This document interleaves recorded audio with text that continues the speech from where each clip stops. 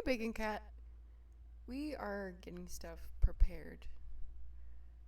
Well, no, the thing is, while I have been streaming, I've been streaming during, like, what is it?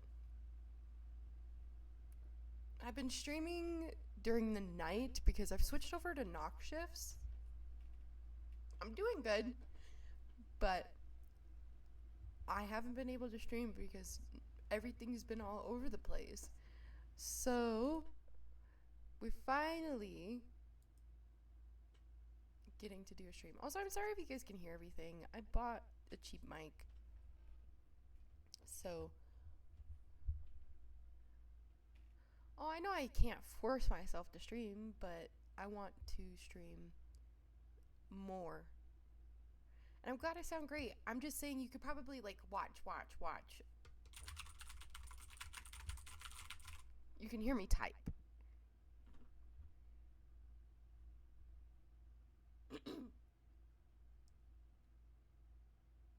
I also love clucky keyboards. That's why I owned one.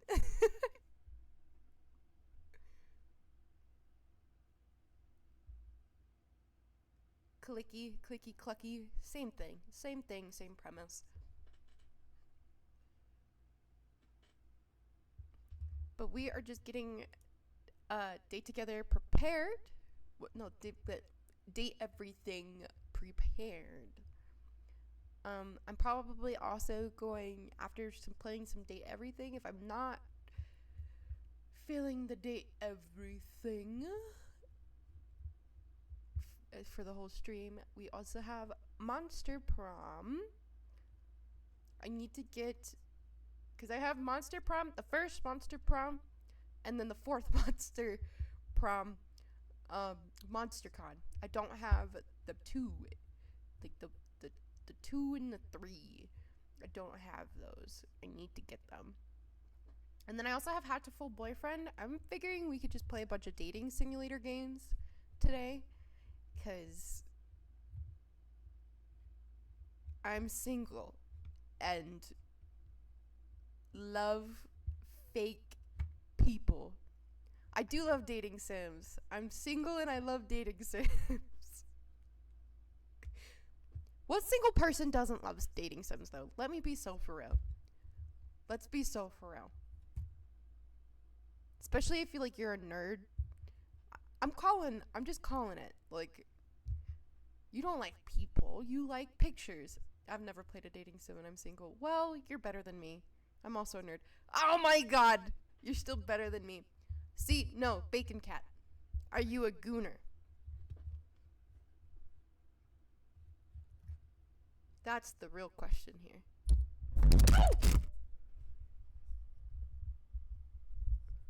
I dropped you. I'm so sorry. Oh my god! And now my cat jumped onto the PC. So I apologize. I did not mean to. I'm sorry. I'm also a gooner. So what the fuck is wrong with you? Hey, the second time I didn't mean to drop you guys. The second time was my cat, okay? She came by and said, I don't like you. You don't have a PC? But I feel like that's an excuse, because there's a bunch of dating sims on the phone, especially like on the Android. Because I know when I was a kid, I was definitely playing inappropriate anime chapter game dating sims like Roommates. I know they have that on Steam. So like that's that. Let's see. Let's go live and let's show. Wimbin, are you gonna knock over people again? No, you're not knocking over people again. Let's see. Let's have you capture Steam. Well, it's not gonna wanna catch Steam, because it doesn't wanna.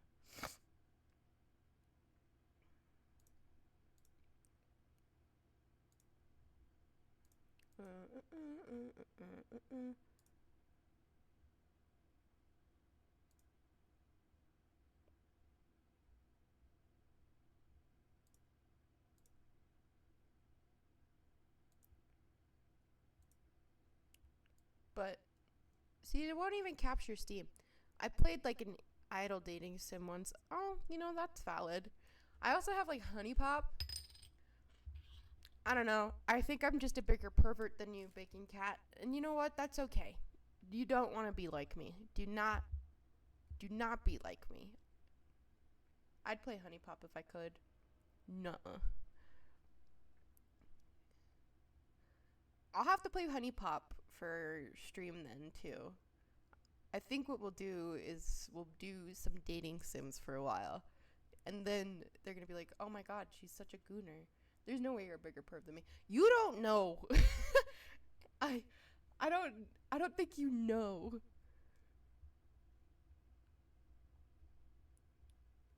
I also have I know I don't know. I also have Blush Blush, the free one with all the cute boys. I should totally play Blush Blush too. We got a good lineup. I think what we'll do is we'll play Date Everything, a little bit of Monster Prom because I love monsters. I'm a big monster fucker. Anyways, Date Everything, Monster Prom, and then either Blush Blush or Hatful Boyfriend. And we'll do that. I'm still mad that you guys can't see my fucking my Steam. And it's like, come on. You can let them see the screen. But at the same time, it's just butt cheeks. Vertical. What the heck is vertical? I'm still figuring out streaming. We'll get there. You guys will see me grow. I'm going to probably also try to watch more videos and learn how to make my stream better. Just so it can get better. Not only that, but it's been like a whole ass year since I've streamed. And so I'm relearning everything again. Hey, you can see the chat box, finally.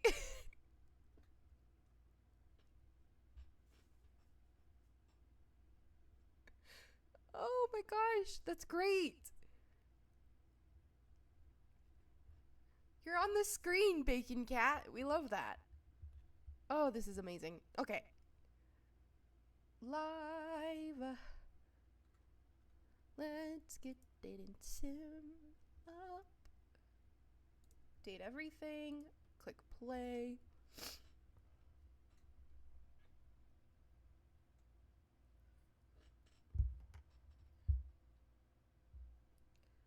It'll be peak. It'll be great.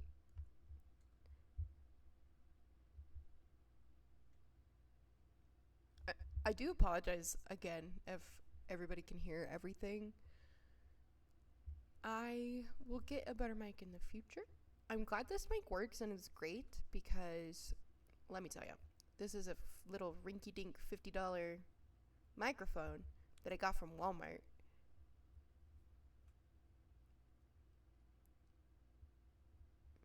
So, we're happy here. We're great here.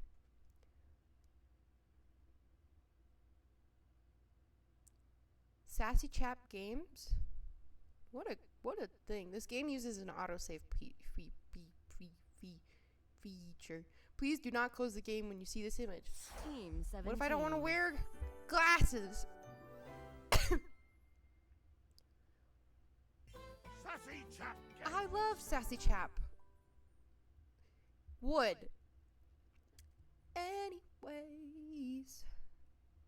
Spork, Nork, Spork, Sparf, Spive, Fork Date Chops. everything. Fork Chops are real.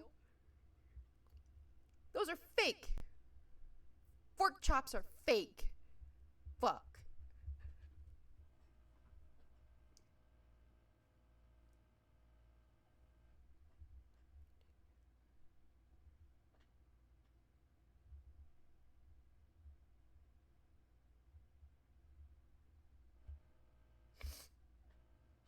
Now now the main thing is to get the game on the screen. So, let's hope it doesn't bug out.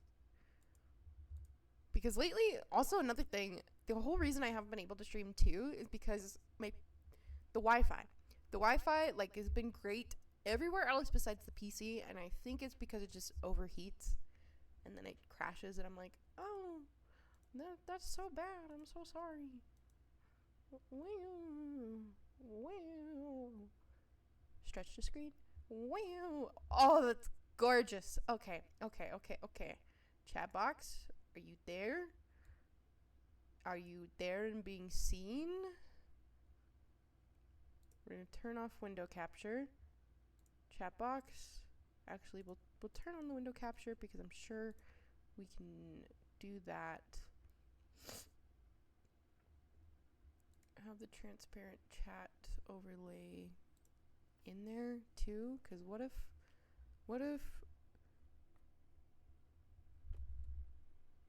I like the chat box vertical is right there, and so we'll just turn off this one then because that one doesn't exist. And so we got the chat box vertical. I think what we'll do is we'll move you guys into a little bit of a better space. Have you guys be up more in the corner. I think I'd like playing dating sims because I enjoy flirting.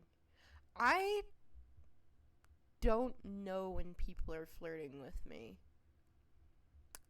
I don't know really how to flirt with people.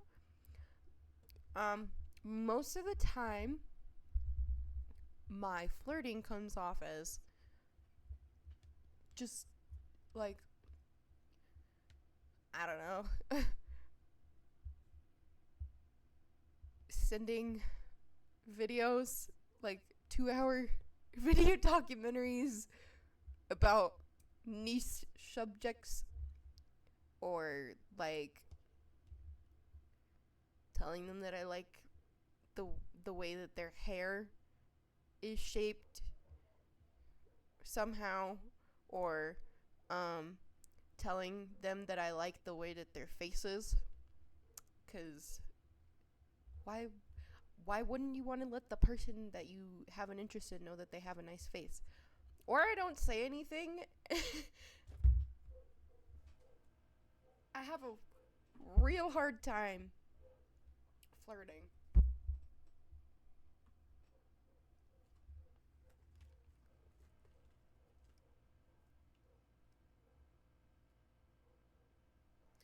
Oh yeah, baking cat. And the reason I think it's so difficult for me too is because my autism score, this is where we're getting to. My autism score, bacon cat, is a 209. Let that sink in.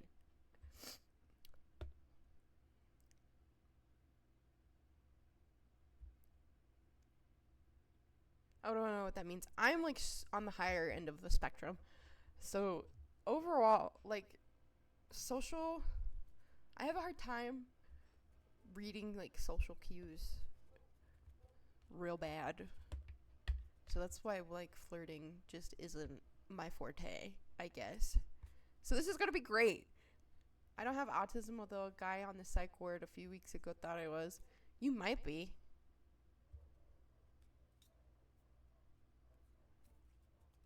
Have you ever been tested?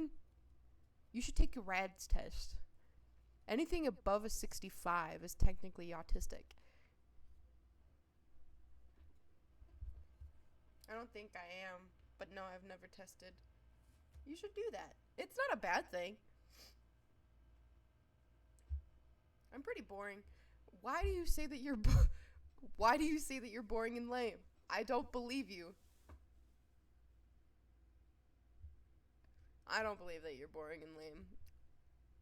I think you're just mean to yourself. But that's me personally. And we're all a little mean to ourselves. I'm the same way.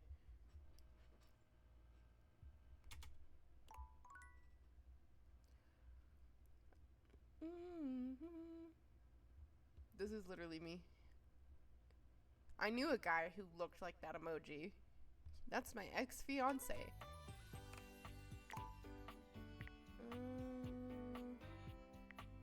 Exclusive full screen. Apply. Oh, no. It's not a problem at all.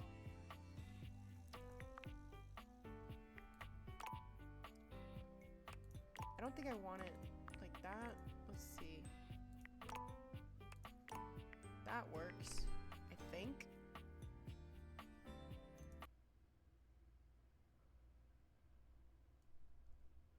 Yeah, that works for me. But yeah, no, don't apologize.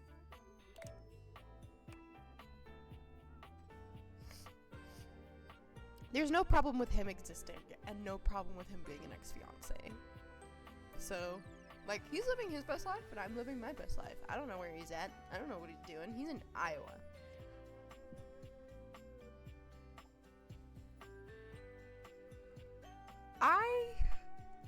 I'm a risk taker.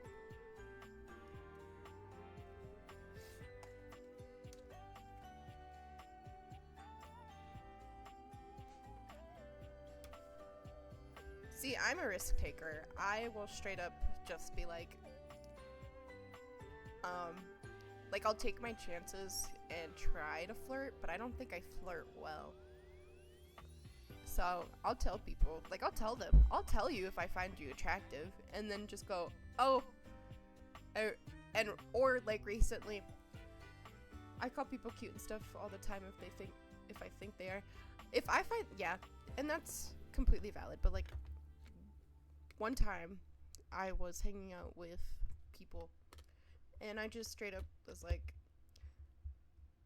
I just kind of slipped in conversation through a certain way, and was like, blah blah blah, I think you're attractive, and the response was, well, I don't know you, and I was like, that's completely fair. Yeah, like, if there's a conversation and I can figure out how to get the conversation towards telling them that they're attractive, I will. But if not, then I will refrain from trying. I won't be that blunt. See, I will straight up just be like, I find you attractive, and see how it goes. I can't be blunt. I can. I have kind of a problem. I often sometimes feel like I come off rude. Oh!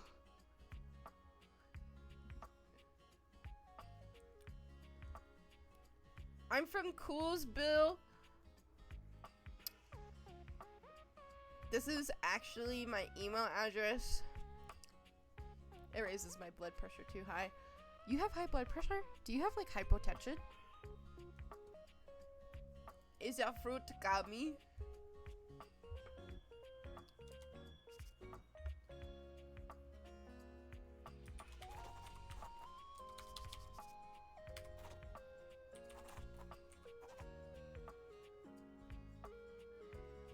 I want to take your vitals. Went to Coolsville recently and everyone knew you. I'm actually a resident, like I'm the Coolsville mayor. Me and Rainbow Dash are best friends and we're so cool.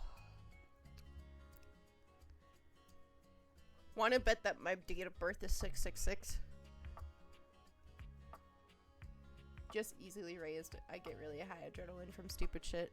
You know, that might not be a bad thing.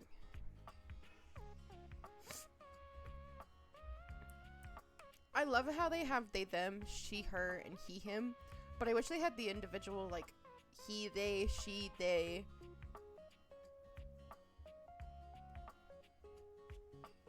Okay, but Pinkie Pie is Lord Cannon Mayor of Coolsville. No, that's totally Rainbow Dash because she's 20% cooler.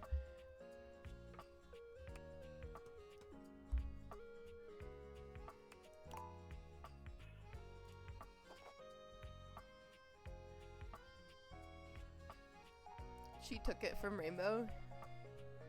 Yeah, probably when she murdered her. Guess you missed the election. I wasn't in Ponyville at that time. Microwaves can microwave glass, paper, and most ceramics, but not metal. What? I feel like you can't put paper in a microwave. It'll catch fire. Why would you put paper in a microwave? We're all too scared to question Pinky on it, though. I love Pinky. I will question Pinky.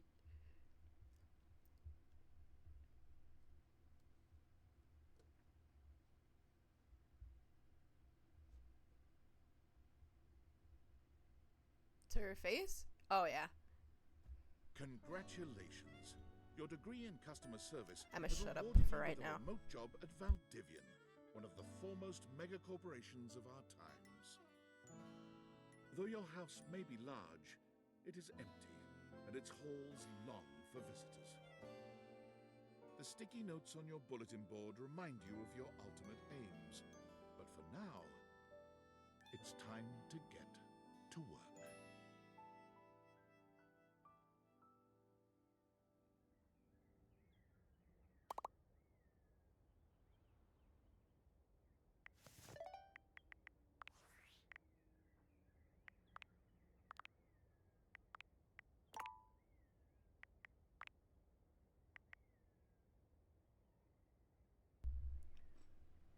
You have football to play.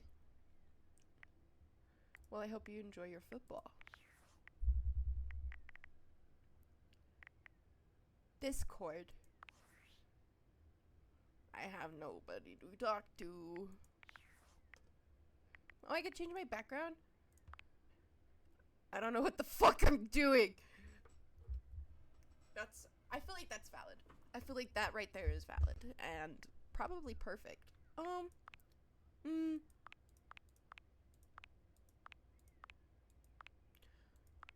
Loving.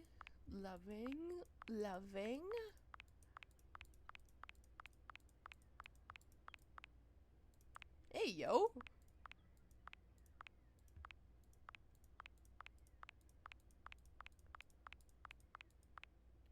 Not the I'm lonely. I'm gonna do the I don't know what the fuck I'm doing. I feel like that's a very me thing. Oh, there's music.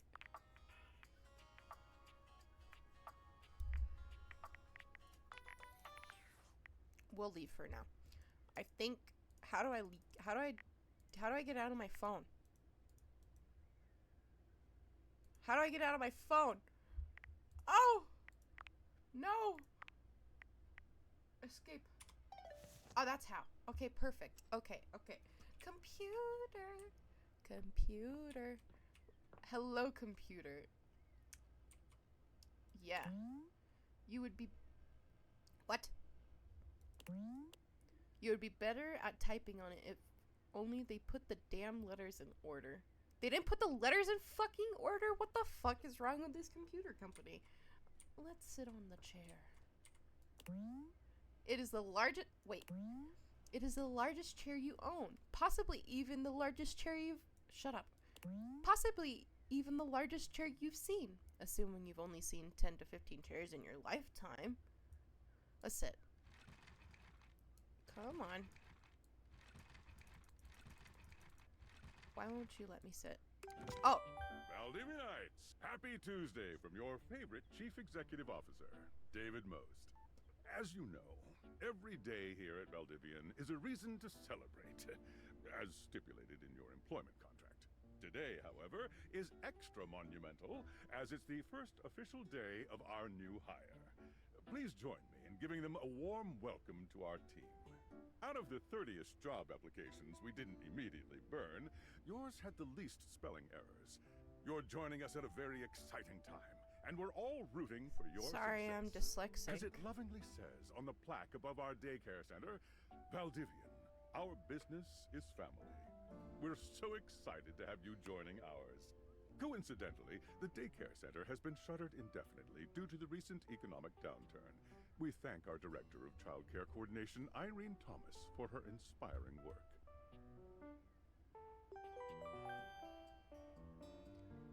Well, thank you for having me on the job. I'm so ready to talk to Tom. Hi there. You come highly recommended. I've heard great things about your can-do attitude. I am such a good employee. I do have a great attitude. Oh, I can tell. I'm Tom, your manager. But you might find it easier to think of me as a leadership principal guidance associate. I'm not from your town myself, but I have heard great nice things about that specific locale. Seems like you are a customer success strategist. That's wonderful. You should be proud. I am very much. Customers deserve success, and in a strategic way. What could be better? Okay, champ. I'll let you get to it. Thank you, Tom. I appreciate you. I love my job. I have no customers. Okay, this is fine. Oh, Sam. Hello, Sam. Hey, you there? There she is, world's best Oh friend. god, don't start. I know you must be bored. Any advice for my first day? Just keep that customer service robot voice on at all times, and no matter how mad you get, never give it back to them. And remember, I might have set you up for this job, but you got it because you deserve it. You literally have a degree in customer service. BFA in customer service, baby. That's right! Oh geez, here comes my manager. I gotta get back to work. Good luck, okay? Bye. Bye, Sam. I love you. Mwah. Customer. You have new tasks. Oh. Hello, sewing machine. I have a broken sewing machine. What seems to be the problem? I don't know. It stopped sewing a couple of years ago. I'm sorry to hear that. Can I get a refund, though?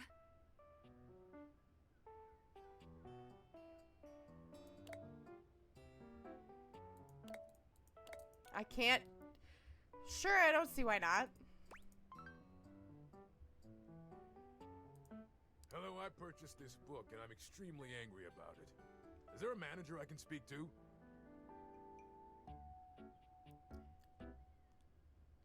Please wait as I transfer you to my manager. Thank you. I didn't even get to hear it. It just... I'm so bad. I ordered this couch, but it popped in on my kitchen is all wet and covered with wet stuff. I'm sorry to Okay. hear that. Can you explain how it pops? Sure. I blew it up and sat on it, and then it popped. You said your kitchen is wet? Yeah. Were you using this couch in the kitchen? Oh, yeah. That's the best place for watching TV while fixing my knife. If you use knives near the couch, that will void the warranty. Why don't they ever tell you this?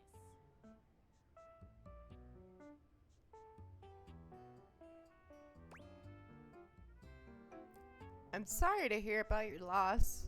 Okay, bye.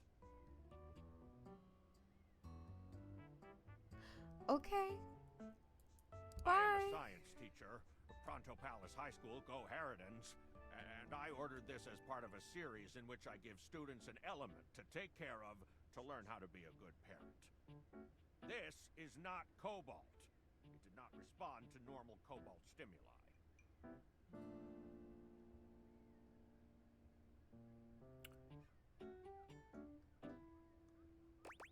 What should it do normally? Well, normal cobalt is ferromagnetic. This is paramagnetic. Can you prove you're a science teacher? Yes, of course. I have my credentials and have tested top 50% in the country. Thank you for contacting us. We will be issuing a refund shortly. I want to ask that they're a supervillain, but I also want to be good at my job. Thank you very much. Hello, my name is Emmanuel, and I have counted precisely 400. Why are you paper so clips in this sensual? box. I would like a refund promptly. Thank you.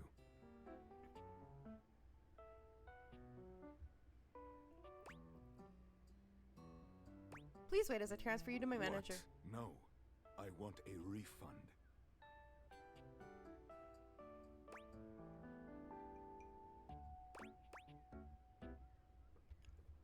You counted every single one? Yes, every single one. We'll be issuing you a refund shortly. That's Thank wild. You for noticing. Have a happy day to you and your soul. That's wild. Why would you take the time to count every single one?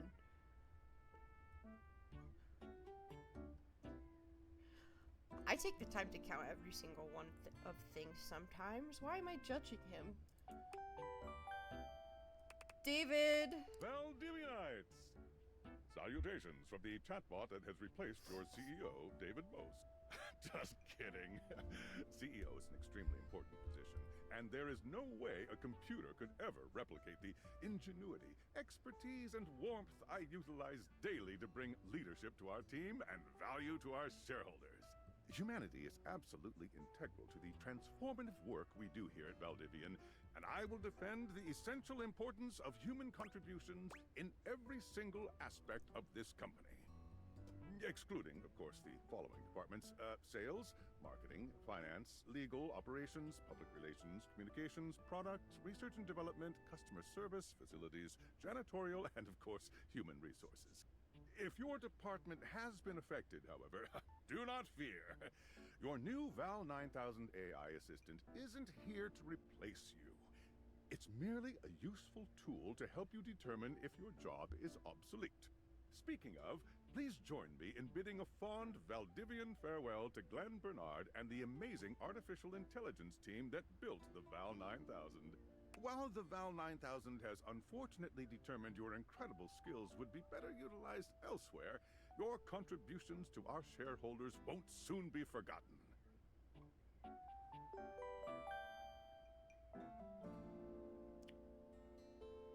Am I being replaced with AI?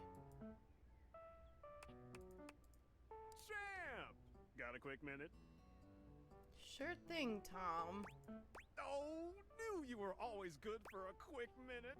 The thing is, Valdivian has done some really intensive research. And it looks like Val 9000, the latest iterative AI tech, is going to be taking over your job for the foreseeable future. I knew it. Should we as a species be concerned about this? I don't think so. I think so, Tom. So I guess we don't necessarily need you around anymore, but we can't exactly let you go without cause. I literally You're in just something called labor limbo. We'll be around until we specifically muck things up, which then they can terminate us with cause. So no muck. I'm over here doing my best too. Keep following the leadership principles, and I'll check in with further updates.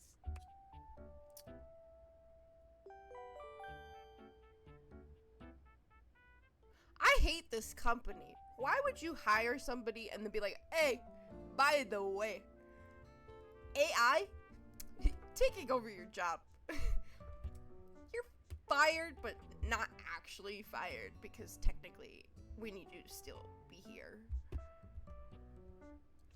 I quit. Goodbye. Stop sending me messages. Ever again. Also, So good job. are you one of the affected people? Yes. I preferred to say I was liberated. I mean, I knew this was coming soon, but like didn't expect it today. Sorry for getting you this job and then getting you fired.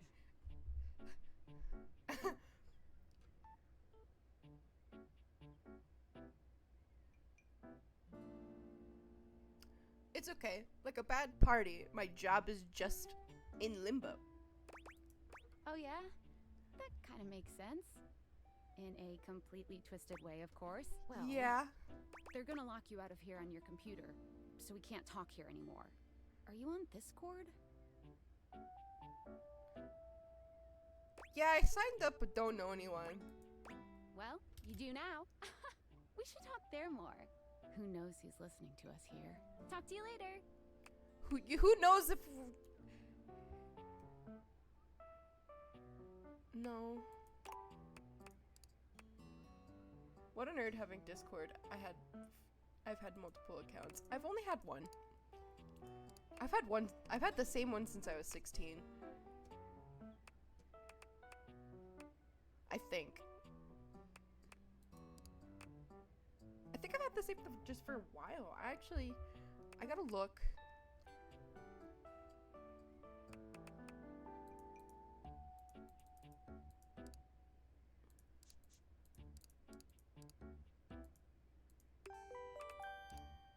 What if I could have dated in here? What if I completely missed an opportunity to date people and now I can't date them? I've failed at the purpose of this game. Well, we're leaving.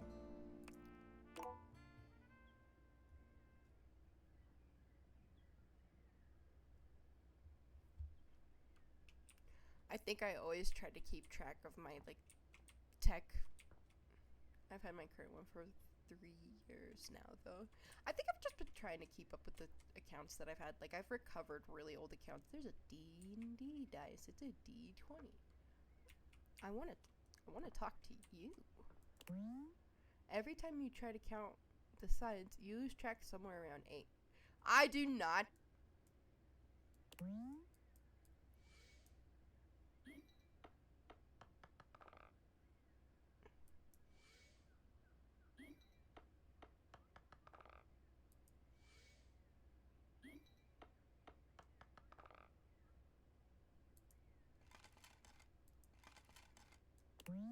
The pencil holder.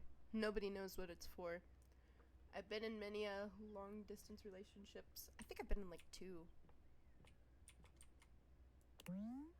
You used to play waste paper ball basket. What?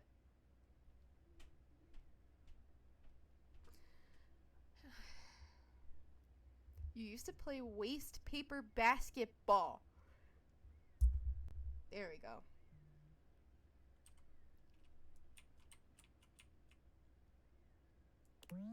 This paper is arranged neatly and free of creasing. The description is a lie. This description is a lie. It is a lie. And it's all over the place. With, I think, a pen on top of it?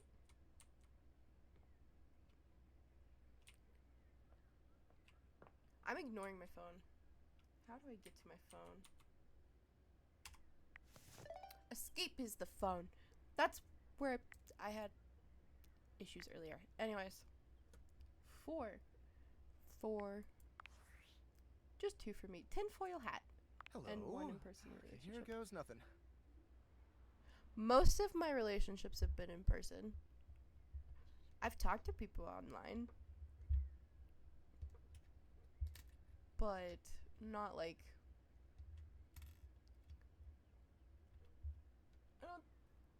actually, no.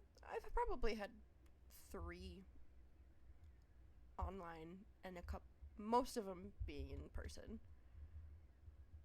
All of them starting out with weird words on how to like my very first, I think, like, love of my life. I told him that I despised him. So, yeah, not great with flirting. Who are you?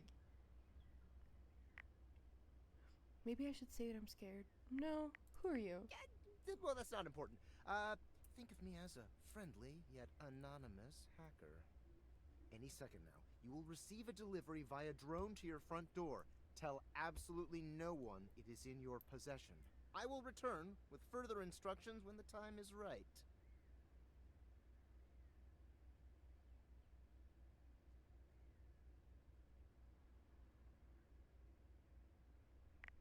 Cool, sounds fun.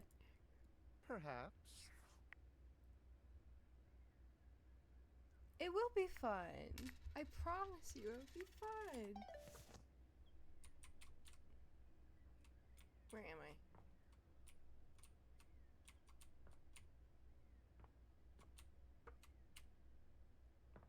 For a second, I couldn't walk.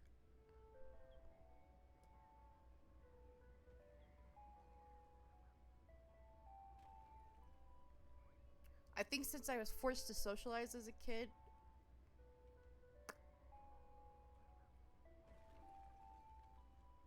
I can kind of meet people in person.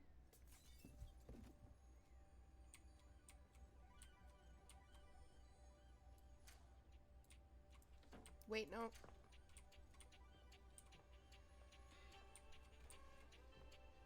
Why did you break my...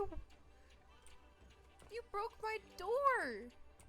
Why are you leaving? Oh, I can't get out. Whatever.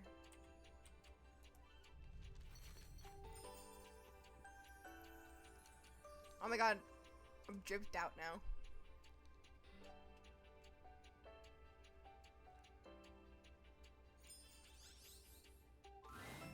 You're not quite sure how it happened, but there's a smiling, pink-haired stranger standing just a few feet away from you.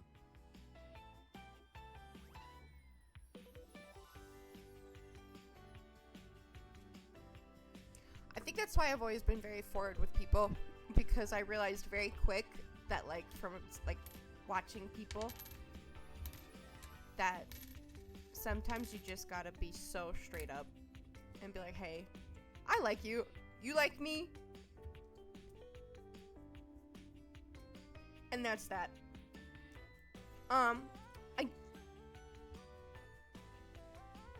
I never minded rejection because I just cried if it didn't work out, because it made me feel better in the end. I'm a big crier. I was like, aw, and then cried. I should be reading, but I'm watching you instead. Maybe you should go read.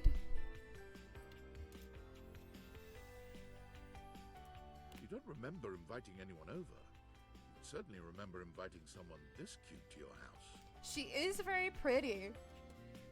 Hey there! Your life is about to change. Hope you're ready. That's so mean.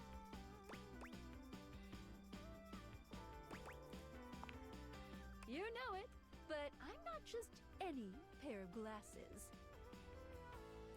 I'm here to help you out. You're here to help me?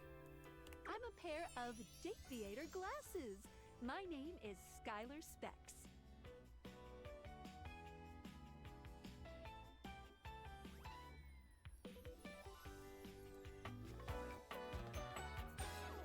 She's so cutie pie. Aw.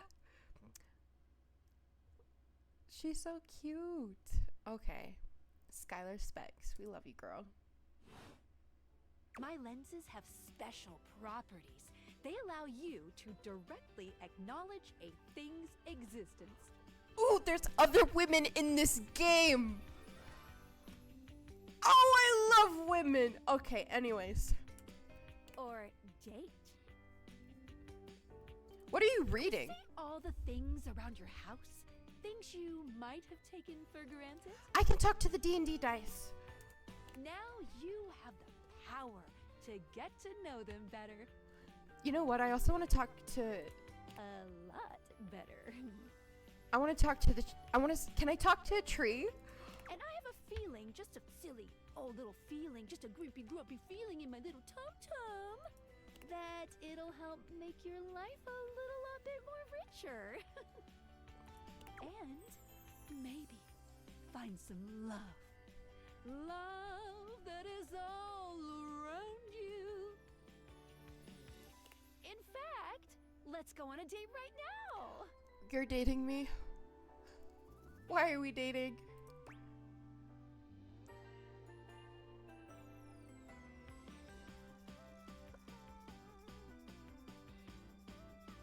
In fact, let's go on a date. I mean, okay. Sure. Okay. So, we are going to awaken our first dateable object. Go up to a door, any door, and shoot some cool beams at it. Yeah! Pew, pew, pew, pew. Go, go. Okay. I'm gonna check up on my broken door. I think press tab to switch between glasses on and off modes. Hold down space when wearing the glasses while aimed at an object to speak to it.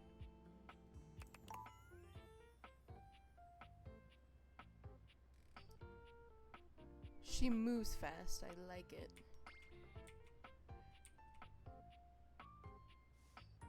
It kind of freaks me out, but let's check up on my door, I guess. Yeah. You're still standing in your house, but the unbelievable amount of bouncer energy radiating from the tall stranger who's just Hey, appeared bouncer. in front of you would have you believe you're standing outside of a club. No funny business. I don't want to see those spectacles being used for something untoward. I promise you I'm not doing anything illegal. I just wanted to talk.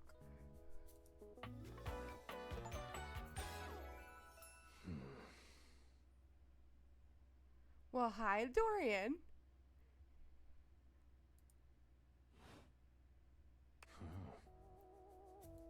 Hey, Dorian. Trust me, this is going to go super well. It would have been funny, but sadly he's not. You sure about that? His name is Front Dorian. He's not my type. I don't know, he's kind of cute too. I shouldn't have played this game. Cause I might think everyone's cute. They're pretty to look at, but I wonder if their personality is good too. I am Chaos Reborn.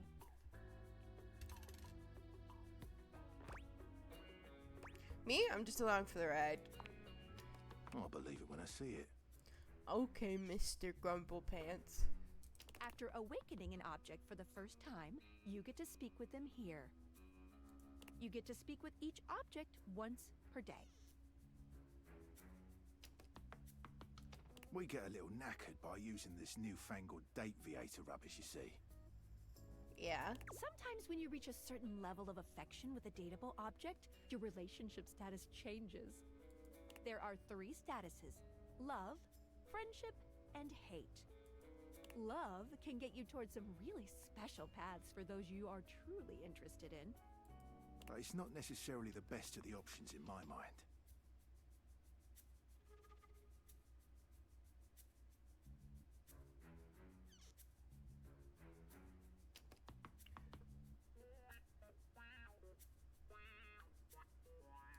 Dorian is a big defender of friendship.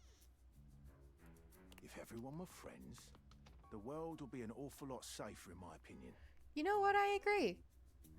I wish more people would be friends. Friends are nice. I've seen the complications of love. I've lived through the jealous quarrels of hate. Yeah, but you can't have good without the bad, Dorian. The true bond is one between 2 friends with none of the intricacies of romantic tension. And that's pretty true. You can still love your friends That's our though. bouncer Dorian talking. Like, but you actually, can no, vote I feel like- whichever one you like.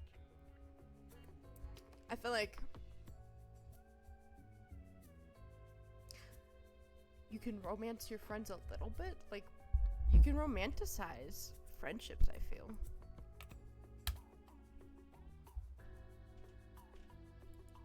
Even hate, which isn't my fave personally. You speaking of Reggie? Ugh, don't remind me. That's true. Human, you seem like a good sort. So we'll be friends. For now. Okay. Yippee! Friends. As it should be. I tell my friends I love them all the time too. And that they should stay safe and have good nights. Feels good, yeah? But friendship gets you even more than that. My goal isn't love. I want connections, and then we will see what happens. I call it specs points. Take a look at this cool personality chart. Number go up.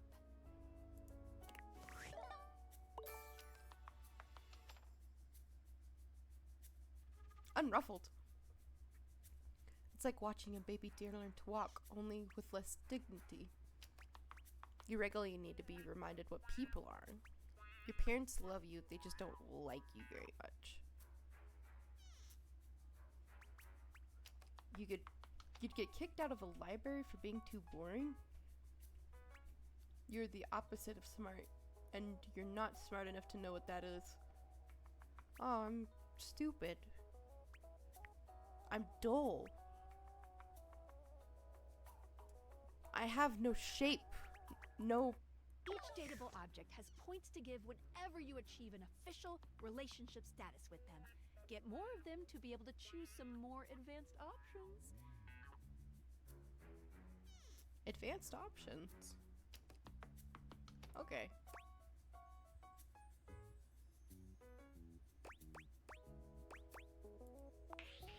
You wear it well. Thank you. You can check out your specs points on your phone, which... Wait. We gotta talk to your phone. Yeah. Duty calls, love. Bye, Dorian. Take out your phone and then shoot my beams while it's out.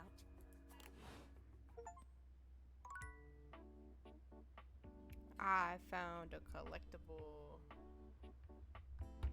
My phone. Escape.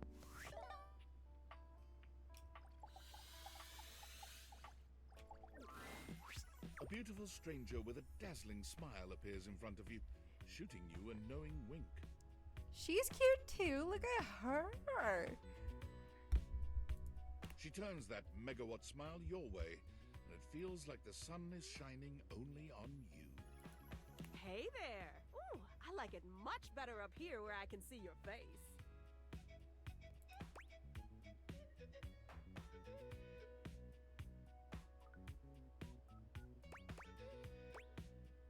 And now my phone is talking. Your phone? We'll see about that.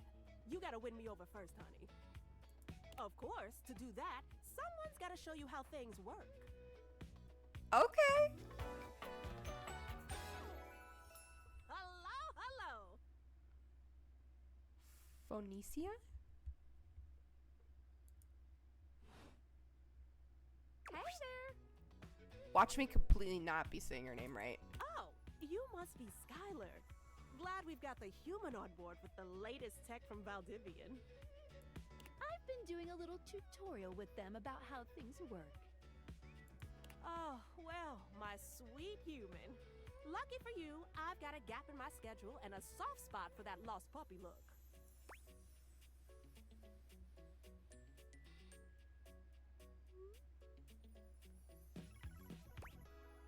What look? Aw, yeah, that's the one. This is just my face. And it's a lovely one. Thank you. Anyway, I installed some apps on your phone that are only accessible when you put on your glasses.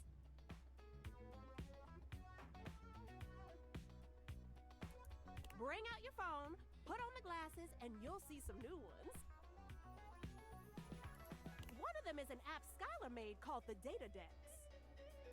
It's my way to keep track of all sorts of fun info about us dateable objects. Because there are a lot of us around this house. Ooh, you know what? Maggie the Magnifying Glass also just dropped a really cool app. Okay. Cool. Ooh, gotta run! Another call coming in! Bye. Bye, Phoenicia! Phoenicia.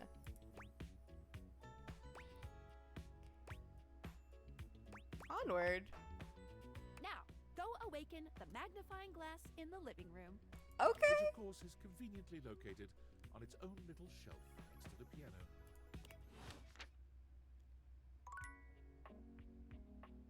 I can shoot beams at anything. I'm gonna shoot beams here.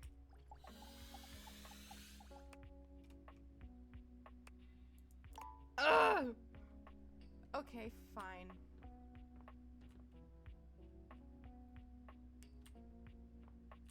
Not this way.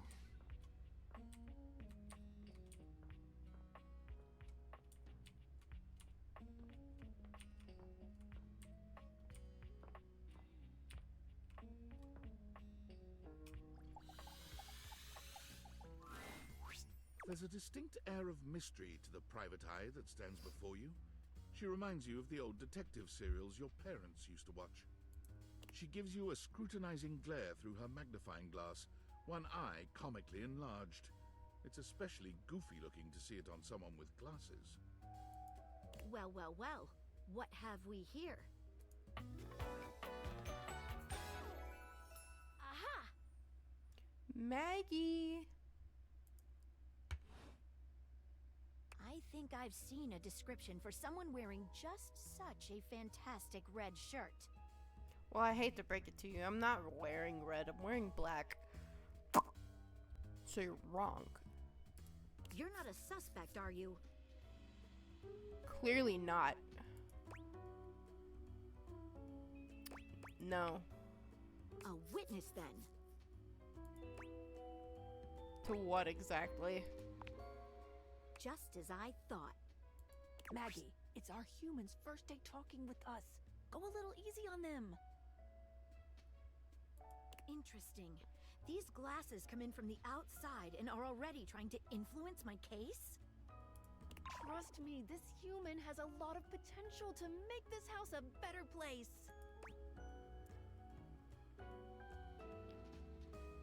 What? I can't wait to mess every one of you objects up.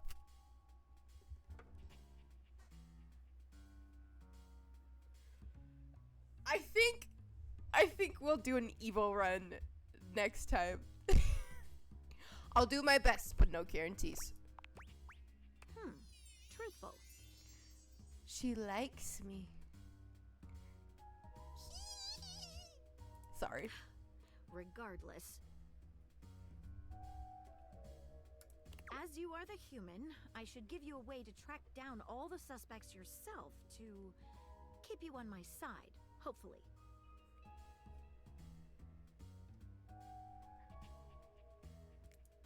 I call this feature Rumors.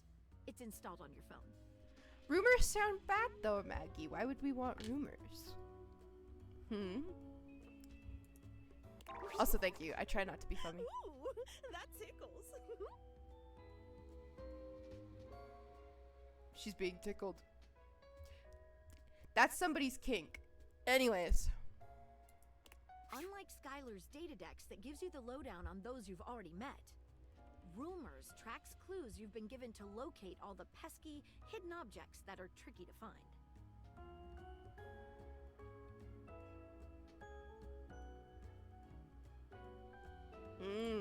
It's good for rounding up suspects, tracking down evidence, and getting a sense of the household scuttlebutt. Scuttlebutt. Scuttlebutt. Oh, name a pet that. Especially a cat. Like, name your cat Scuttlebutt and call him Scuttle. Or Butt. I'd probably call him Butt. And only Butt. I'd be like, come here, Butt. You're being a butt.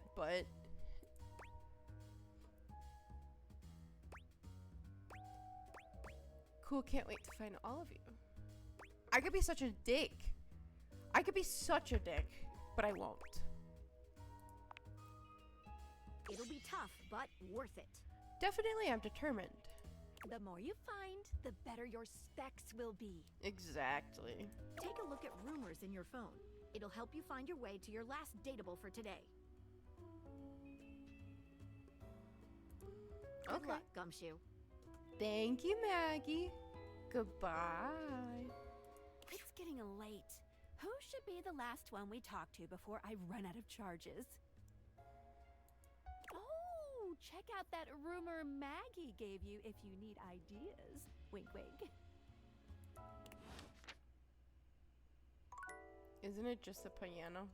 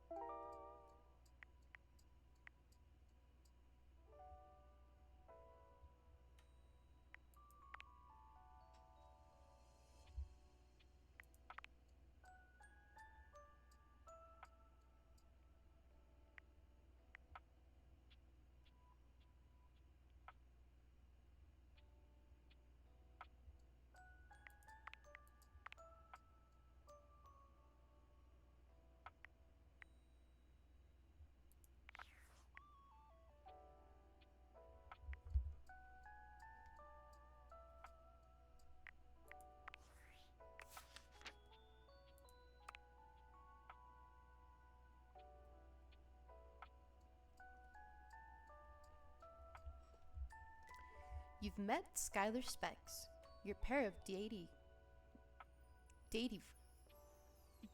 aviator, dataviator, gusses that will guide you in awakening objects in the game so you can date.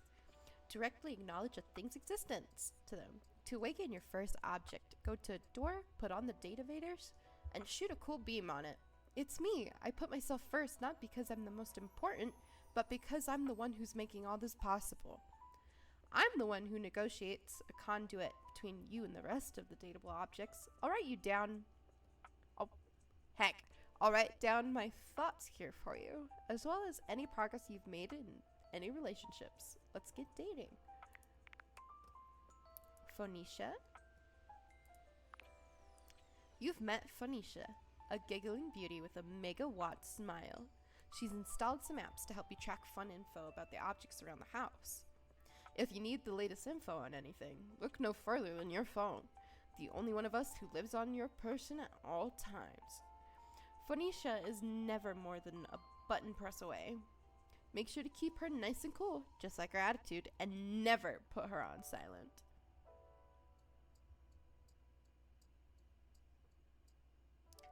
Lanisa Frederick. Felicia Day.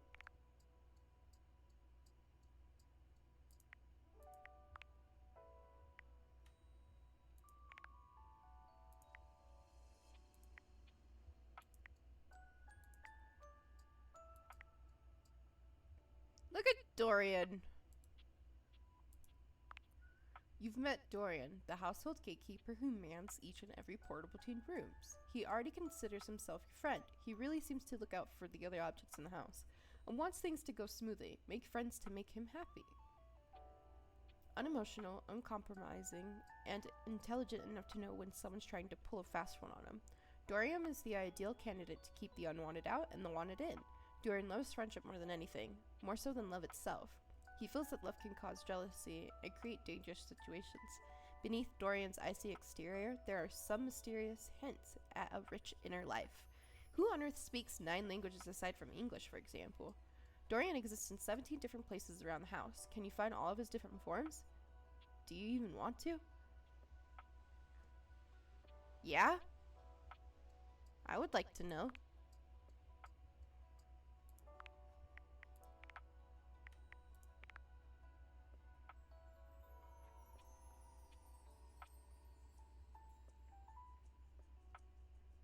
I saw the damn cat. I'm not gonna spoil who it is. What?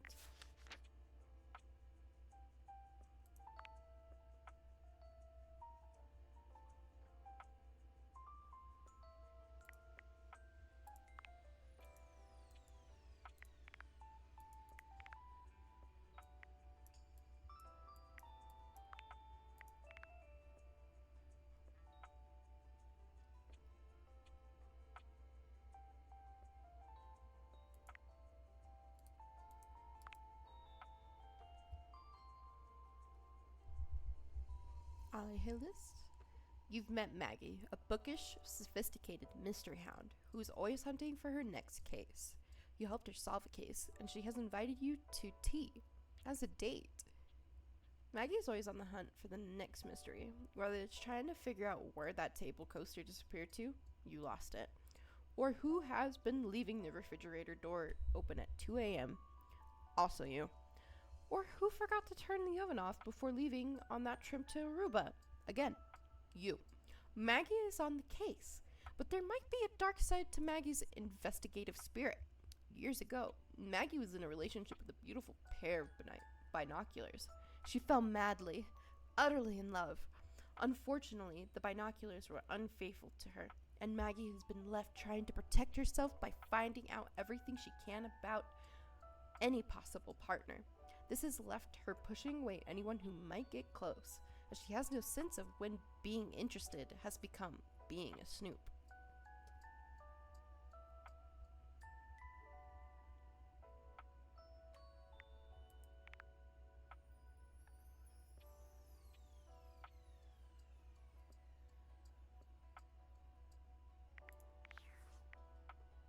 That's why I keep my cats inside. My cats will always be inside.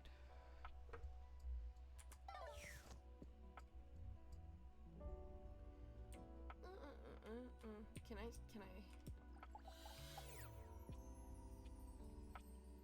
I don't want to risk it.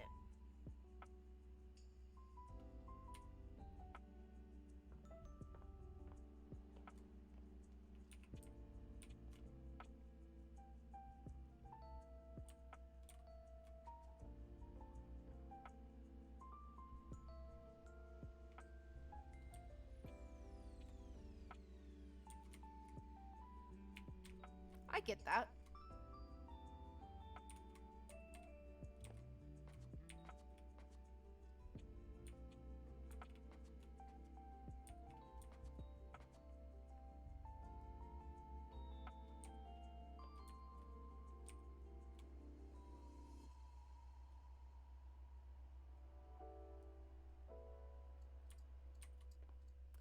I don't have a favorite so far.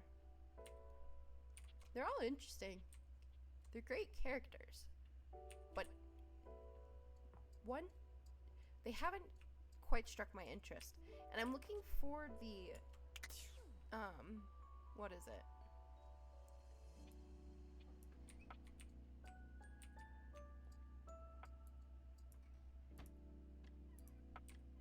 For the tinfoil.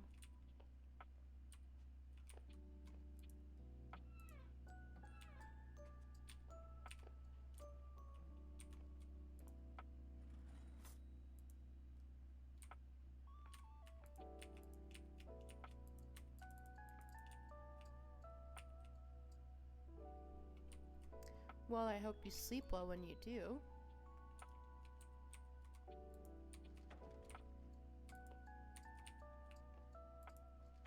Why won't you open? Ah.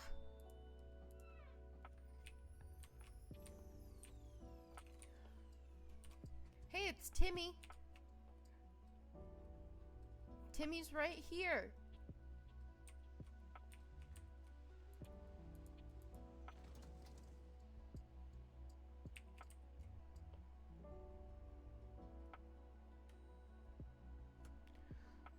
Good night, Bacon Cat. I love you too. Thank you for tuning in. I hope you can catch me again sometime.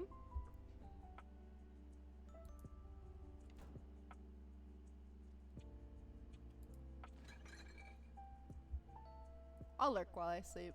Completely fair.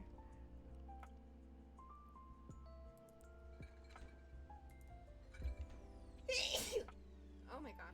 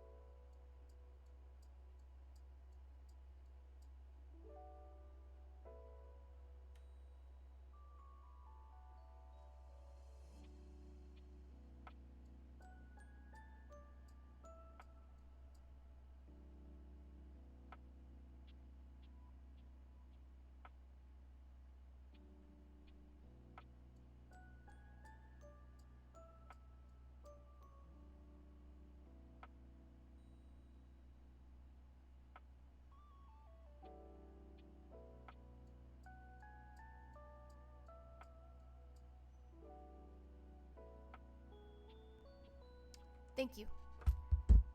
My foot went numb. I also got distracted. So I apologize. I think we do just have to go upstairs and talk to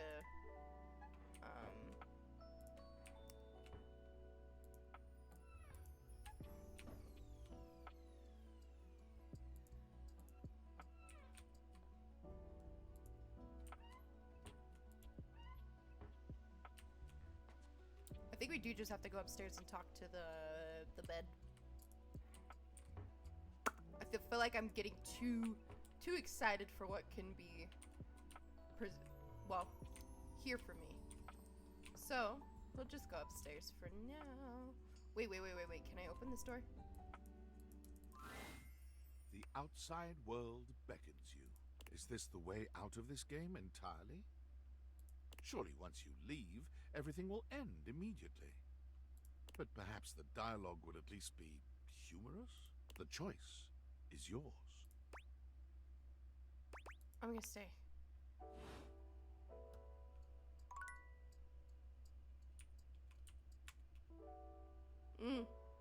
But now I'm tempted.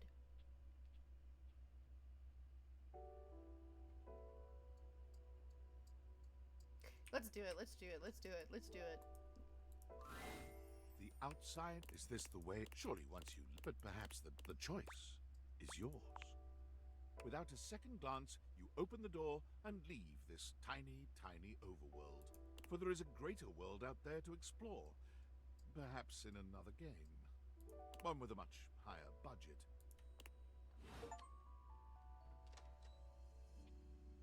I sped run. I speed run.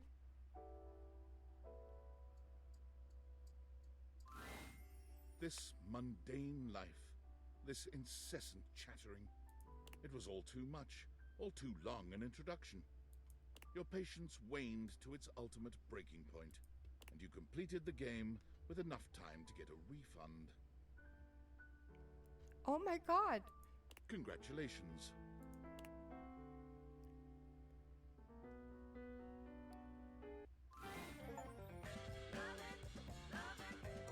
I got the achievement touch grass. That's kind of crazy.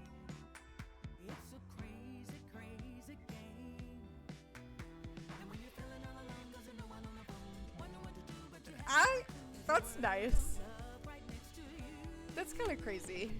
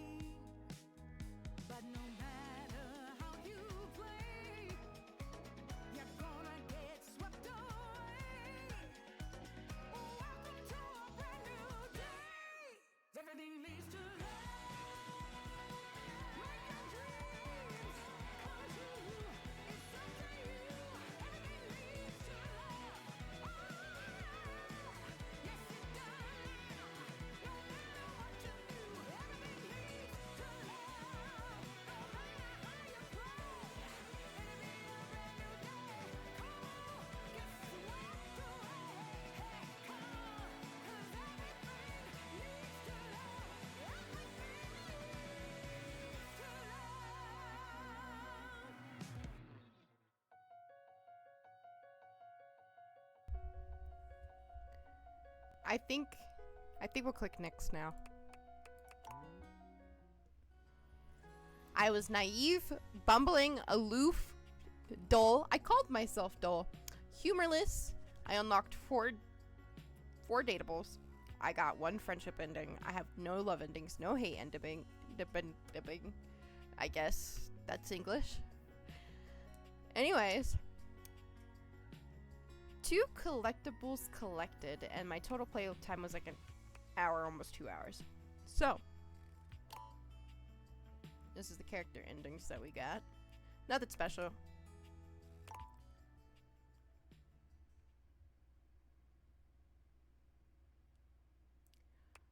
This is not my canon story. This is the... I gave things some interest, but then decided people were yapping too much, and it got too much, and I freaked out and said, you know what? This is crazy. I can't date things ending. And left. I ghosted everyone.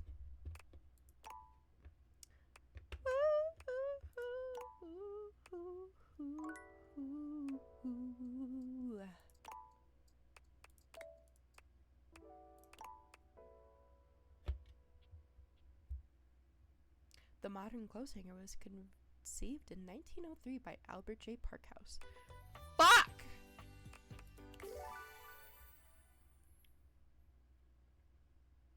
The average store can hold around 50 pounds of junk. So they got a lot of junk in the trunk, I guess. Okay.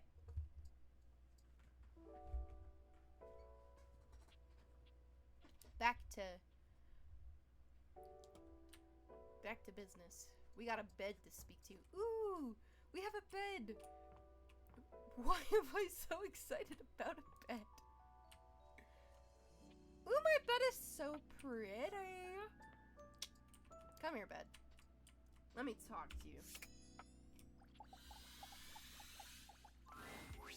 Standing here in your bedroom, you're struck by the realization that it's been entirely too long since you had anyone near your bed who wasn't, well, you. She's gorgeous.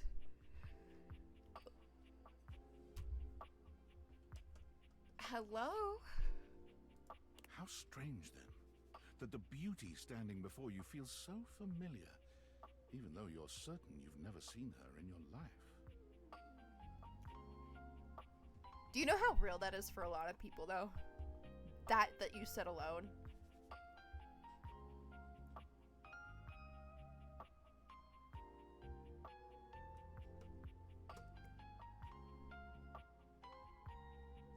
She's all curves and comfort, a soft body and softer facial features that seem to invite one closer subconsciously. She's positively enchanting. Hey there, stranger. Hi.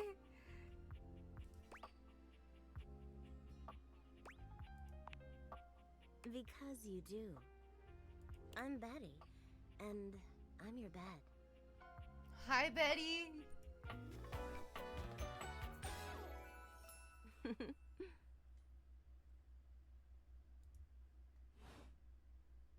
We've been sleeping together so many years, it would be a little weird if you didn't know me, don't you think? Yeah. Sorry.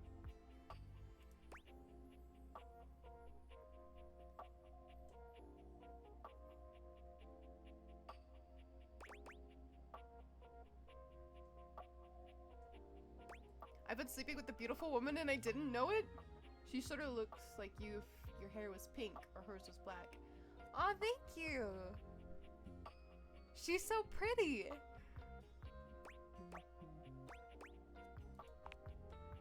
A beautiful bed, anyway.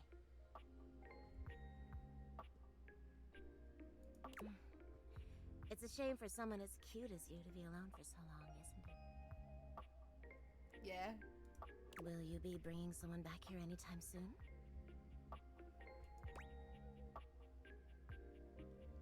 That's not really my thing.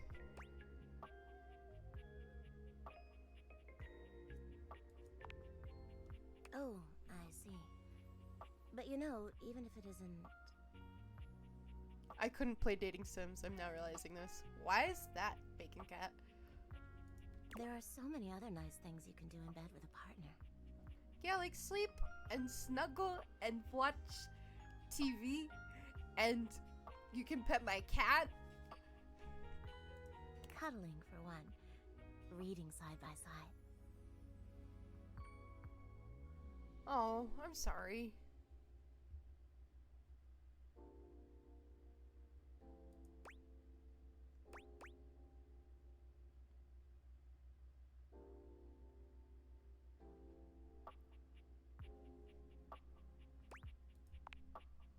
That's wonderful.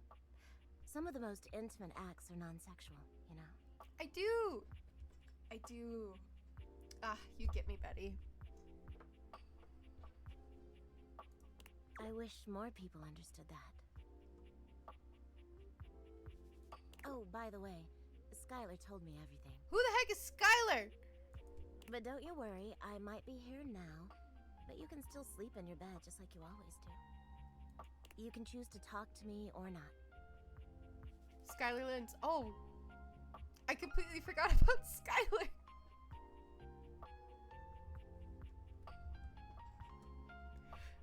Poor Skylar. She's cute. I just don't think I'd pursue her. But I do hope you'll come talk to me. It'd be nice to finally get to know each other.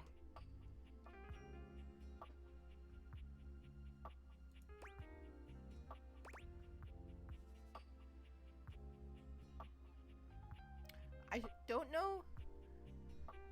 Betty does look nice to be around. I don't know if I'd love to get to know her on a more intimate level, or if I'd like to just get to know her better. I'm gonna just tell her that I want to get to know her on better.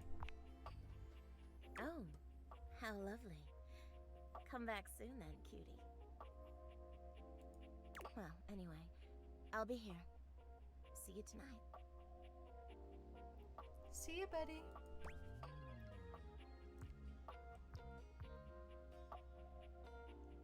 It's a date. I can't wait.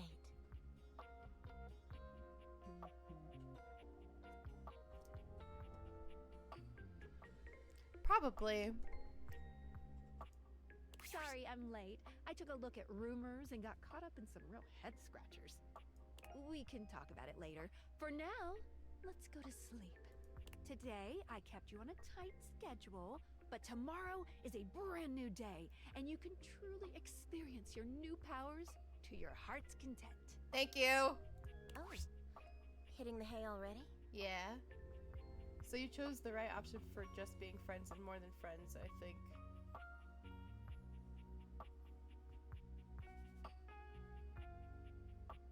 I think so too.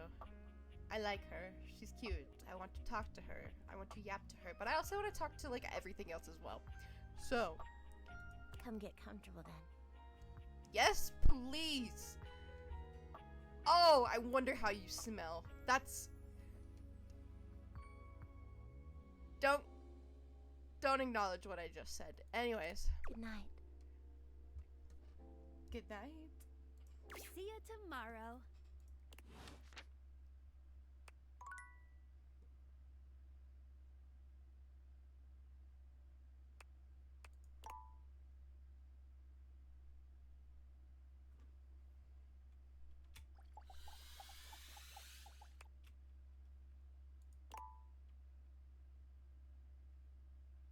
Then go to bed. Stop watching me. Oh. I have no more charge.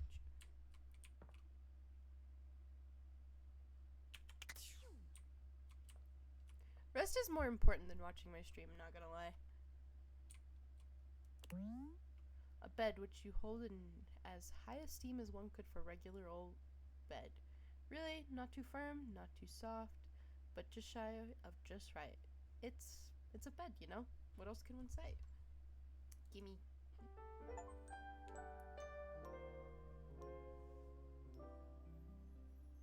Yeah, I enjoy hanging out here, and I'd feel bad. That's completely valid, but at the same time, you shouldn't subject your body to things that are bad for it, such as neglecting it of sleep. So, probably not a good idea, but I do appreciate the effort to be here.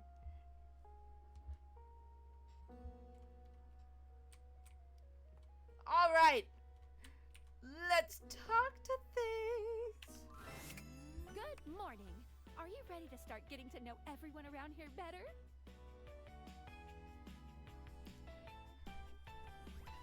Scientifically, you're incorrect, but I know where you're coming from.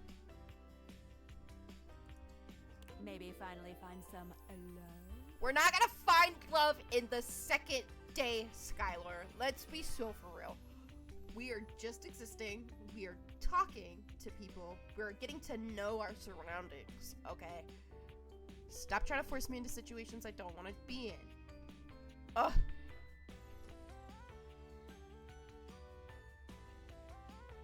See ya, Bacon Cat. Thank you for joining, and I hope you take care. Mwah.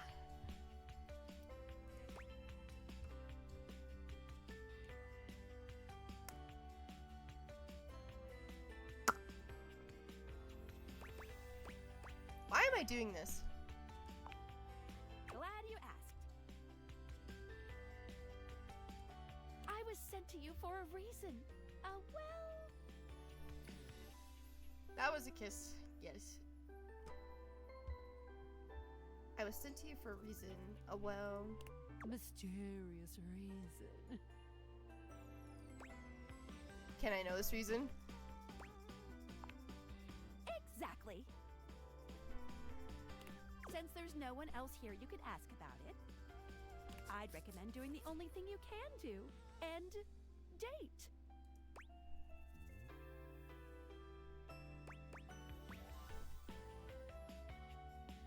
Guess I have no choice. You always have a choice. You can always just leave. Any other questions?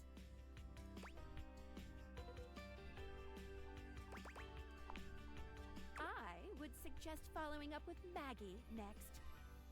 As a detective, she'd have some good places to start.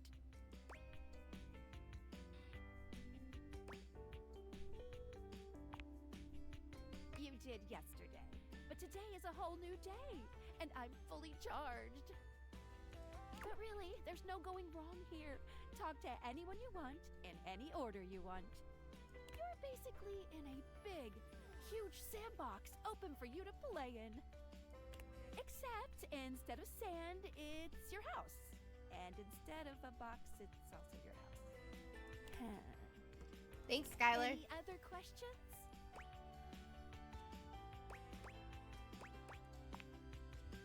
You can leave your house at any time, but when you do, your journey with me pretty much ends right there. I was sent to you in secret by that hacker, and as soon as you step outside with me, Valdivian data drones will take me away.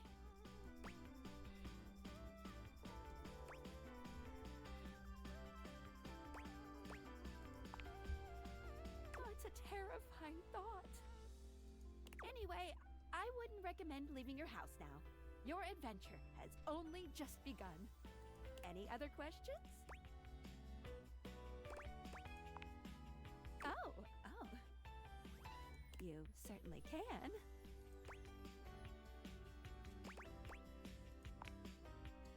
But I'm still in my tutorial mode setting. On the clock with a new user, you know?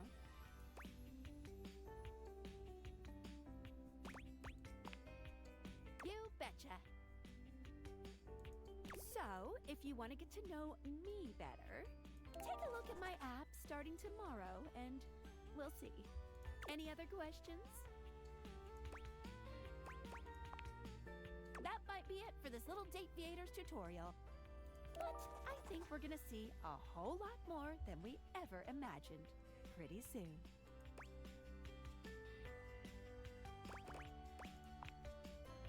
I said pretty. Yeah, but pretty soon isn't an exact time. I don't know. Give it a couple days. Oh, okay. Bye. Bye.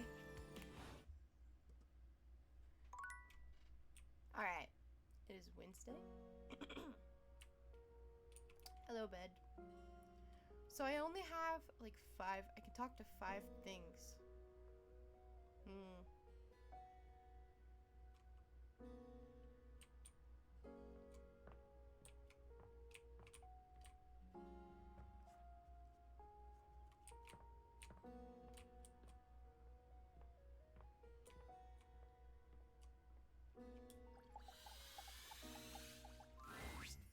Oh, hello again. Come for more rumors? Looking for more suspects?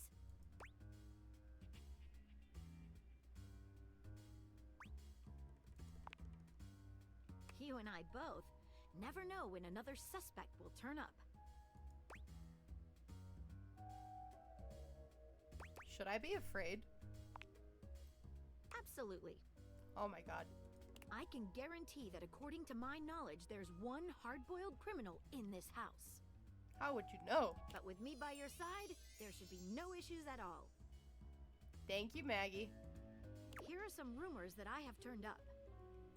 Johnny Splash, shower. Location, downstairs bathroom. Okay. Winifred water heater. Location, office closet.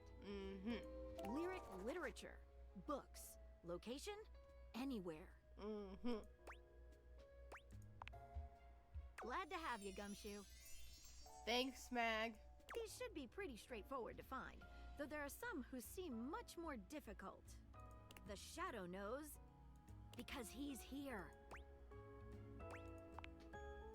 Word on the beat is that he's hiding in a permanent shadow. If you can find one around here, I would investigate. You're welcome, Gumshoe. Keep pointing those spectacles at everything you see, and you'll find a whole array of potential suspects at your fingertips. Or eyelids, as it were. Phoenicia can help you track down plenty of other rumors, if you're looking for more. A permanent shadow. A permanent shadow.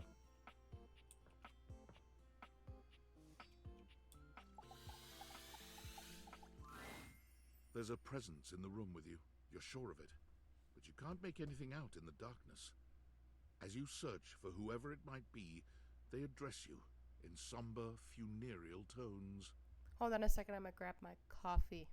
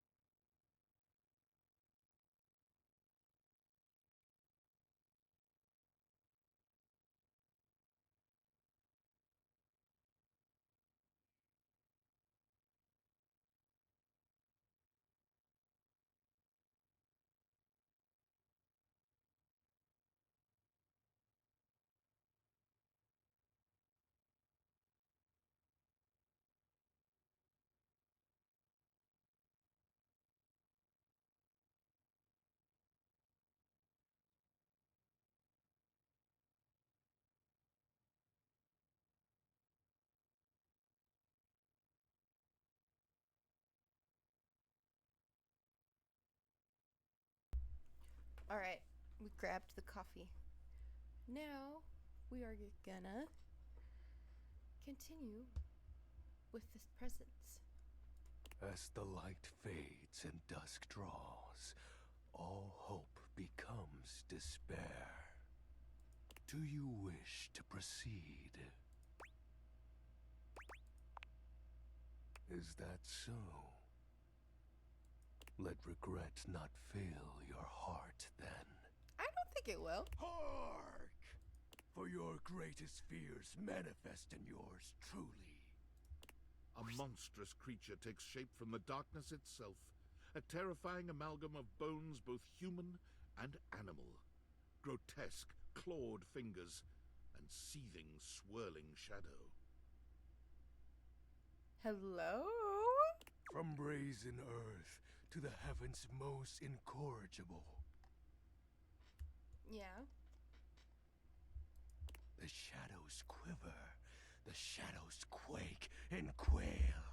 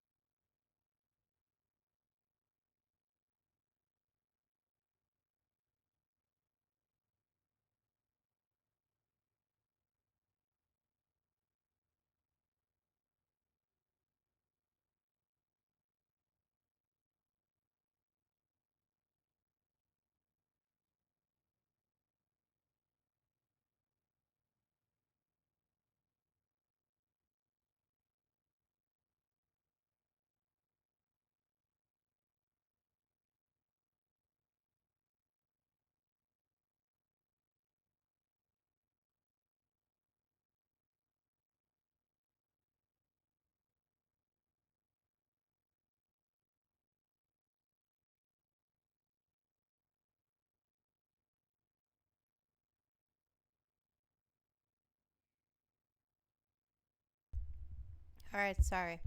I was just posting on TikTok that I was streaming. Light has no purchase here. You're so... Oh, I love you. Okay. For I am XXX Shadow Lord 420XXX! Exclamation point. Oh my god. See you. XX Shallow for 20. I'm about to tell you right now, I'm hitting a blinker for you, baby.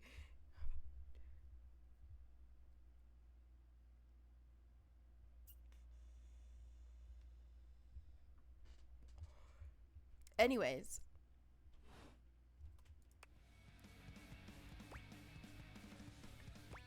Sweet handle. Of course. I am darkness incarnate. From now on, you are my penumbra. Yeah? Penumbra. I am the umbra, the darkest core. You are the penumbra. My companion acts in shade, like an outer shadow cast from an eclipse. I love you! You're so silly! Yes!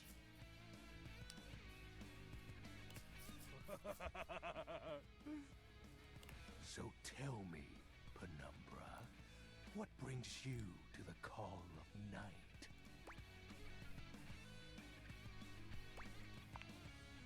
Did you find that out on your own?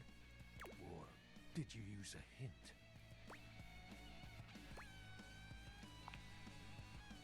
Honest. I adore honesty and humanity. Thank you. You appear to be romancing the objects in your domicile. I see. You are embarked on a most interesting quest. However, it is quite trivial compared to mine. As you can tell, I am dreadfully powerful. However, my true potential has yet to be unleashed. Bask in the shadows and remember that sinking feeling you get when you turn off the lights as you return to your bedroom. Then this eerie primal instinct to hasten yourself kicks in while your heart begins to rumble with fear. That, my friend, is but a lick of what true darkness can do.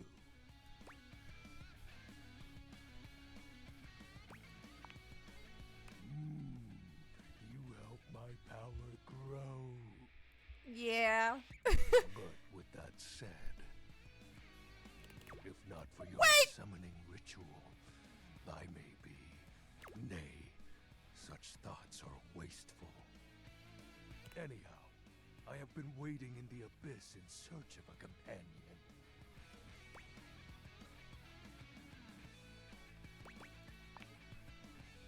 You see, the essence of darkness must be discussed before obtained. I have been waiting for eons for a worthy conversational partner. Our sinister lamentations in pure nightfall will serve as the dark ritual and bring forth my armaments. My armor forged from the shadowy depths. Think of them as parts to my true self. However, I have long lost them back during the Great Cataclysm. The Great Cataclysm.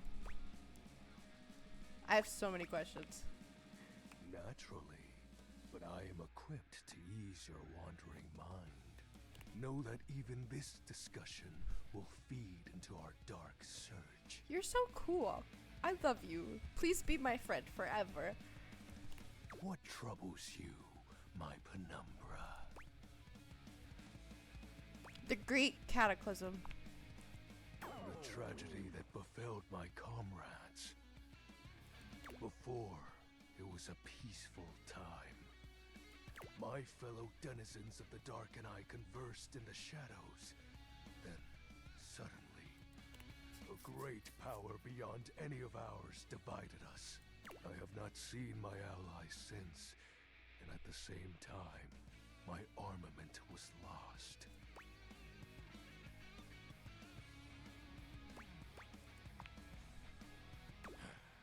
It is an unexplainable force beyond reason, but that won't matter once I am at full strength. What troubles you, my penumbra?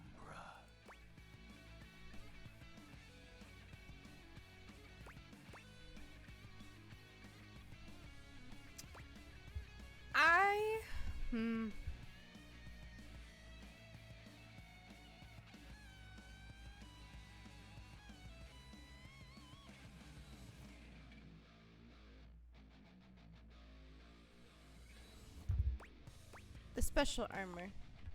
I'll have you know that these aren't just any normal raiments. They have no physical form. My armor is of a corporeal shade.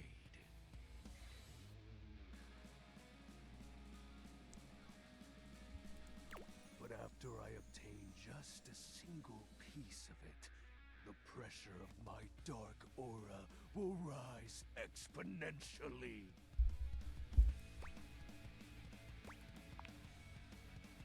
As I said, by having conversations, we initiate the ritual. Okay. Join me in darkness, and my power shall inevitably return. Okay. What happens when you get your full armor? I descend into the Banta Black pools and re-emerge as my true, awesome form. He's so silly. I sense your curiosity. Stay close, Penumbra, and you shall someday see. What troubles you? He's my so Penumbra? whimsy and free in his darkness. What an interesting guy. Your moniker. While it may appear childish, it is a title that bears significance to me. How sweet. Even creatures of the dark are entitled to nostalgia. And its relevancy continues to capture my very essence. Lord of Shadows.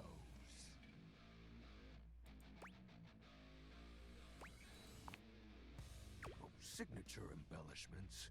Mm-hmm. You'd be surprised how popular of an identity Shadow Lord is. Can't just have anybody proclaim they are the true Lord of Shadows. Which is why I leave my mark as such. Shadow Lord falls silent for a moment, as though listening for something you can't hear. He makes a fist, nodding to himself. Can this be? He spreads his arms wide, opening his clawed hands as if to receive something. Yes. The dark power begins to creep and course through me.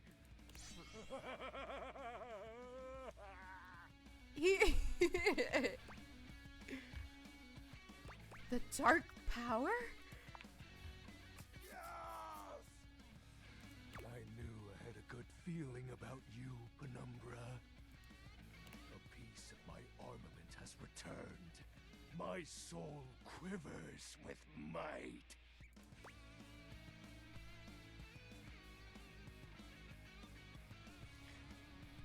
I don't see a difference. Sight means naught in the face of shadows. You'll learn to recognize the ever-growing darkness in due time, my companion. I thank you for awakening me. Encountering you has been the most exciting event in a very long time. It was a pleasure to meet you too.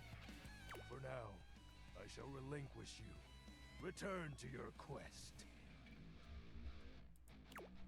Oh, and no need to reinvite the light. You're now a denizen of darkness, after all.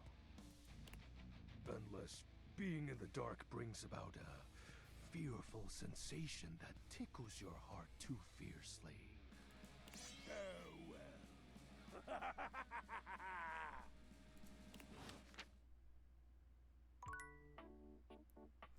Wow.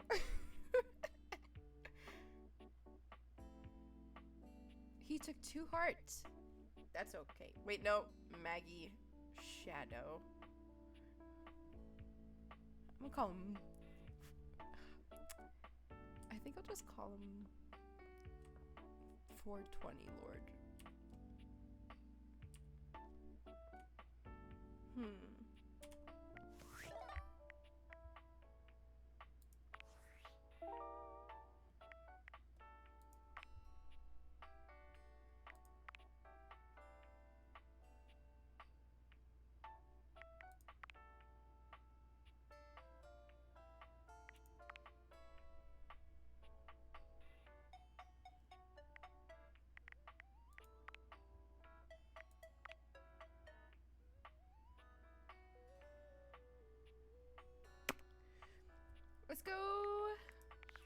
find some books.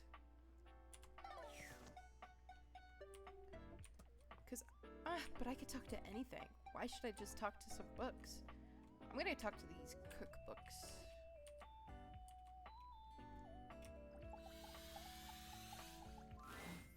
The distinct scent of books, that slight hint of vanilla and mystery, fills your nose. And while it's not at all unwelcome, it is strange to smell it when you're not actually paging through any of your books. It only takes you a few moments to track down the source of the smell. What appears to be the spirit of literature hovers a few feet away from you, nose in a book. Look at his tattoos. When he sees you, he nearly drops the book he's holding, rewarding you with a glare. I'm sorry. Oh, for God's sake, you cannot sneak up on me like that when I'm reading. I'm sorry. You have no way of knowing what world I've been in. I might mistake you for a zombie or an ill-mannered country gentleman, and, well, I might have to act accordingly, you see. And... okay, but what if I was a zombie? If you were a zombie, I expect we'd be having a very different conversation. It would probably go something like this.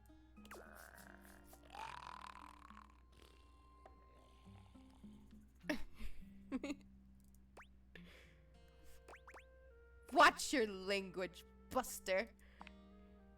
Oh, a bit prudish, but educated. I like it. My name is Lyric. Hello, Lyric.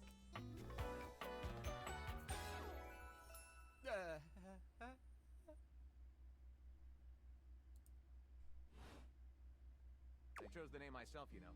I was originally written as Lionel. Can you imagine? No, not anymore. Maybe so. I am the embodiment of all literature, an indisputable master of the written word. I have read positively everything. I am voracious with books, poetry, magazine articles, any genre, any length, any style. I love it all. I know you were curious about all that, so I figured I'd offer it right up front.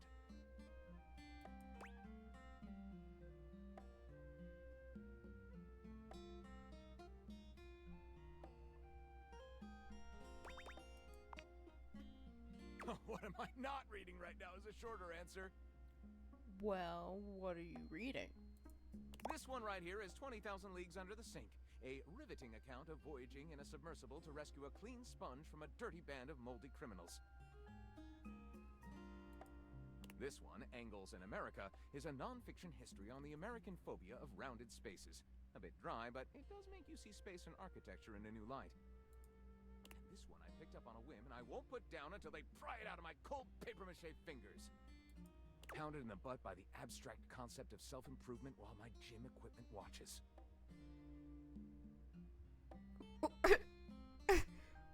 What? This Chuck Pringle fellow, he really has a line on the object erotica market. Oh my god! Quite a very... Do you have a favorite? That's like asking if a potter has a favorite ball of clay. I couldn't possibly choose among my balls. Why not? They all contribute to this chaotic and adorable additive sculpture that is me.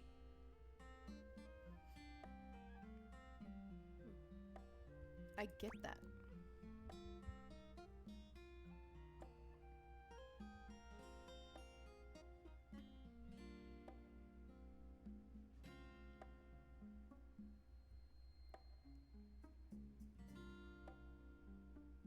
Do you have a favorite genre to write?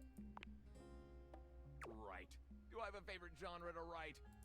Well, we have arrived at my tragic flaw much more quickly than I would have liked. Usually I get at least a few minutes of stimulating conversation out of a stranger before I'm forced to share my great shortcoming. I am a reader, but not a writer. Sadly, I've never even written a paragraph. Not a single line of text. Not a word. Not a punctuation mark.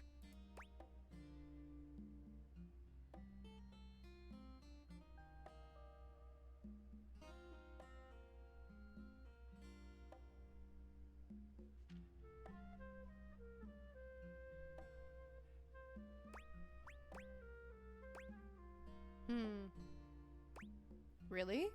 But your literature. That seems like a big hole. Gaping. It's the C note of my existence.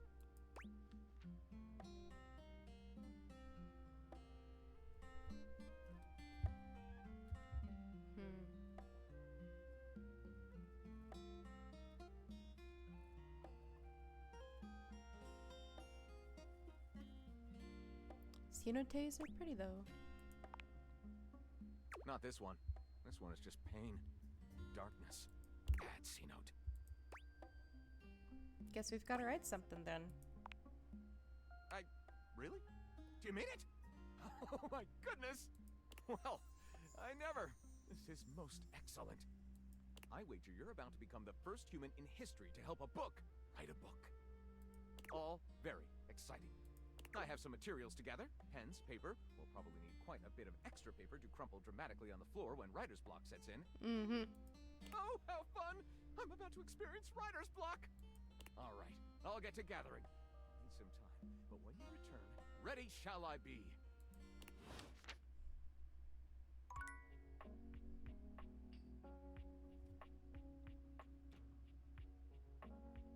Neato. Okay.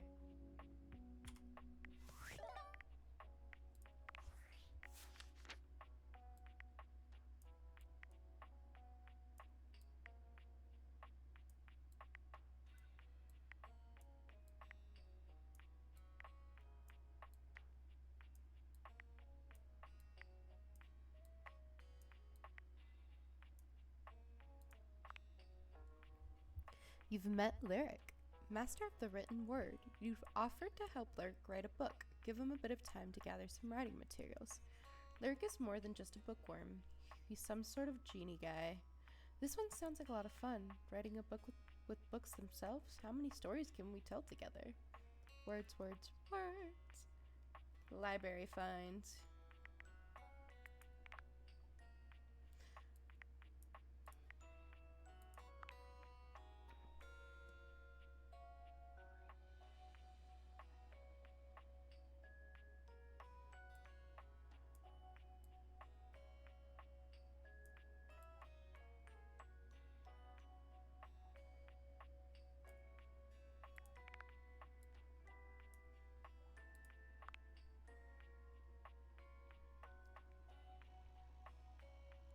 You've met Betty, a sensual, curvy, comforting presence in your bedroom. She's open-minded, welcoming, and eager to provide you with whatever relief you might need.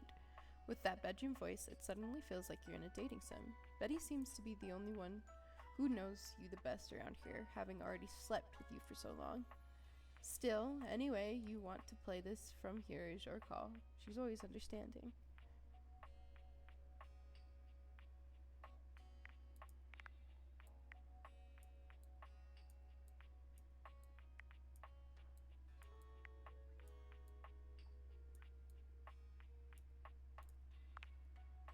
You've met a peculiar being with the name XXX Shadow Lord 420XXX, who now refers to you by the name of Penumbra. He has already been waiting for a worthy conversational partner to help him bring forth his armaments. He refers to a terrible time in the past known as only as the Great Cataclysm. It's all a bit overblown. As the light fades and dusk draws, all hope becomes despair. Hark! For your greatest fears manifest in yours truly. Quiver before XXX Shadow Lord 420XXX exclamation point. This totally badass embodiment of darkness is an emperor of fear. The Nightmare Lord is a being of mystery. No one can truly know him. He's the ultimate being and cannot be stopped. What do you mean you don't believe me?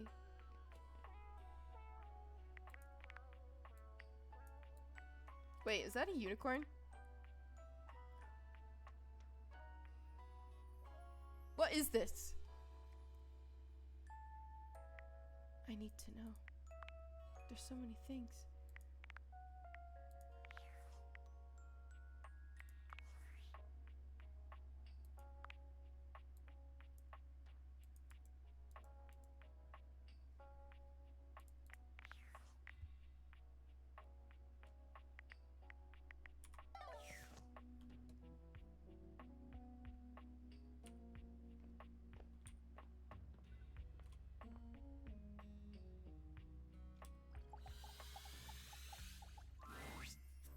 is as tall as ever, but there's something off with his energy today. His eyes dart briefly from side to side, as though ensuring you're alone. Welcome to the lavatory. Let's keep things private here. Very, hush-hush. Why? Dorian, are you embarrassed? Maybe a little. Let's move on. Try as I might to keep things quiet, nestled in this lovely little space in the house, we seem to have attracted our loudest members. Actually, I'm suddenly not interested. Who's here? We have a rapping loo, a singing shower, and a sink screaming about his very existence. The neighbours have even filed noise complaints. But not even about those three.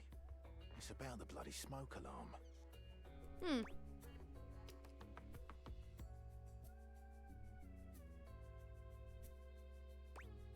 Tell me about the sink. He's a sink, right? Thinks he isn't, though. I'm a door. Always have been. My mental faculties are perfect. What can I do for you? Tell me about the shower. Johnny Splash thinks he's a singer. Got him.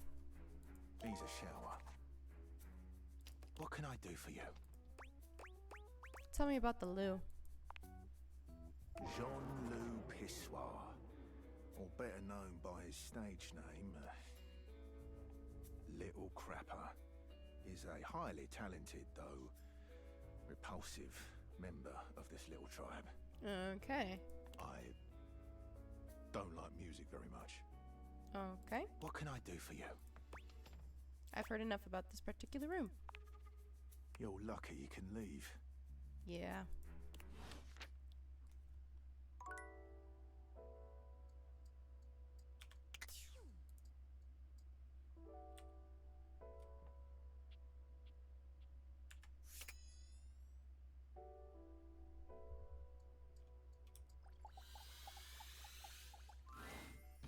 It's jarring to hear someone else's voice singing in your shower.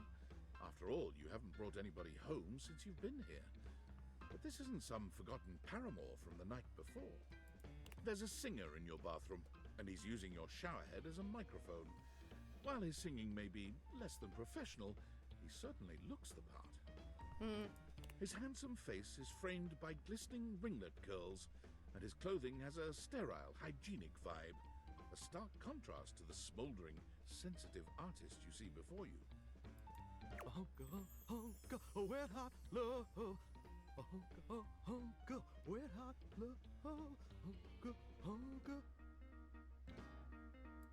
Oh, hey! Oh, jeepers. Didn't hear you come in. I weren't expecting company, especially such a ravishing company. Come right on in, darling. Be sure to wear a shower cap or you're gonna get yourself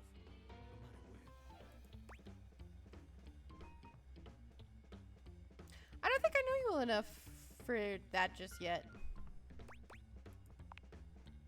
modest, huh? Well, there ain't nothing wrong with that. Modesty's what separates us from the animals. Well, with maybe the exception of the mighty possum. Possums being the most modest creature in the animal kingdom.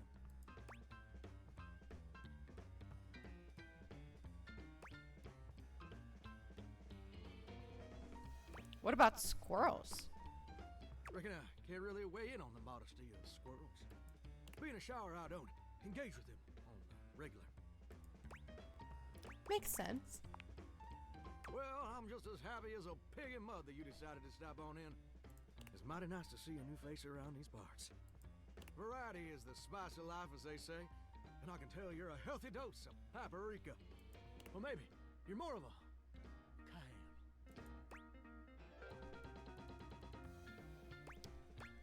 Maybe cinnamon. Sweet. Ooh, that's sweet. Like nectar straight from the honeysuckle. Unless you ingest a whole spoonful, of course. Yeah, don't do that. But you can't fool Johnny Splash. Not 3 times, anyway. Not again. No, sir. Well, I reckon we'll have to get to know each other better to really find out. Oh, you're so sweet. Well, you're mighty welcome. Name's Johnny Splash. Whoa!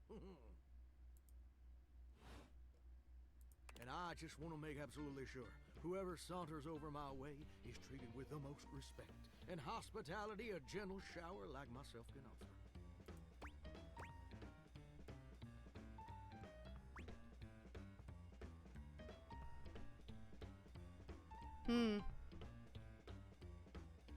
Well, you're doing great.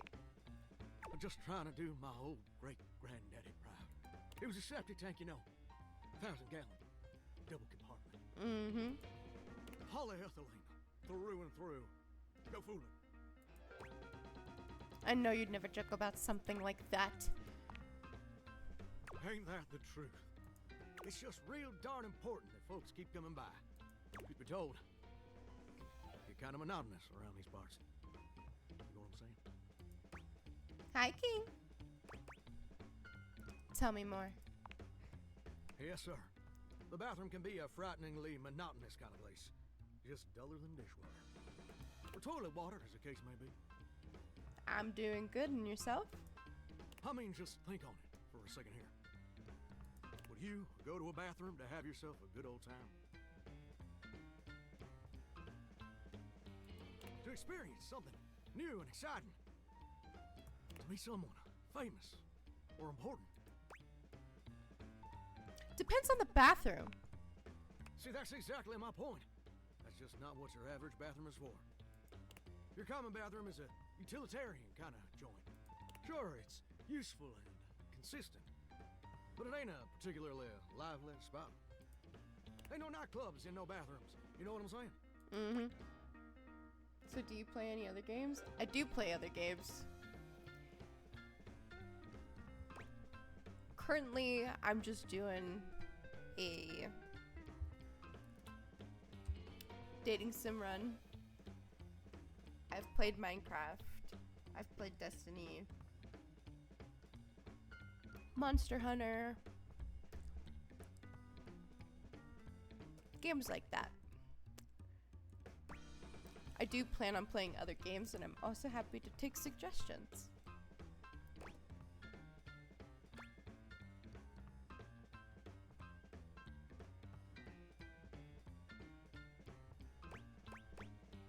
Again, depends on the bathroom. Well, ain't that the truth, huh? Do you know what I usually spend all my time doing around here?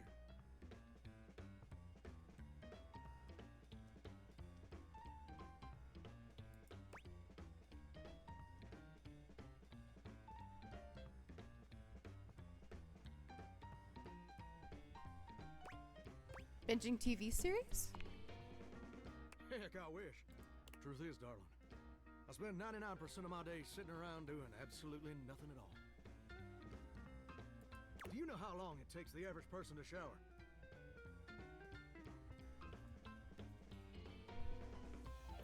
I started streaming last year, and then I stopped for a long time, and so now I'm just getting back into it.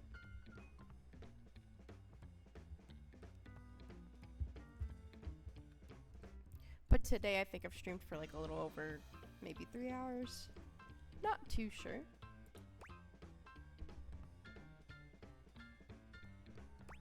"12 minutes. Oh, that's positively accurate. Really? That's so people take showers for 12 minutes on average? How do you wash yourself that fast?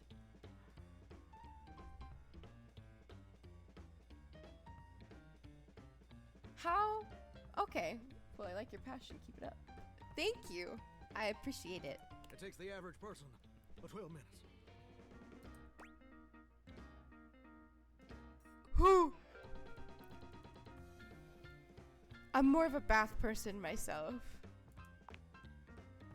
Oh, pretty brave for you to be so sacrilegious. I should probably be offended. But honestly, I kind of like your boldness.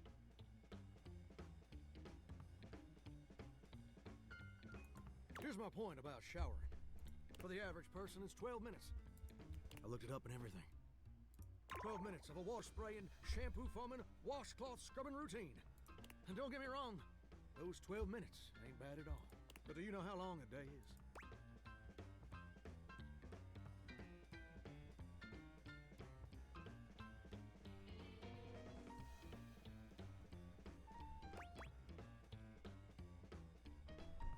Nobody told me there'd be a test.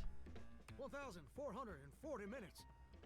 Which means my job is quite literally just 1% of my day.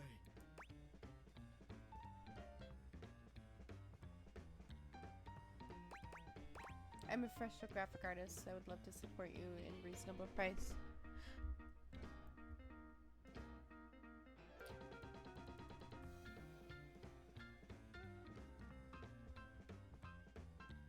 I appreciate it, but I am currently not looking for a graphic artist at the moment.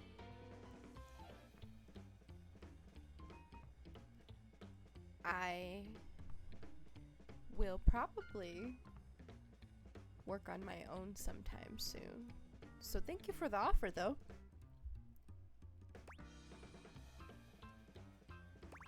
And that's a problem. It's gosh darn terrible is what it is. See, I'm a shower. If I ain't being used, it ain't like I can just get up and go boogieing down at the dance hall or something. I can't just hop on over to the malt shop for a milkshake and some light canoodling. No. No. I'm just here. Perpetually stuck in this humdrum, go-nowhere existence. Do you know how that makes me feel? Terrible. You're gosh darn right. Sorry for swearing, Mama.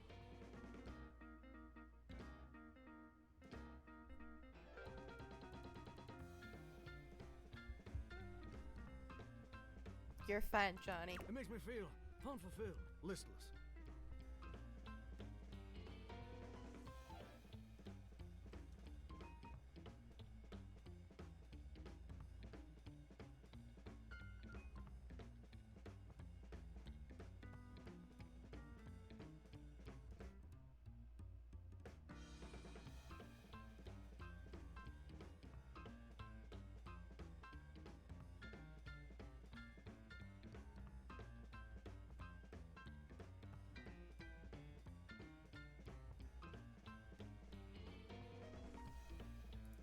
Bored stiff, like a scarecrow in a cornfield.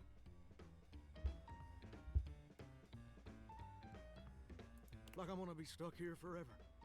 And all my dreams ain't never gonna come true.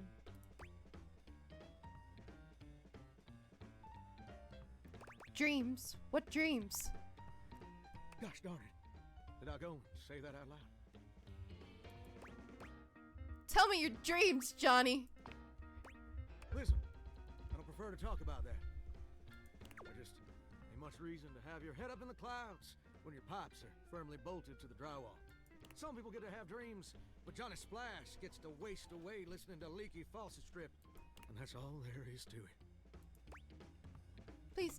Please, Johnny. Tell me your dream. Oh, what the heck? You done twisted my temperature knob. Now, I reckon I usually don't do this, but you got a trustworthy face.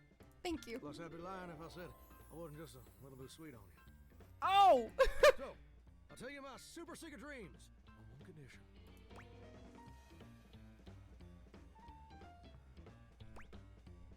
What's the condition? Come back and visit me again tomorrow. Show me this ain't some meaningless fling for you. Come back around, and I'll share with you the secret I ain't never shared with anyone else before.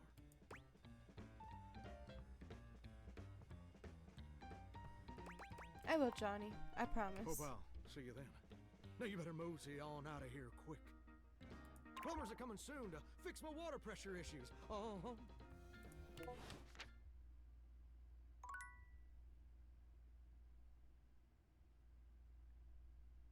Goodbye, shower.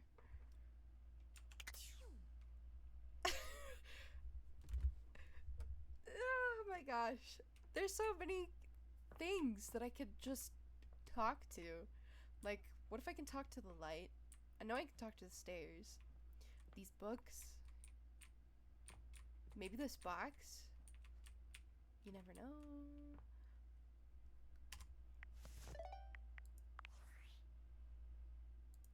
Hey! How's things in labor limbo? You been using all that extra time to do anything fun? Kinda. My life got a lot weirder. Weirder how? I got this weird gift in the mail. What, just out of nowhere? So what was it? Special glasses. What's so special about them?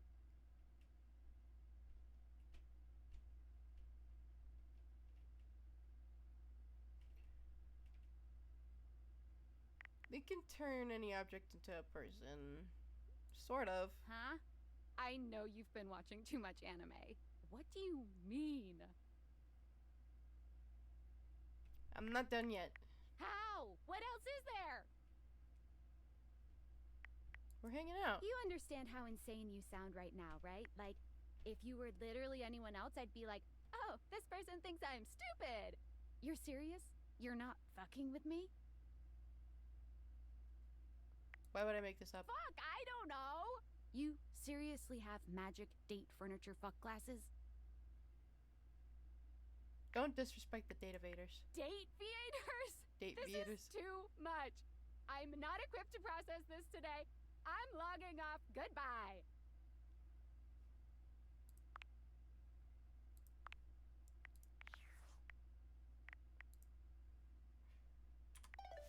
Well, it's bedtime.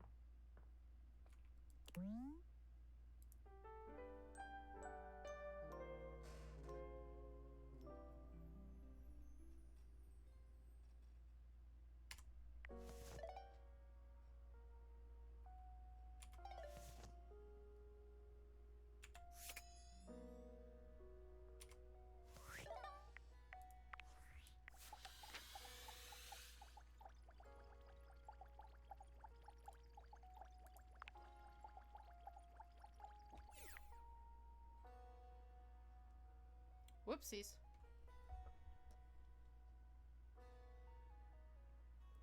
You last met Dorium at the bathroom door. Enough said.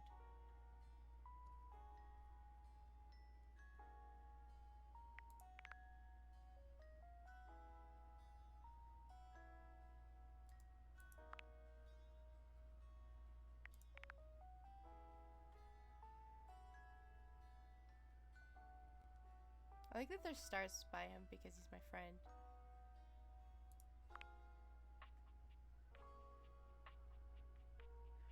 You met Johnny Splash, a hunk of burnin' love wrapped in a shower curtain. He asked you to come back to hear a secret he's never shared with anyone before. There's nobody like Johnny Splash, and Johnny Splash ain't like nobody else. If it seems his personality, speech patterns, dress, and overall vibe are reminiscence of someone living or dead, you're simply barking up the wrong pipe.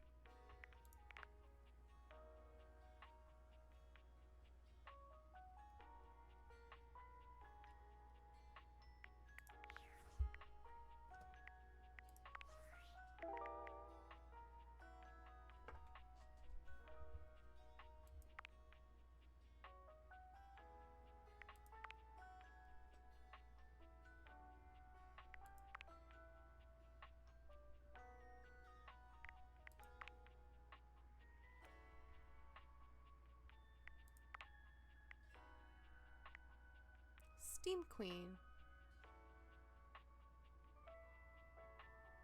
Office closet.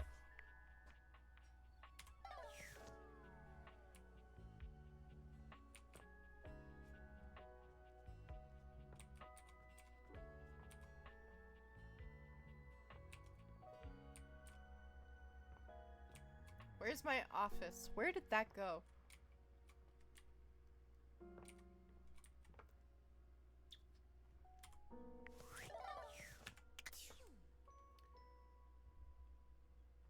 Do we even know where it's at? Open.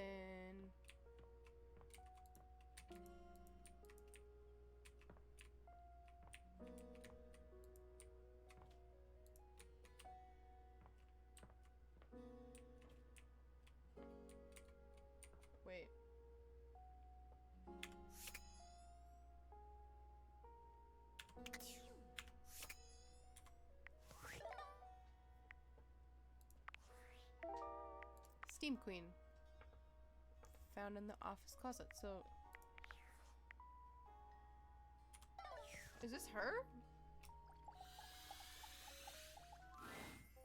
Normally, you try to avoid dealing with your water heater. You're no plumber after all. It is her. She's cool to look at. But as you look at the beauty standing where your water heater usually is, you wonder for a moment if that's about to change. Beyond the rigid metal of the heater lie dangerous curves. Brown skin swathed in orange and blue and silver. Her soft, pretty facial features are adorned by colorful makeup that looks like it wouldn't be out of place in a fashion magazine. She doesn't seem to notice you at first, but when she does, she lets out a sharp scream. Ah! Oh, I'm sorry. Ah! Bubbling boiler rooms. You scared the living. It takes her a moment to calm herself down.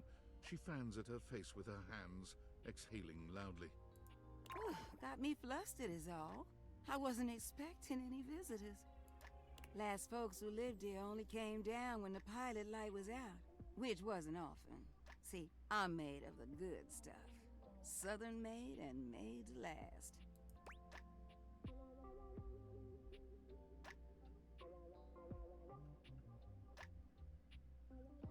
You look like you are quality. Your eyes don't lie to you. I'll tell you that much. You're welcome. And thank you. Here I am just talking and you don't even know my name. I'm Winifred. Nice to meet you. Nice to meet you too. How you doing, sweetheart? Hello.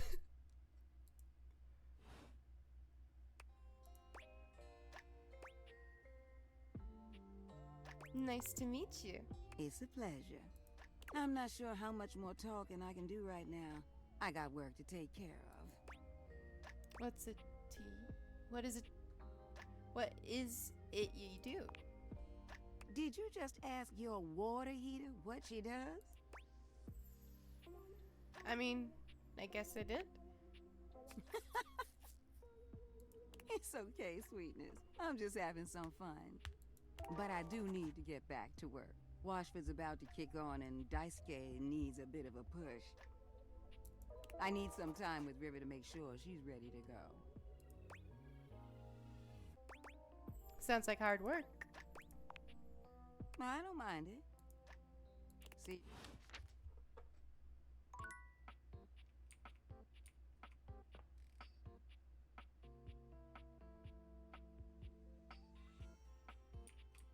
Let's go find Lil.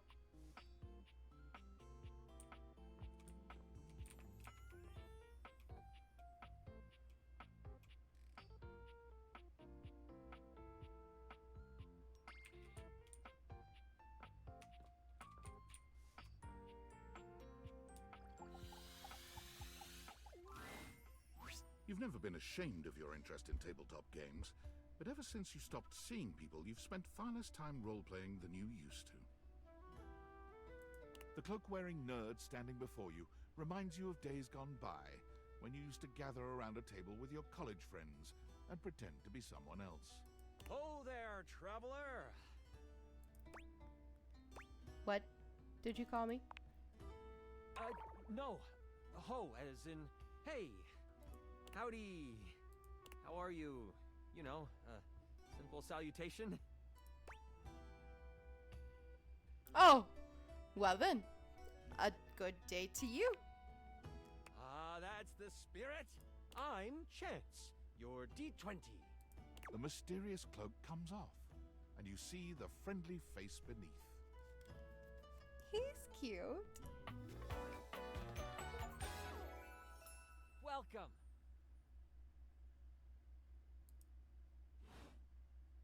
Taking a tiny respite from the drudgery of work?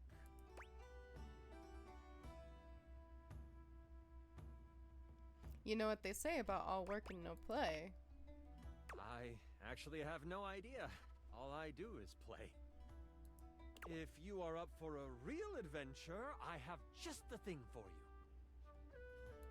Have you ever heard of grottos and gargoyles?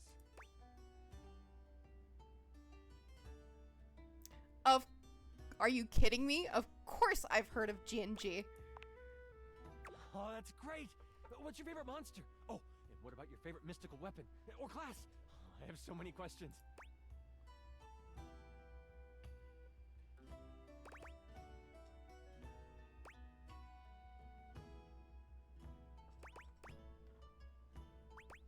I've only heard of it. I haven't actually played it. Seems complicated. Oh, that's okay. The fact that you know about it is already pretty awesome. I get so excited to talk about this stuff with people. You wouldn't want to, maybe, kinda play with me, would you? It would only be the single greatest thing you could do for me. That'd be a lot of fun, Chance. Chance's eyes light up, his hands balling into fists as he does his best to contain his excitement. Really? Holy crit! Someone to play with me! You have no idea how hard it is to find someone to play with. Should we have a group for this game? Ideally, but hey, one-on-one sessions can be a really great way to learn the game. Depending on what class you pick, though. I might have a few friends around the house who might want to hop in. Regardless, it'll give us some time to get to know each other better.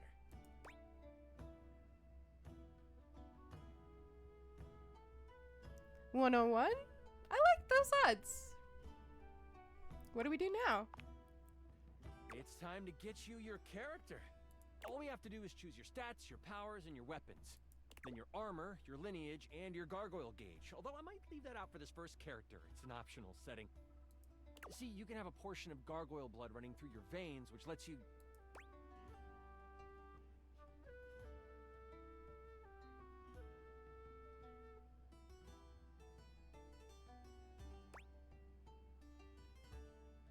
I don't know.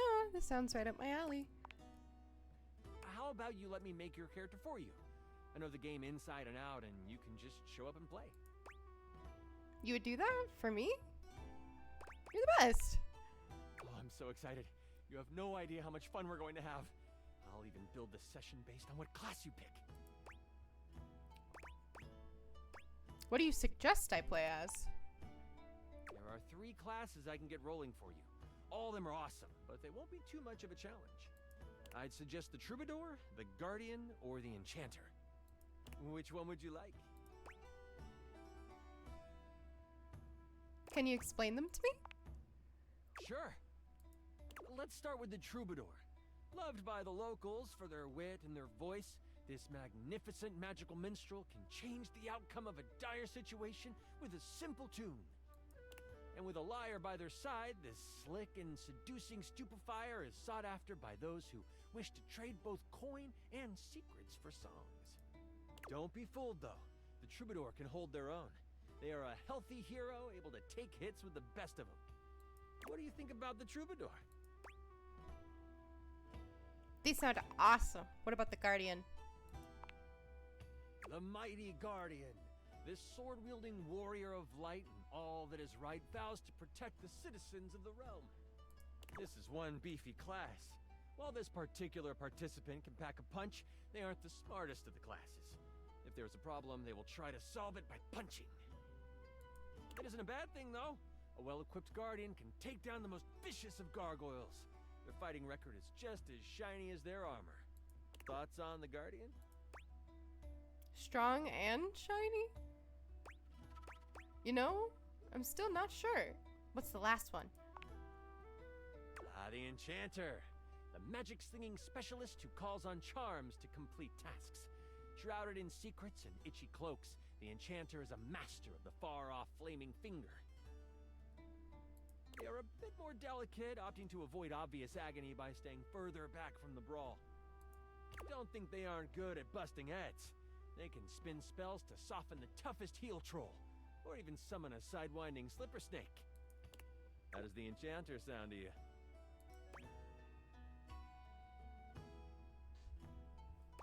None of them sound as cool as the Troubadour. I'm so excited! The Troubadour! A fantastic character to start your adventures with. I hear that Dasha wanted to roll with a guardian if someone was playing troubadour.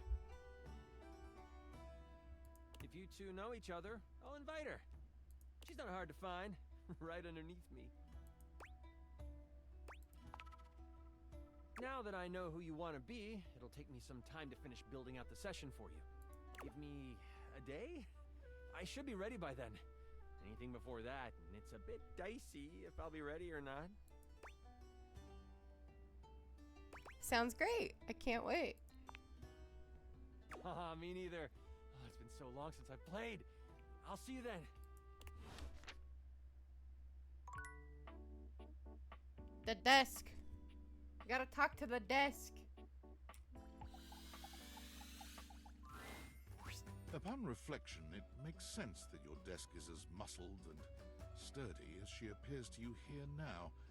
But she looks like she could snap you in half with a pinky, but also like she gives the most incredible hugs imaginable. Aha! A stranger! I am Dasha, and you have quite a look on your face.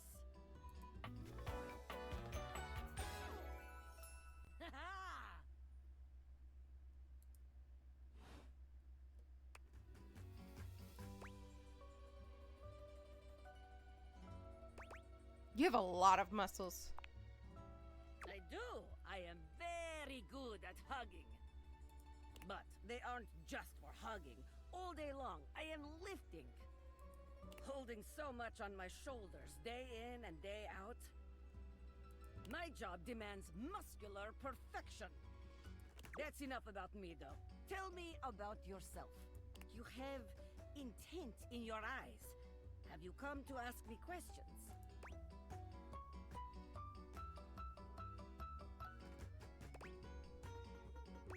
Wow, you're really perceptive. I see much here through the day. I have become very good at reading people. Your eyes might as well be question marks. But listen to me go on. Speak, friend.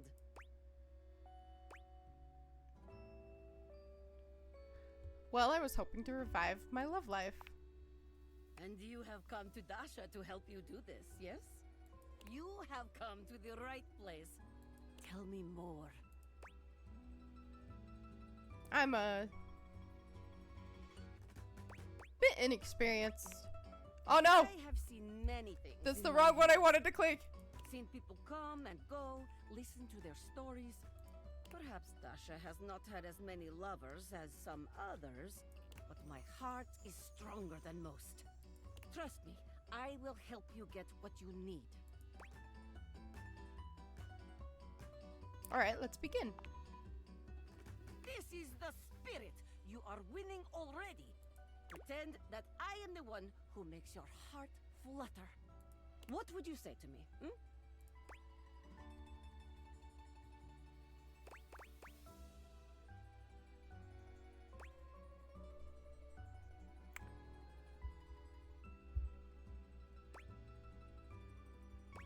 You are the one who makes my heart flutter. Ah, you are funny one. Great joker, you. Try again. Seriously this time, huh? You really don't think that could be you?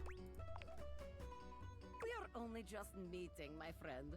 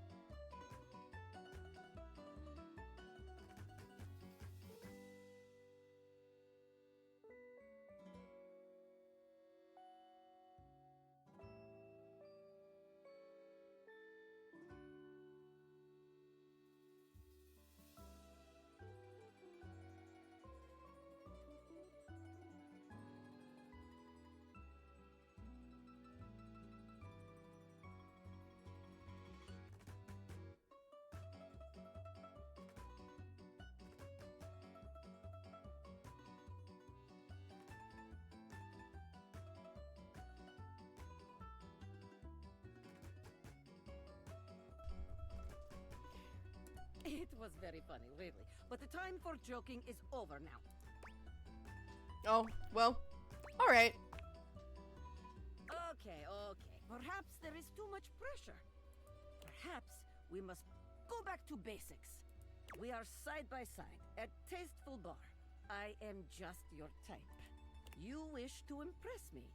How do you get my attention?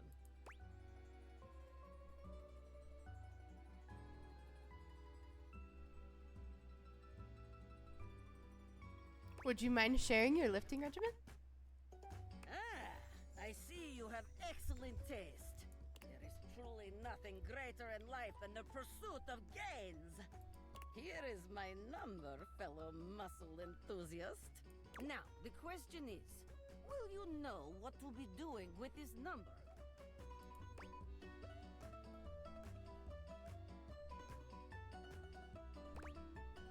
I carefully fold it and put it into my pocket, then call you after a reasonable amount of time. Yes, tasteful, classy, excellent. Excellent work today. Come meet me another time if you wish to continue your lessons. I have much work to do, but I have enjoyed our time together here. See ya. See you next time. Okay. We gotta talk to the shower. We can't break our promise.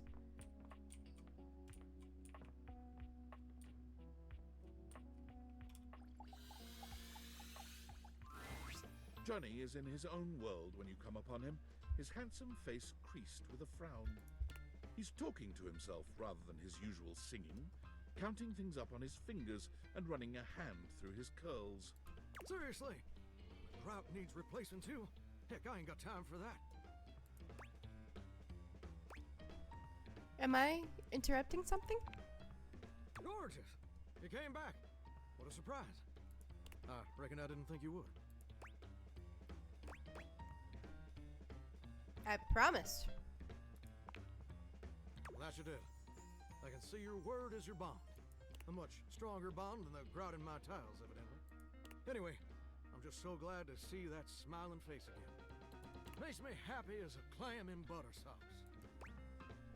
Well, I'm here. Wasn't there something you wanted to tell me? That's right. I did make you that promise. Okay, but first, a question for you. You're not a big-time record producer, are you?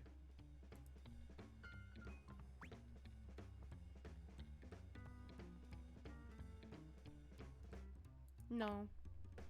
I see. I'm just sorry you're not a big-time record producer, too. And I'd be sweet on you, no question.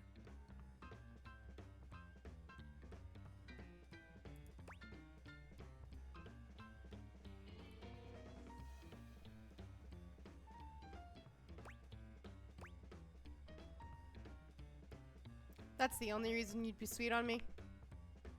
Oh, heck no. It'd just be the maraschino cherry on top of the hot fudge sundae. See, I was just asking whether you were a producer, because I was thinking about our conversation the other day. About dreams and all. And I've decided I ain't gonna be a shower much longer. What else would you do? That's a great question, which I'll answer after I recite this little speech I prepared. Don't get me wrong or nothing. Being a shower is an honest way to earn a living. My pappy was a shower. My grandpappy was a shower. Heck, my old hound dog Duke.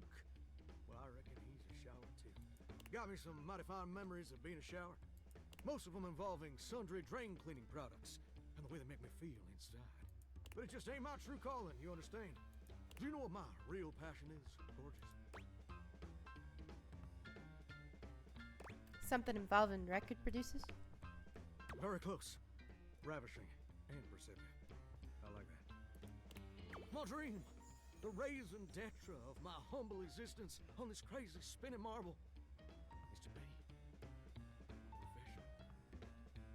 Say, what? I ain't never told anyone that before. Does it surprise you?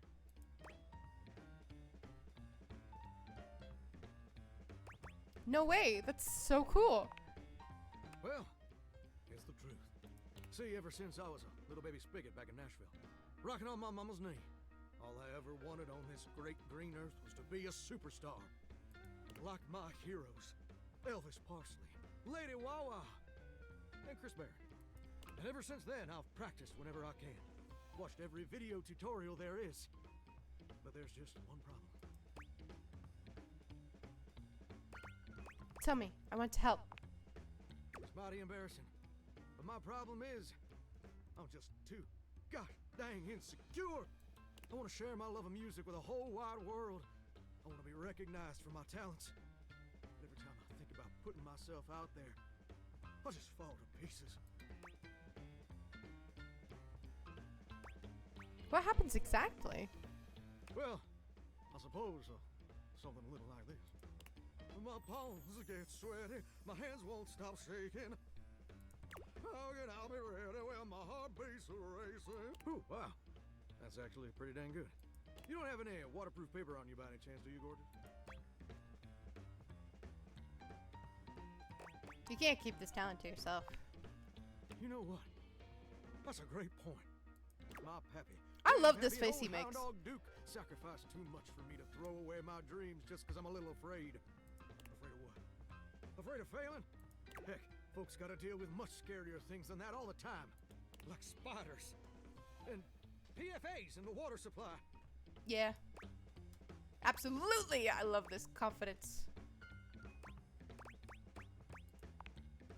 Gorgeous, meeting you has truly been the kick in the pants I needed for a long old time. Insecurities, go kick rocks. It's time for Johnny Splash to make his big, splash. Amazing. Do you have a plan? Oh, absolutely. It's time to finally get out of this humdrum shower life and go full steam ahead. First, let me just send a message to my boss and tell him I quit.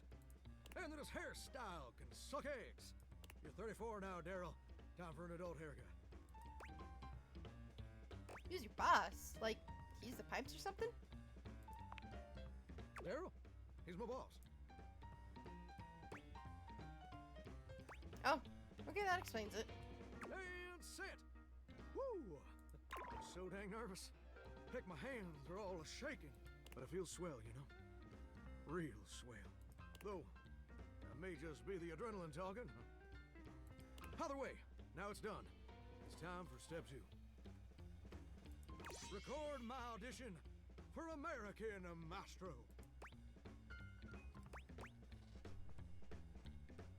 Ooh, sounds awesome. Tell me everything. This America's #1 reality TV show.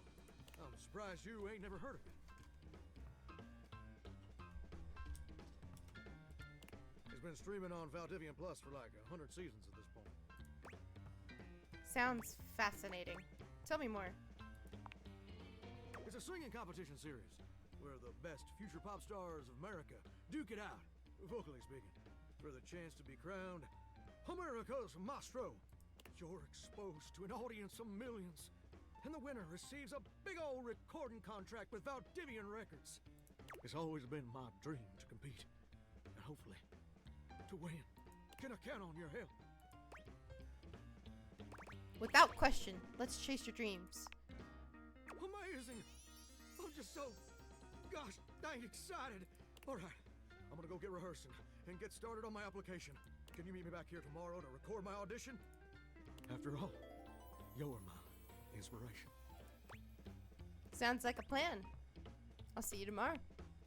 See you tomorrow, gorgeous. Well, hello.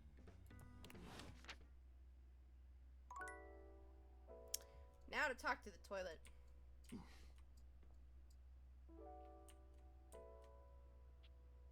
I'm sorry, Dorian.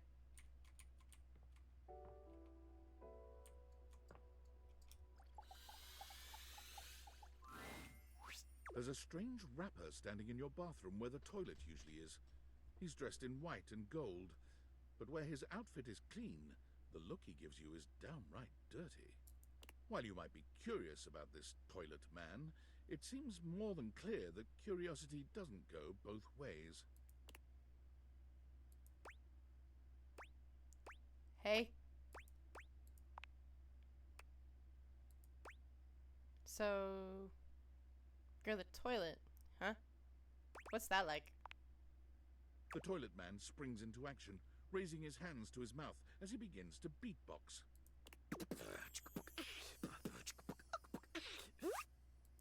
Lil Crapper's the rapper, he knows how to go. Plumbing and drumming are both about flow. You blacky spikes, he'll be ending your life when he slams your head into the bowl. Oh, on a toilet roll, Jean-Luc Pissoir, out of control. Over, under, never, blunder, spitting more words than an ancient scroll.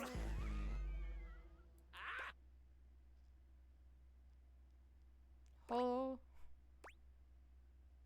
Holy crap. No. Holy Crap was Jean-Luc's old stage name. Now he is Lil Crapper.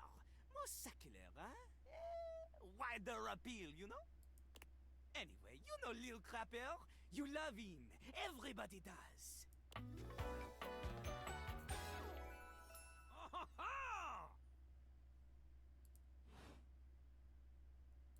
You come to hear his beats, huh? Or maybe you ate the pizza. You come to take a seat so you can deposit the food you eat, No. Just wanted to get to know you better. To know me? To know me? This human thinks that they own me. There's always one thing on my mind, and always one thing only. I'm a rapper, the best you see in a shining dream and porcelain. He's like a bidet on his spitting the truth, going down quicker than gin and vermouth. They call him a party mouse, letting the naughty out, but that's a way to appeal to the youth. Consider me appealed to. Man, you ain't the youth, get out of here. Little Crapper can't hang with posers, you know? It hurts his image. Calling people posers is kind of a poser thing. If you are a poser, you get out of Little Crapper's face. You calling me old? Maybe?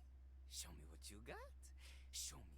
Show me Little Crapper is not alone on this stage of tile and stone.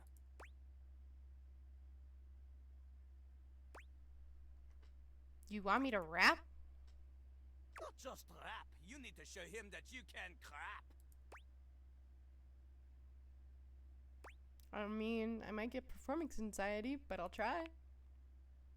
Oh, you misunderstand him. Crapping, short for cool rapping. Lil Crapper is always crapping. Now it's your turn. Show him you can crap.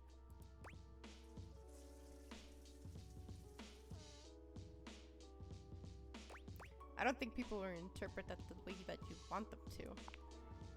Jean-Luc makes a dismissive gesture. That is their problem. Lil Crapper, he is ahead of the curve. He is a wordsmith, eh? He is like Voltaire, French, and smarter than you. On a related note, Voltaire was my number 2 pick for my nom de plume. How am I gonna learn to rap? Not from Lil Crapper. Huh? Lil Crapper is not a teacher, he is a test. You study on your own time. You cannot keep up, you fail. But if you can match his rapping skill, then you will be able to woo anybody. If you have the skills to woo Lil Crapper, then any partner will be within your reach. In fact, if you can match Lil Crapper in a crap battle, then he will fall in love with you.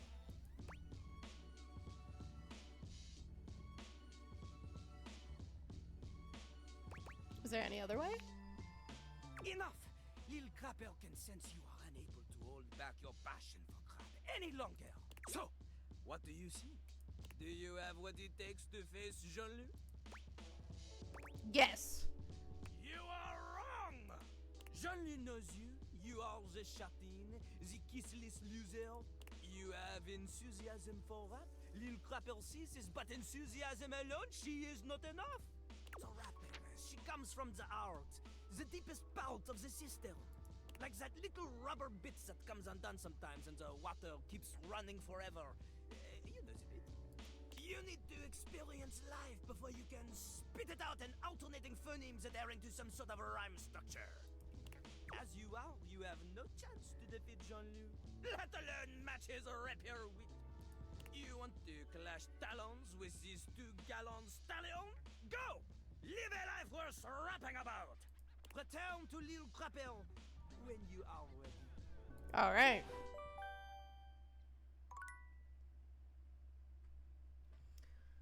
Well, that was interesting.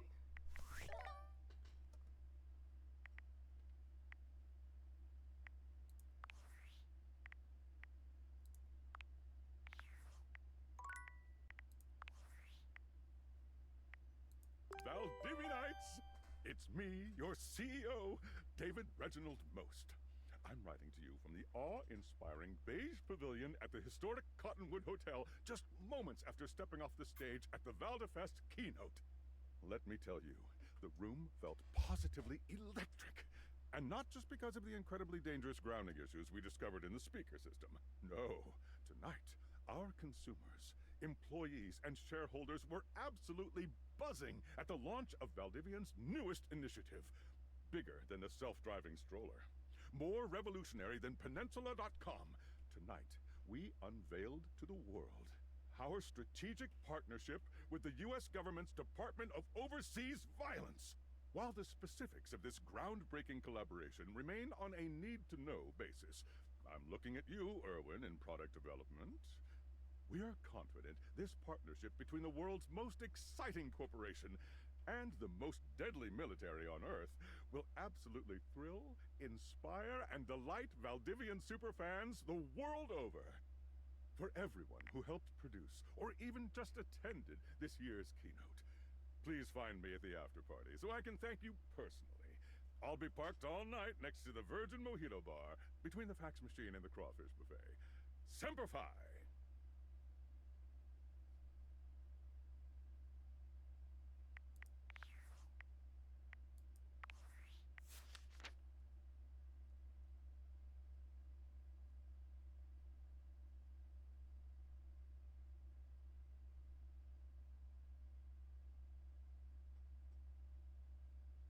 That's gotta be Salt and Pepper. I gotta go check them out.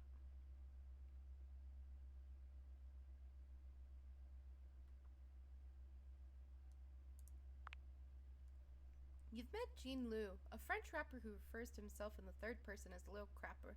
He challenged you to a crap is cool rapping according to him, battle, and though you said you were ready, he disagreed. Something to do with living a life worth rapping about. A French crapper, no, cool rapper, with confidence out the wazoo. Always on and somewhat hard to approach, especially on an intimate/personal level. Gene will happily, pardon me, spit bars at whoever will listen, but he only respects those who can keep up with his verbal wit. Most of the other datables have never heard him speak a full sentence without rhyming. Probably smells a little bit. Yeah, he's definitely stinky. Johnny shared his great dream of becoming a professional musician with you. He quit his job and is planning to compete on American Maestro. You agreed to come back the next day and help him record his audition. That I did. We've met Dasha. I've met Dasha, a muscular, powerful Russian beauty. She was all too happy to give you some lessons on romancing those who make your heart flutter. She likes strong, she dislikes stinky. We met Chance. You've met Chance, a nerd that reminds you of former you, gathering around a table with friends, playing pretend. You've decided to set off on a new adventure together. Come back in a day's time to give Chance an opportunity to prepare. Matthew Mercer. Winifred. You've met Winifred, your southern-made, made-to-last water heater. She was busy working, but would love to see you again. I gotta probably see her too. There's still so many.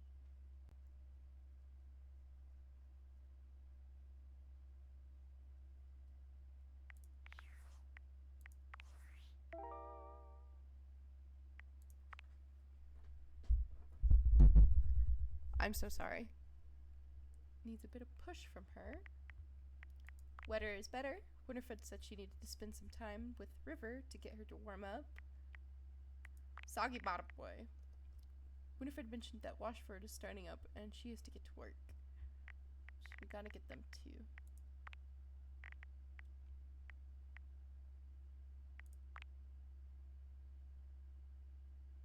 Careful, this one's dangerous. You might die.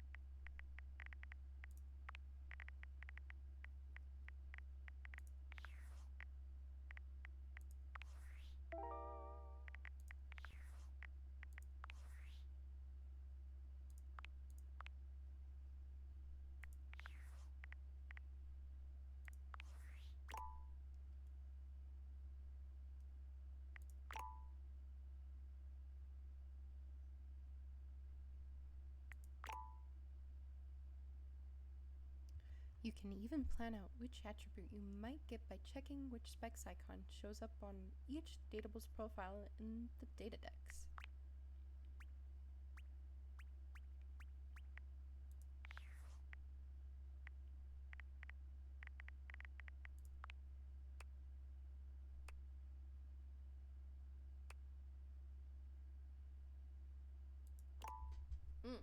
Well, guess we just need to head to bed.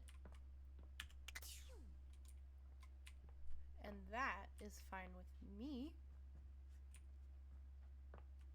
Wrong way.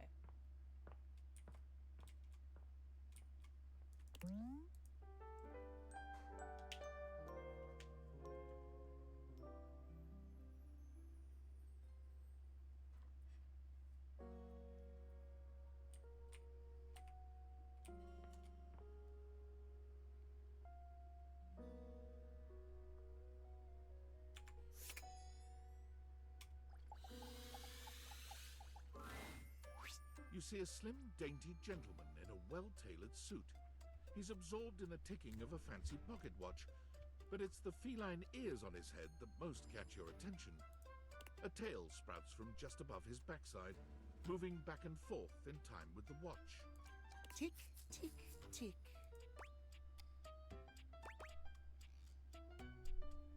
Tock, tock, tock? Don't. Do not taint the perfection of the clock with your disgusting imitation. Why have you come? I don't see interruption to meditations on the beauty of time on the schedule.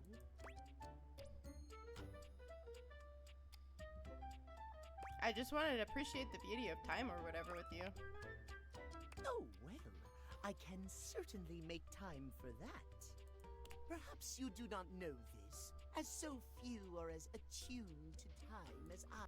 But punctuality is of the utmost importance. So if you wish to speak to me, you must make an appointment. Is emphasizing every third word part of the routine too? Are you some kind of VIP or something? If VIP stands for very intelligent and punctual, then yes, I am.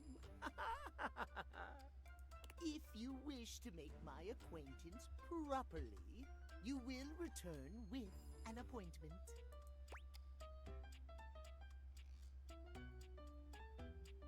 And who am I exactly getting an appointment with? Sweet heavenly hours, I was so busy reprimanding you, I forgot to introduce myself. Not that you didn't deserve it for breaking from the schedule, but it is no excuse. Timothy Timepiece, at your service. Timeliness.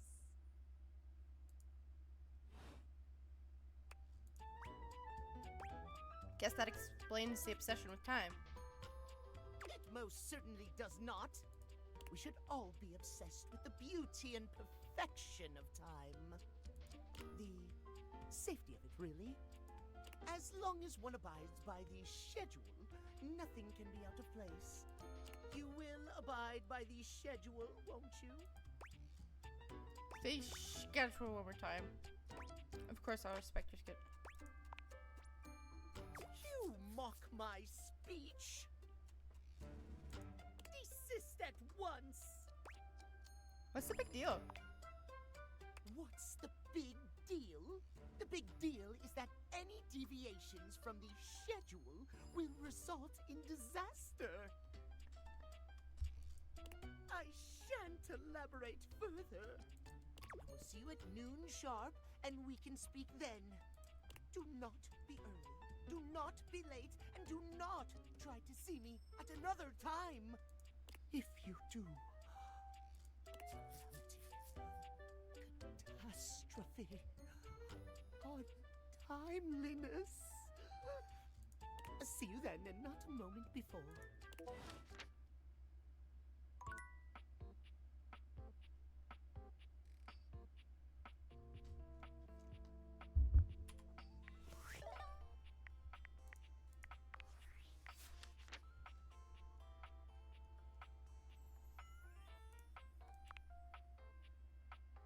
You met Timothy Timepiece, a slim, dainty gentleman with cat ears and a tail. He is obsessed with clocks and punctuality. Go figure. He'd like you to return at noon sharp, or else.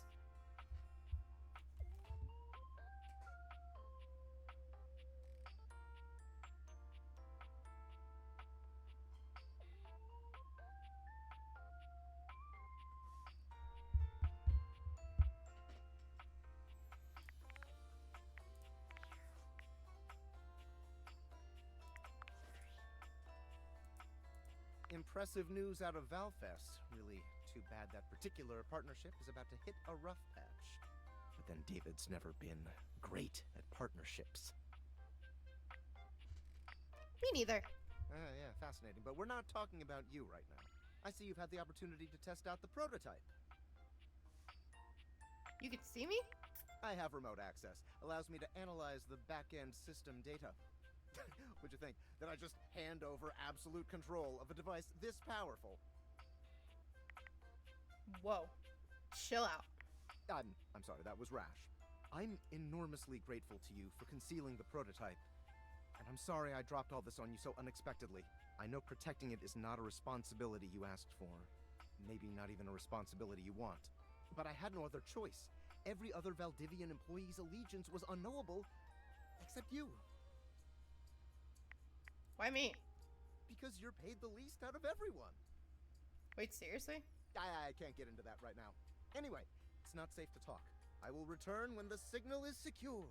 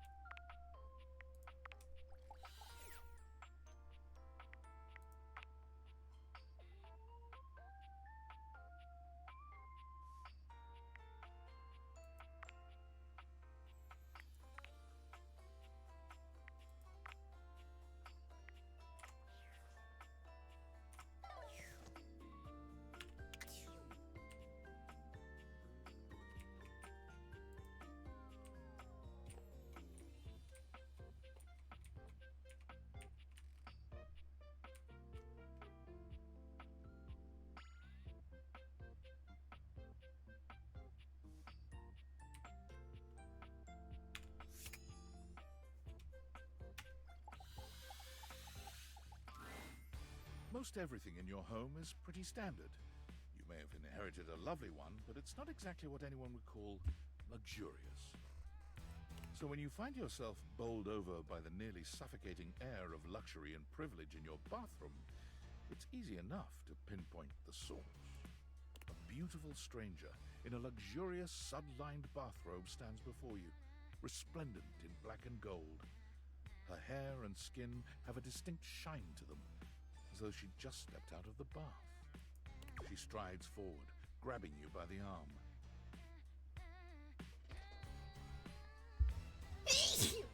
Oh my gosh. Thank you, Doppelganger. The night has been treating me well. Oh my god, it's about time you showed up. I ordered hours ago, and the pizza's free if you're late. Wait a minute. Where's my pizza? Pizza? If you don't know what a pizza is, I'm not going to explain it to you.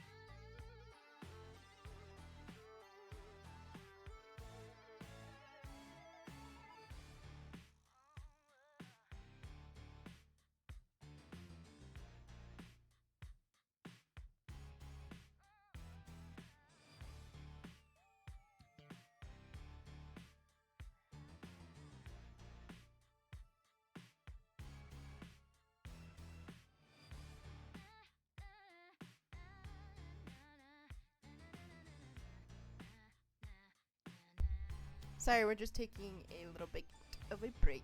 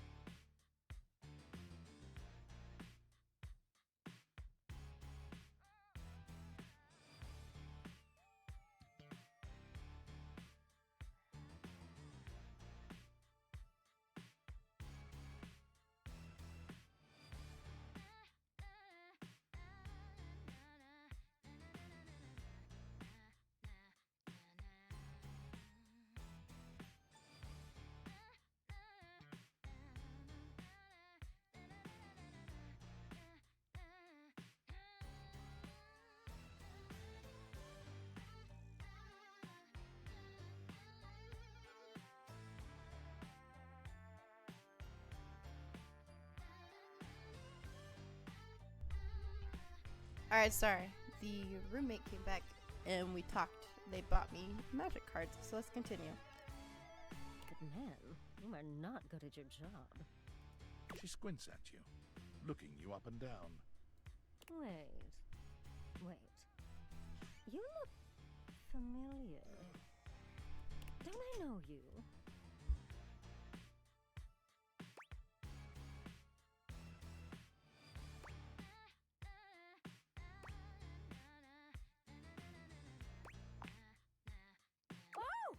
Oh my god, that's you! She laughs, her entire demeanor changing. Hey, cutie. It's about time you came to introduce yourself to the Queen of Clean. Name's Bathsheba, though I'm sure you know that. Oh, yes! Still don't know where my pizza is, but that's okay. You're here now, so you can go get me one.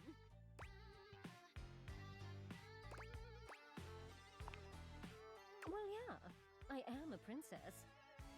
Not literally, but basically. Well, fine. If you're not gonna feed me, maybe you can feed me. You got any good goss for me? Some nice hot tea?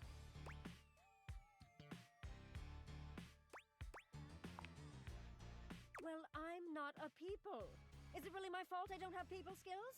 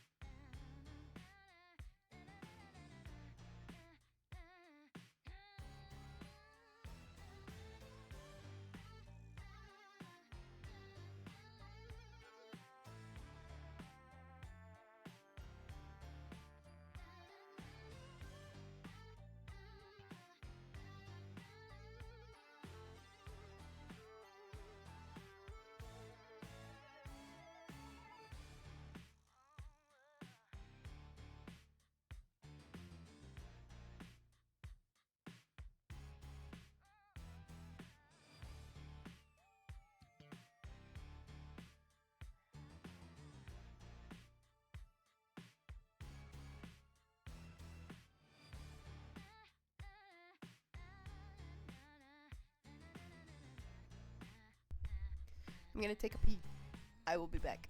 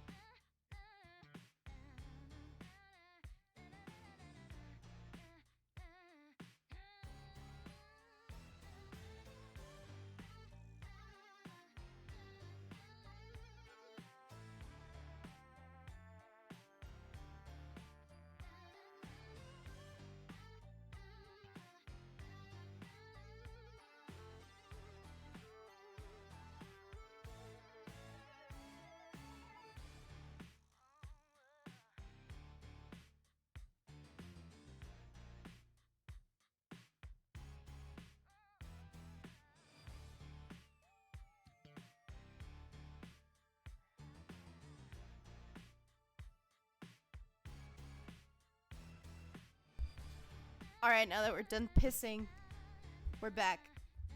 Anyways. Sounds like it's your fault, people. All right, since you're so unwilling to help little old me, you should use those people-y people skills of yours to get me some friends who will. Oh, goody! We'll start next time I see you then. And bring a gift next time, won't you? It's just good manners, you know.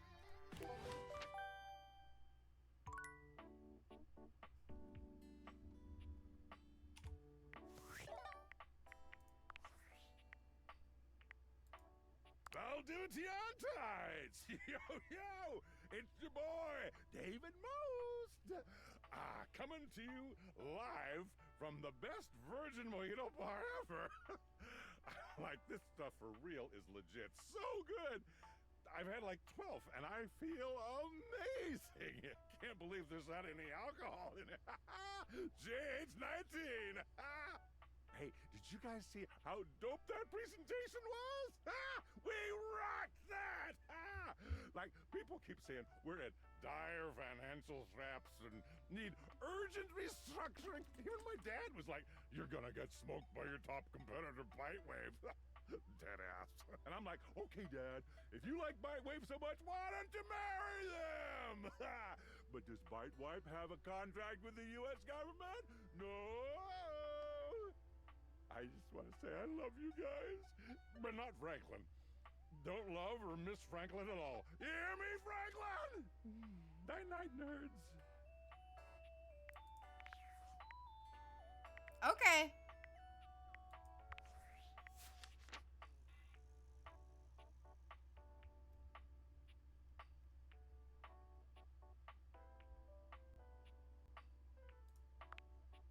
You awaken Bathsheba, self-proclaimed queen of clean. She'd like you to help her make some friends.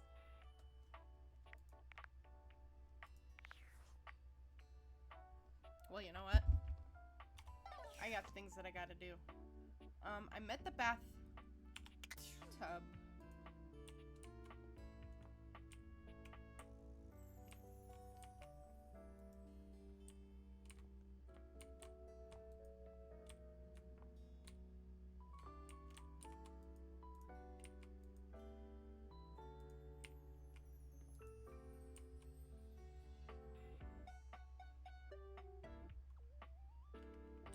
I should talk.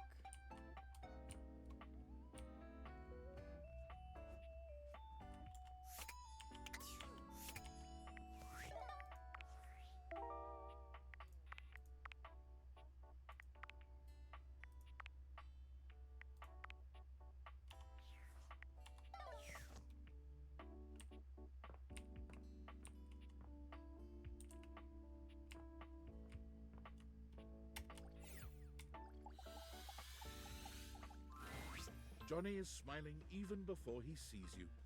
When your eyes meet, his smile only grows broader. You've never seen him this excited.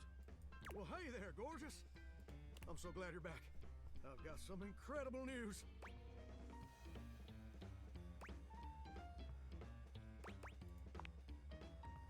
Something even better. So, after you left the other day, I went ahead and submitted an audition tape to the American Maestro casting directors. I know we were supposed to do that together and whatnot, but I was just too darn excited to wait. And you ain't never gonna guess what happened. Even better. They absolutely loved it. In fact, they loved it so dang much that they want me to be on the show. Ain't that as fine as cream gravy? I knew they'd love you. Oh no. Your support is my secret weapon. They said I would be, and I quote, absolutely perfect for the show. And Fontana, she's one of the executive producers or something like that, said I'm exactly what they've been looking for. Can you believe that? Exactly what they've been looking for. I feel like a catfish in a fresh mud hole. That's incredible, Johnny. Ain't it though? And you know what's crazy? Before you came along, I'd almost given up all hope. I resigned myself to a life of watching rust corrode my nozzle and hair clog my dream. Real depressing, dismal stuff. But after all of these years of hoping and praying, my dream is finally gonna come true. Ah, Johnny Splash! I'm gonna be on American Maestro. But first, I need your help.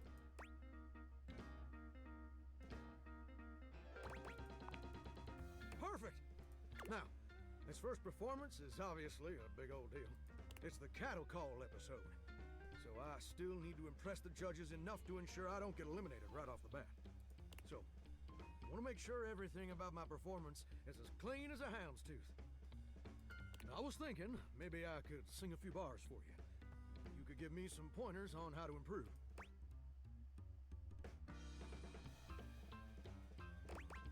Let's do it. Amazing! You're the best. So, I was thinking of leading with this tune. It was an old favorite of my mama's, and an old favorite of mine. And I hope you'll like it too. It goes a little something like this. Two souls are swirling as I scrub away the dirt. Steam rising high as I like to flare. Huh, huh. Droplets dancing on my skin so smooth. In the shower of loving, I can't help but groove. Hoo, hoo.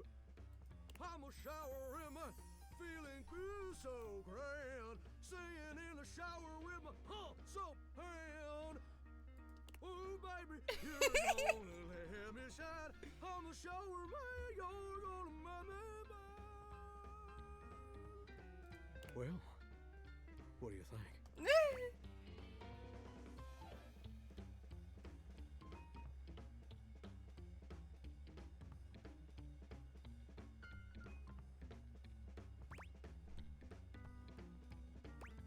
Oh, wow. That was, Wait. You didn't like it? No, no. It was very unique. The constant flat notes were a bold choice. We'll get you some attitude and you'll be fine. I can't believe this. You know what I think. I think you're just jealous.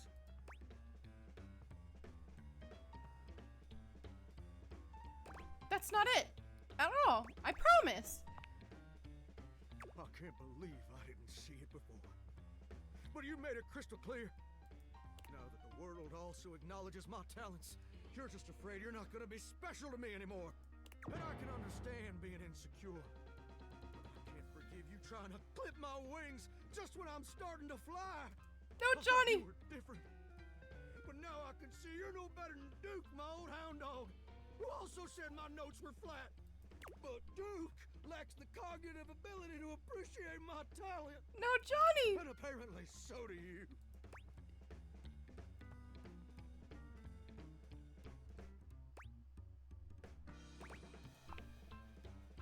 Enough! I don't have time to keep rehashing this with you. I'm on in less than an hour. They let me perform via video conference. Because I'm a shower and I couldn't come into the studio. Obviously. Also, I couldn't find a suitable pet hotel for Duke's very specific dietary restrictions. There were a lot of issues. Please don't be like this. Look, I better go. I'm sorry things had to end this way. I really did like you. And you changed me in ways I never thought possible. And I'll forever be grateful for the contributions you've made to my personal growth. But I don't want things to end this way either. All right. You're right. You're right. I am being way too dramatic. Like a possum laying dead. I didn't mean all that, and I'm sorry for overreacting. This just means so much to me. And the pressure to succeed is so dang overwhelming. Maybe we both just need some time apart to calm down and think things through. I think that's a good idea. How about this? I gotta go get ready now, but in a few days my episode is gonna air. Why don't you come back over then? We can share some bourbon, and we'll watch the episode together. Just you and me. And maybe Duke. I promise you won't want to miss it.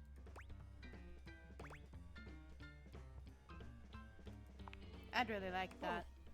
Oh, that's sweet, sweet music to my ears. can't wait to see you again, gorgeous. Hunka, hunka, well,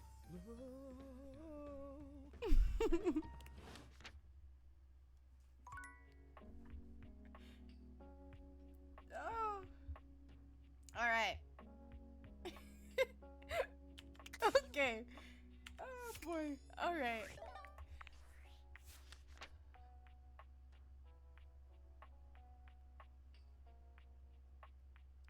Let's see. American Maestro is going to bring Johnny on the show. Come back to watch Johnny's episode with him. I think we'll talk to Shadow during the night. Let's go meet some more people. I'm so sorry, Dorian. Every time I like bump into you, and I'm so sorry. I want to meet the Sink, but I also want to meet...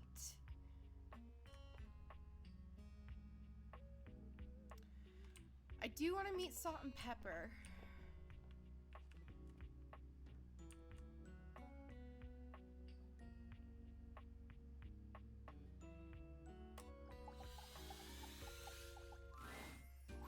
The first word that comes to mind as you evaluate the strange figure This standing isn't before Salt you and Pepper. is delicious. You don't even intend to be salacious. It's just he looks edible. His long blonde hair calls to mind ramen noodles, but his entire outfit is a culinary journey around the globe. He looks downright mouth-watering, but you're not sure the Has feeling anybody is else mutual. noticed that this is the Expression Stanley... suggests he's less than impressed with you. I think the Stanley Parable voice actor? Because that's pretty sick.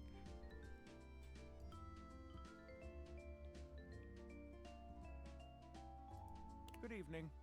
Oh. Do have a seat. I'll be with you in just a minute. Looks like you're really enjoying that glass of wine. Glass of wine? Surely you can do better than that. This fine white has a light body and is rather dry. It's quite acidic. I can virtually taste its origins in the eastern Loire Valley. Dare I guess just outside Chavignol? I've been meeting a lot of men. Why am I getting a bunch of men? I'm fine with Johnny, but why so much man? And as its taste matures on my tongue, I detect notes of honeydew, grapefruit, and peach. And a certain minerality. Flint. Gray salt.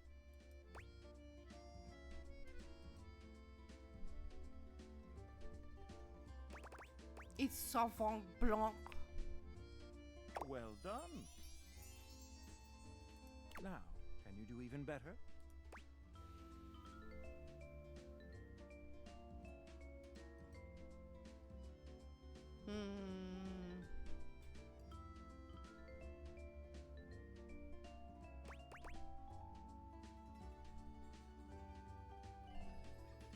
It probably pairs nice with the goat cheese. Indeed. An excellent idea. And maybe some chive crackers. Well, now you're just showing off. And I'm very much here for it. And you're very pretty. You're a pretty man. But where are my manners? Allow me to introduce myself. I'm Mitchell Lynn, food critic extraordinaire, paragon of the perfect, advocate of the adventurous, and bane of the banal. Salutations.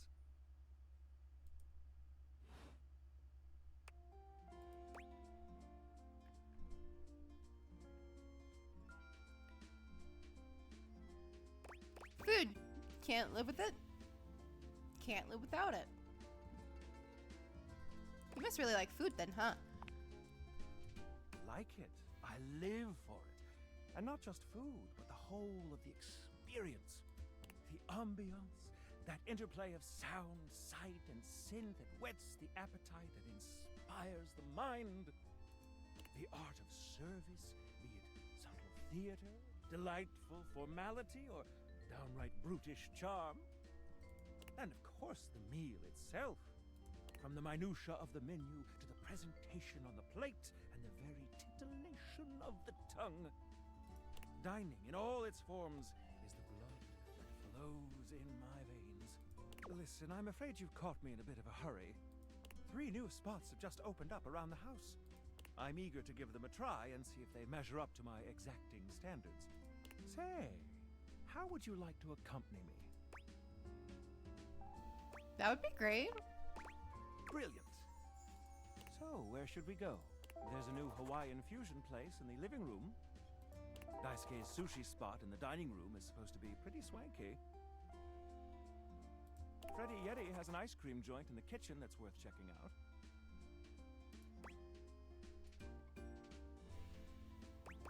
Hawaiian fusion? I'm in. You find yourself in a large and comfy side-of-the-street style stand. Oh my gosh, I didn't expect it Koa to happen has immediately. blended traditional Hawaiian vibes with Korean elements. Koa has managed to bend himself around a grill in the center of the establishment in classic Korean barbecue style. Aloha, friends. Hi. Welcome to Two Currents, a Hawaiian fusion experience. My, mon ami. We've worked hard to create the atmosphere. Oh, not too hard. Well, what do we think?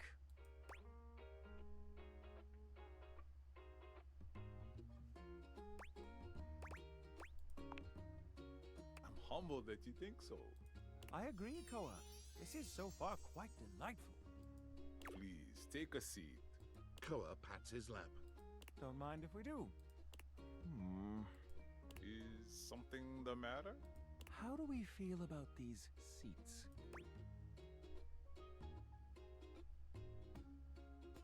I feel like I'm on 2 currents, all right.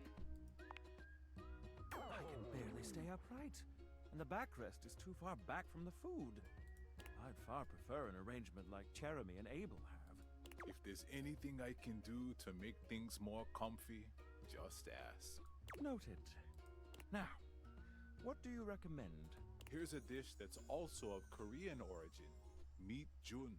Thinly sliced beef dipped in egg batter and fried. And of course, some kalua pork, rice, and cucumber slices to go with it.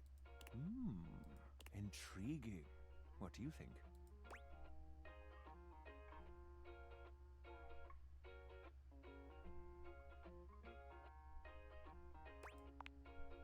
Of course. We have some in the back for special requests. Well, look at you. Asking for exactly what you want. And Oi Muchum wasn't even on the menu. I find your confidence ravishing. I'll be right back with your food.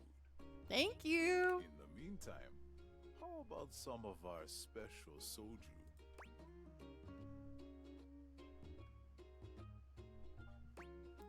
Ganbei. Ganbei. Nice one. Okay, here's your order.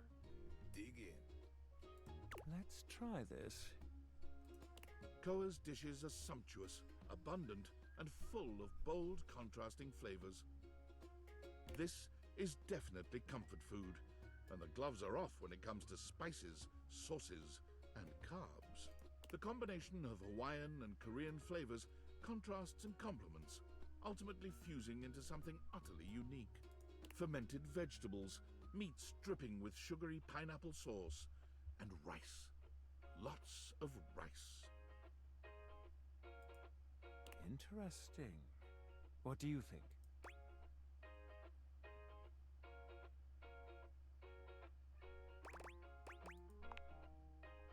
So...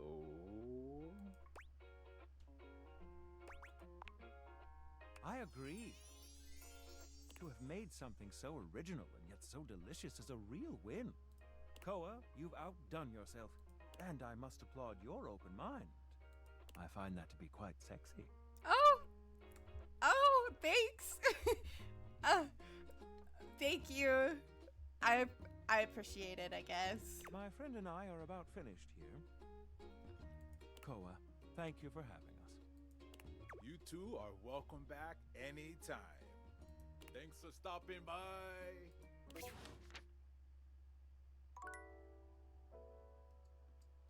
Well, it's nighttime. Let's go talk to our shadow.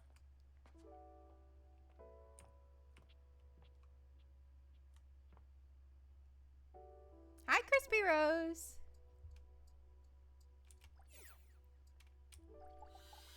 Thank you for the follow.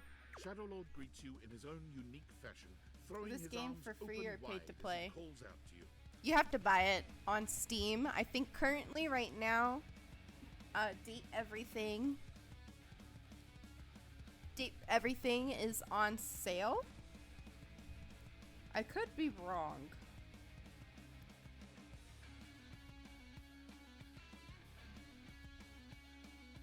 How much should I pay? Well, let me look it up for you before you decide to make a purchase. This game's actually super fun, and I would say it's worth it. So let me check it to see if it's still on sale. Ah, I don't think it's on sale anymore. I got it when it was on sale, but currently right now the base game is $29.99.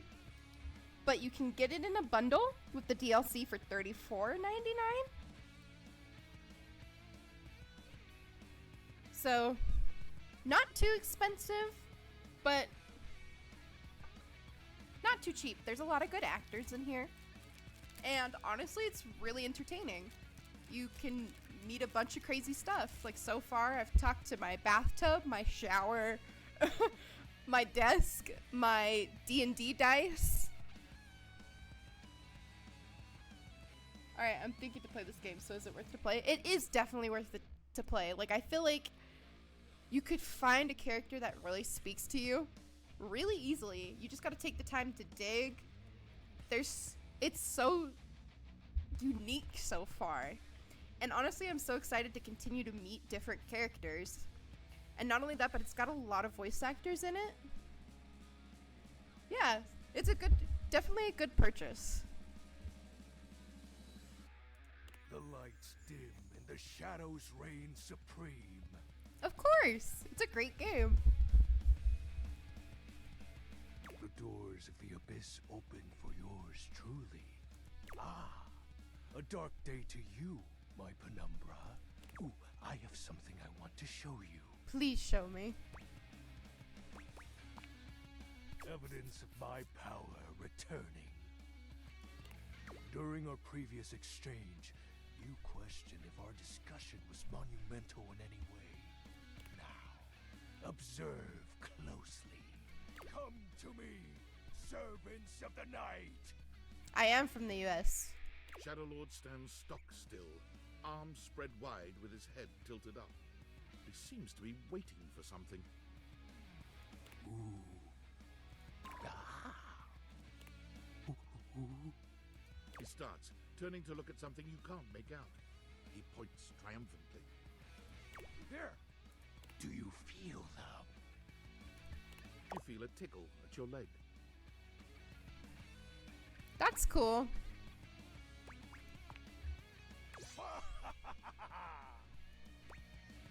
Did you summon? I love silverfish. Yes. Going to the Shroud of Darkness, Shadowlord. Witness my power. Witness my mercy. Thank you. Be gone, you pests. So far, I've enjoyed Minecraft, Monster Hunter, World. I've played a couple of the dating sims. I've played a lot of those. I plan on playing other games. I have a bunch currently that I want to go through. I've touched Destiny.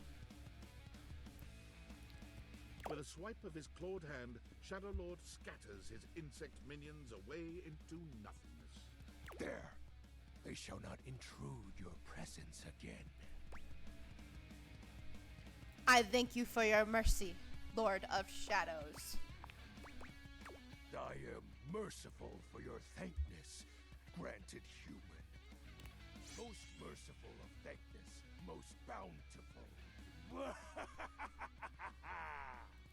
I have to say, Penumbra, I'm quite surprised. Your unfamiliarity of the dark is unexpected.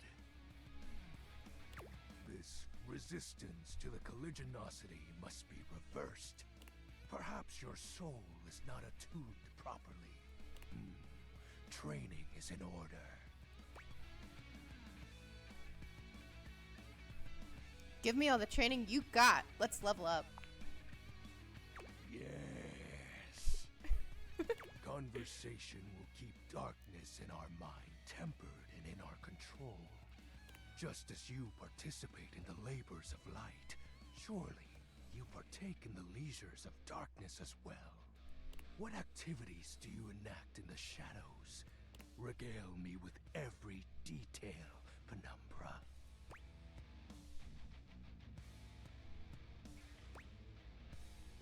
Doom scroll. What is that?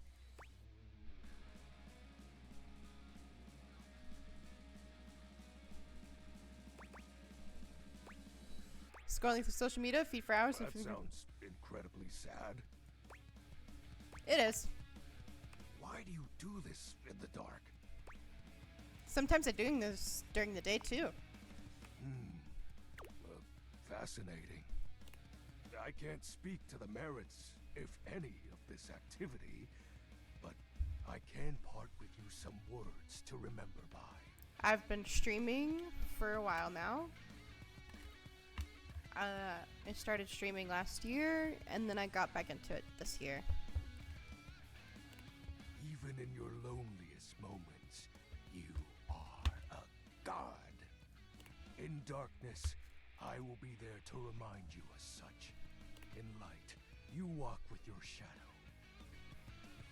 Mm-hmm. A shadow can only imitate its source. Meaning, everything that's wonderful about you. I try to stream daily. I have a job in school outside of streaming. I'm in the medical field, so even if you sometimes I don't have time.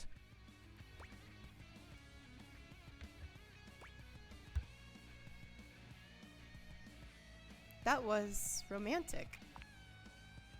Shadow Lord seems taken aback, rubbing one clawed hand at the back of his shadowy neck.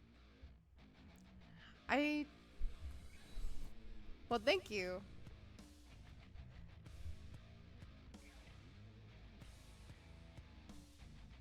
I didn't mean anything by that. Uh-huh, sure you did, Shadow. Obviously. I am grateful to you for providing me more insight into your life. Behold, our corrupted bond grows.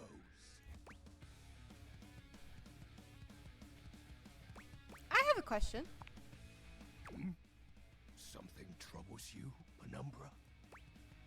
You haven't told me what you do yet. My nightly activities. Isn't it obvious? What? Before you, my time has always been spent the same way. Waiting. Waiting? Oh. Thank you for liking my gaming skills, by the way. I try to play so good. I try to play the best. And the greatest. He exhales, his hands tightening into fist before throwing his arms open once more. You're beginning to grow used to this routine with him. I feel it. Another piece of my dark armament. It courses through my once dazed body, rejuvenating to the next stage.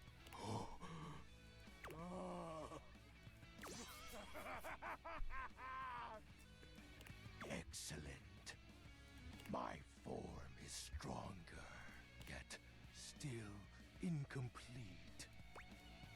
What happens when your form is complete? Your question seems to catch him entirely off guard. Oh. We'll have to resume the ritual another night. I must become more adept to this newly returned strength. Until next time, Penumbra. Oh, and I do hope you have a pleasant rest. You'll need to conjure as much void aura as you can for our next ritual.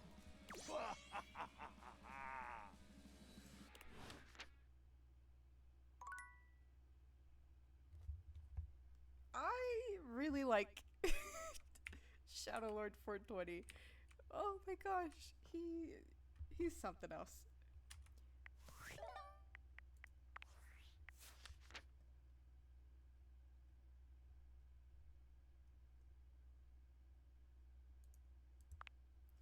Last time you saw Mike Mitchell, you went out to dine at Koa's Hawaiian Korean Fusion restaurant.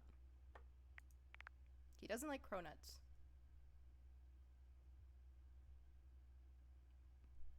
Well, that's good. I hope with the stream that you continue to grow and that eventually it can be something sustainable.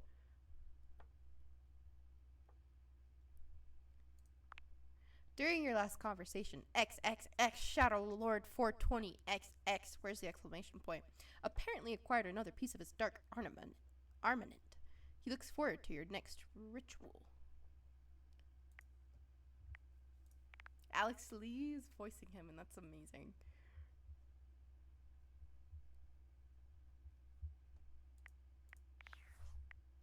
I want to meet everybody. That would be nice. Tinfoil. Based on how plastered David was in his last most mail, he must have finally discovered the prototype is missing. He'll sober up soon, though, and when he does, he'll stop at nothing to ensure its retrieval. If he fails, he'll be at the mercy of some very powerful people. He'll never allow that.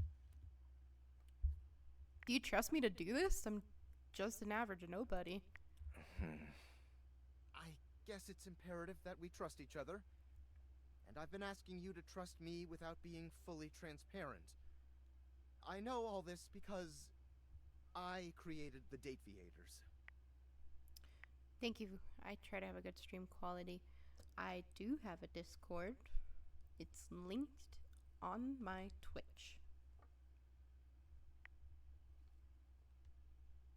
So you'll want to go to the front page of my channel, and there is a link to my Twitch, well, my Discord for Twitch, and my YouTube.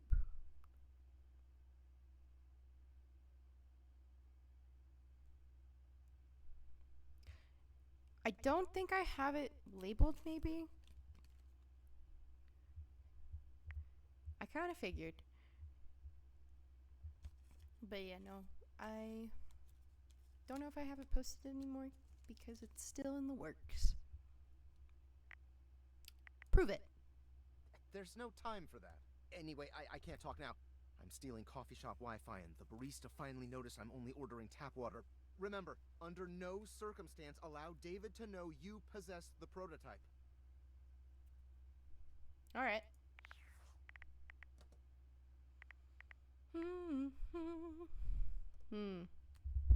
Well, it's nighttime. So now I go sleep.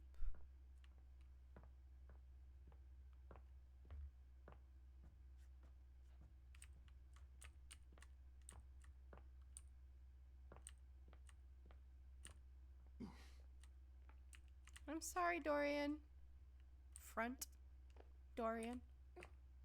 Oh, don't. I'm sorry. I've got to take these glasses off.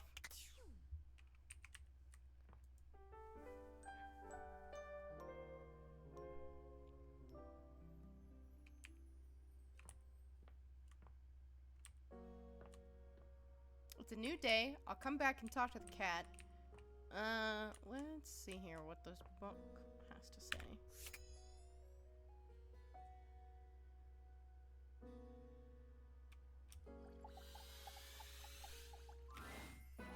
A strange figure stands before you, a whirlwind of conflicting energies and vibes. Manic and dignified, friendly and intimidating. She's dressed like some sort of quasi-Victorian text-themed aristocrat. You couldn't have imagined what the Dateviators might make of your thoughts transcribed on paper, but if you could, it likely would not have been this. As you approach her, she launches right into what feels like the middle of a one-sided conversation. Why do you ask? Ask what? I haven't said anything. Ah! But the blue one, and then the butterfly. Why is there so much sand? Ugh.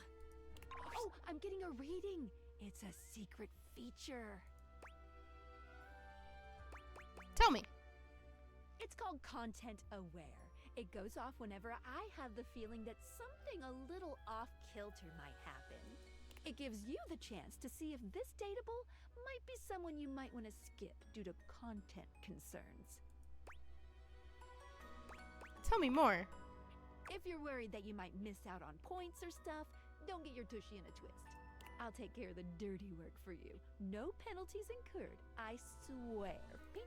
If you're interested, you can turn it on now. You can also turn it on or off anytime I see ya.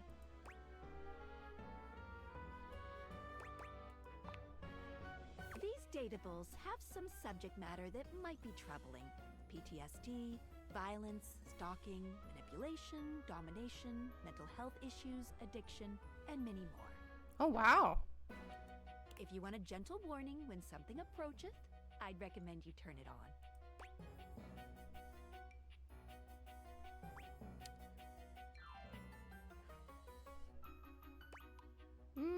I think I'm okay, actually. Okay, back to it. Why is there always sand in places where sand should never be?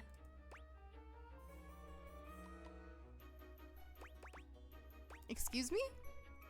The sand on the beach was stuck under my nails. But I've never been to... Have I been to a beach?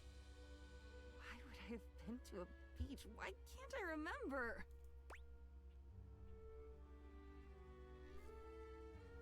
I think it's normal for people to forget things. None of it's normal. If everything is normal, nothing is normal. And why won't you tell me? Now you keep a secret. Funny timing, band leader. It's a bad rhythm you're leading. Too much percussion. Far too much booming and banging around in here. I didn't mean anything bad with whatever I said.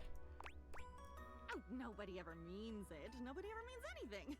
That's the problem. Pushing the button. I didn't mean it. Smiling at the man across the room, and when he comes over with a lace drink in his hand, I didn't mean it. It's mean. It's mean to not mean what you mean. And a side of applesauce, please. Oh. That is horrible. Oh my god. They roofied her. Can I know who this person is so I can kill them for her? This poor girl. Diana. You sweet thing. You sweet traumatized individual. She is gone. Oh. Goodbye. Oh, the bed. I bumped into the bed again. Wait!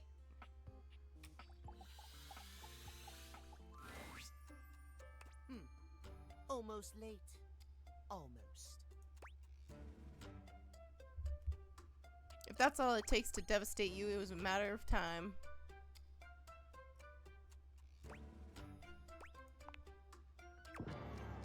Dare you!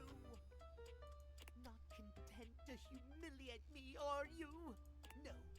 You must dismiss my struggles. How very dare you! Like this, actually. Out! Away with you, blackguard! If you regain some sense and wish to apologize, you may return to me at 3 p.m. No earlier, no later. Now away!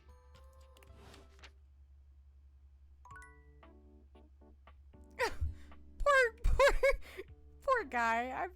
I'm bullying him. No, I gotta talk to him tomorrow at 3. Poor baby. Oh. Let's see.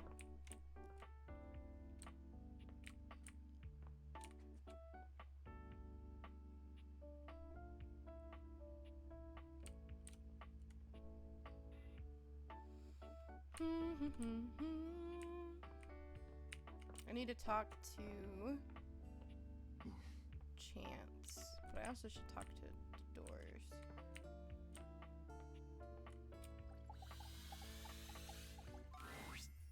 Dorian standing in your way is nothing new, but something about this time feels definitive. Sorry, this one's locked.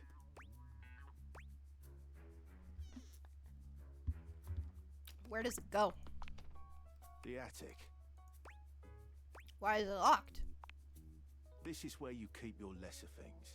Memories, art, and other such nonsense. There's a safe in there as well, presumably full of treasures. You locked this door long ago. Years? Decades? Who can say? Well, I'm only 23, so I can say. What do you say? I'm super bad at. I must have not wanted to see my old memories. Oh, the regrets of our past. Not something I very much like seeing either. Until you find a key, I will remain locked. Whoopsies. Okay, Dorian.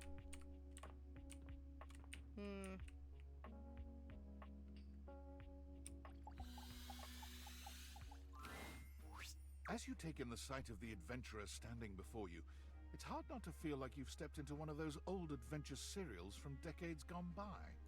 Even though she's decked out in cardboard and masking tape, she looks like she's ready for anything. An extension cable whip wound around her arm and a daring grin on her pretty face. Thank you for joining the server. Oh, for God's sake, you're finally here! I was beginning to wonder and worry, and then I thought, gee, I guess I'll just have to go ahead and do it myself. But that probably wouldn't have been such a bad thing, because let's face it, I'm exemplary. But you're here now, so let's get cracking. I assume you brought your tools and knowledge and probably a snack of some sort?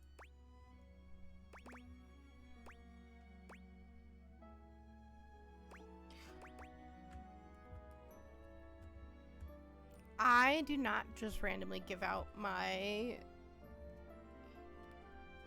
Discord user. You can just find me in chat. I'm obviously the one who owns the server.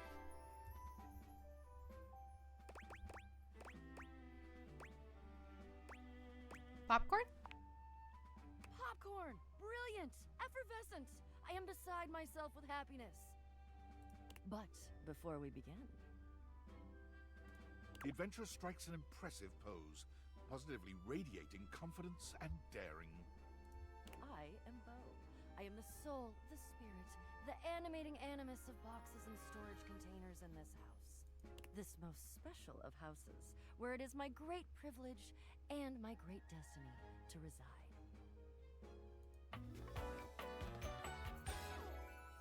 Woohoo!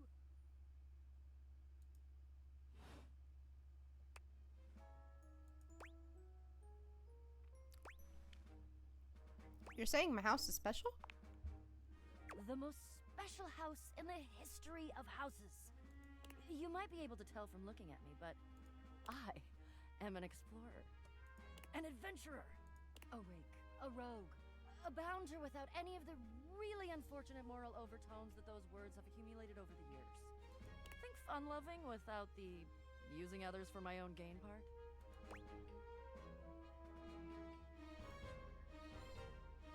Sounds like you're a fantastic box to know.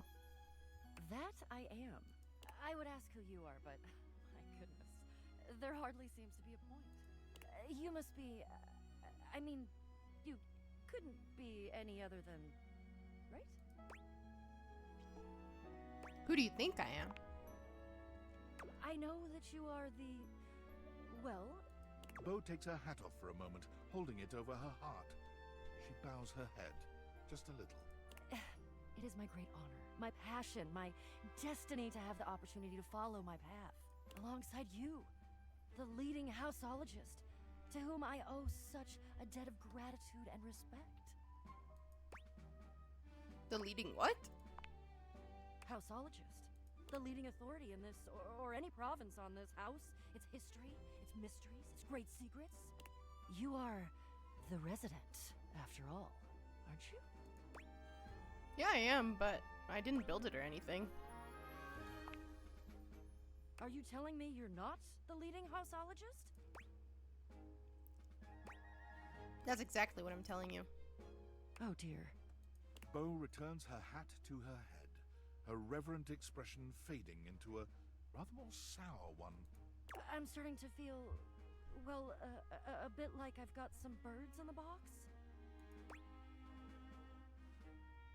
And what does that feel like? Fluttering in the stomach, birds trapped, slightly nauseated because the damn birds keep trying to tip me over. you. I may have already said too much. Ha! I'm currently putting on a facade of being hale and hearty, in case you missed it. All is well. Leave. Go away. Get out of here, you scamp, and maybe...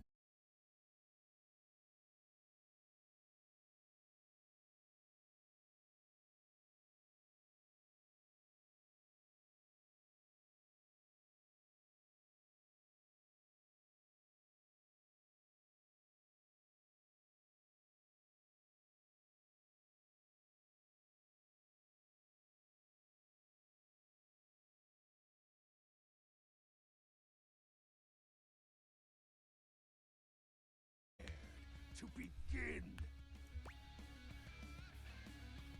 I'm prepared, Lord of Darkness. Let the game of shadows begin. I present to you the following. He holds a sheet of notebook paper up to you. It contains a macabre illustration of a dead person and a few mysterious lines. Blank, blank, blank, blank, blank, blank. Guess. Wait, is this Hangman? This is the Hanged Man. Now, choose your letter. S. There is an S. Now, choose your letter.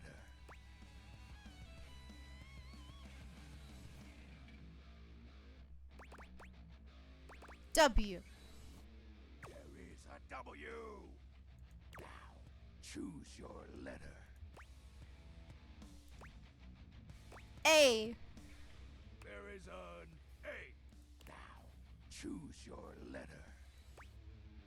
D. There is a D. Now, choose your letter. O. There is an O. Now, choose your letter. Is it Shadow? The answer is Shadow.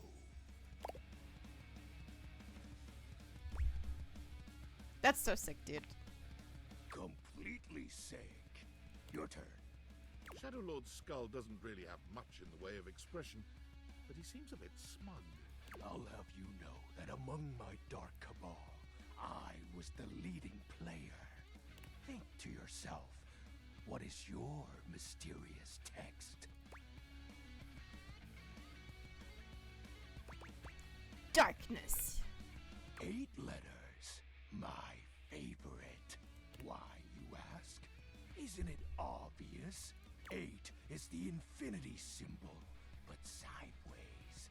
Very cool. It's obviously darkness. Aw, man.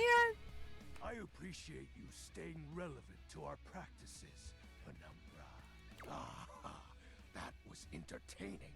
It's been eons since I've played the Hanged Man. Last time, I engaged in a mighty face-off with Lunar Knight that lasted until sunrise. Oh, it was legendary.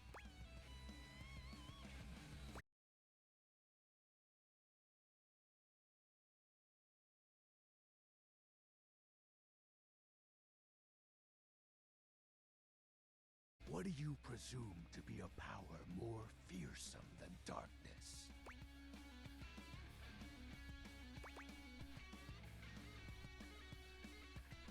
Love? We don't live in a world of whimsical tales and fantasy. Not anymore, at least. The overwhelming phantasmic force that realigned the unified lives of my comrades and I is time. You drifted apart? There was no one moment or act that caused it. One night, I was with Lunar and my friends, joyfully conversing about whatever came to our minds. Time crept into our dark haven. Distance, a symptom.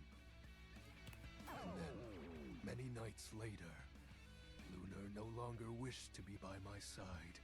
Boredom came next. My friends took less and less interest in our nightly discussions. They too left, one by one. And then I was alone. You You may think it cruel of them for leaving without a proper goodbye, but I respected all of my friends' decisions, even Lunar's. I don't harbor any wrathful thoughts against any of them. I just think back to those days fondly and wonder why time had to come for us. We were happy. I was happy.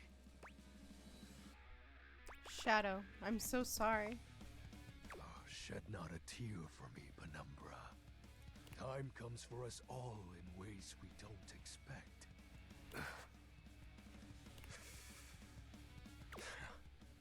Normally, I'd celebrate triumphantly at obtaining another armament. That'll be all for today, Penumbra. Thank you for listening to my tale. Good night.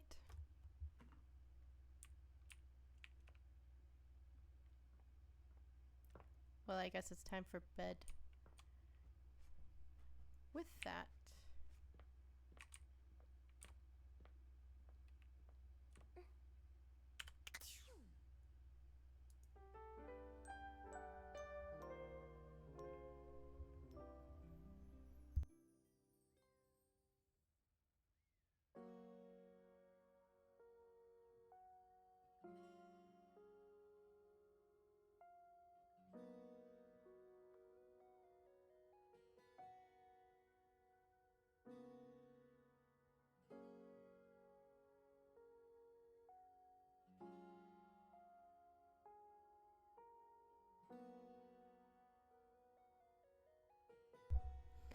sorry, I don't just send out random friend requests. I really only make friends on Discord with people that I get to know. Thank you.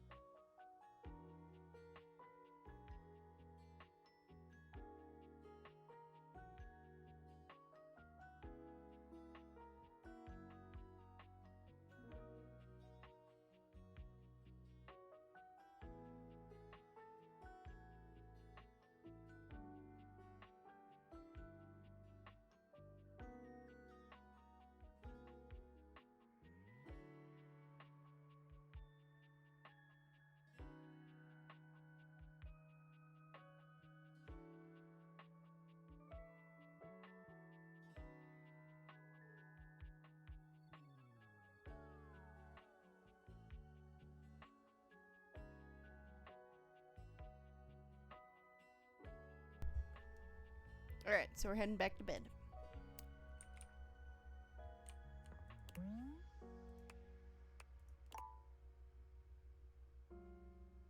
Oh wait, it's already the morning.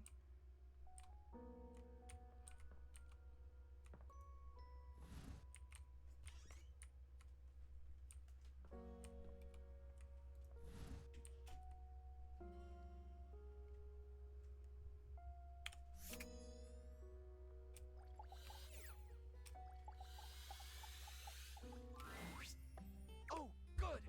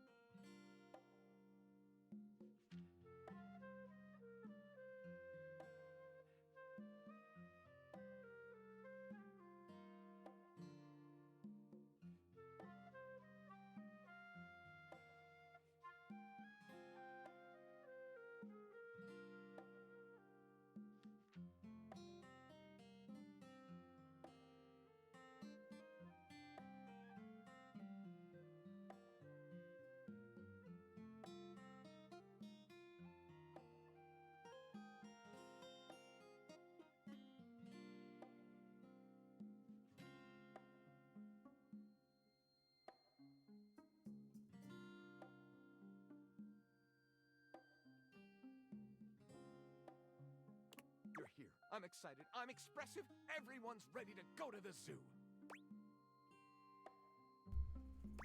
Zoo? Don't worry about it. I've been thinking, and here I believe is the best way to organize our efforts. Creativity is for naught without some solid logistics. I know how I'd like to start my book. I've got this fantastic detective character named Gwen that I've been working on for a while, and he's going to be our hero. What I need from you, though, is help with creating an outline. If you will, help me to create a framework. And then, once we have that, I will take it and go into my secret writer's cubby and create the entirety of the book. Which I can absolutely do in a night. And believe you me, it will be perfection. But the outline, that's the hard part for me. Will you help? Does that sound doable? Tell me a little more about this detective guy. Detective Xander Wen. He is a hard-boiled detective living in the big city of Sprawlsville, and he is a magnet for crimes. Which works out just fine, because he's also a genius at solving them. Now, just to be clear with you, I haven't fully settled on writing a hard-boiled crime drama to go with my hard-boiled detective. The way I see it, Detective Wen is capable of getting himself into and out of almost any kind of trouble imaginable. I suppose this is why I've been having so much trouble writing this on my own. Xander Wen could do just about anything. I'm asking you to help me create his first story from infinite possibilities. Well, shall we get started? Oh, hell yes. This is gonna be great. Excellent! I'll give you the first line, of which I'm very proud, and we'll run with it from there. With that fantastic red shirt, you're bound to have some good ideas. Detective Xander Wen went out the door, looking for crimes.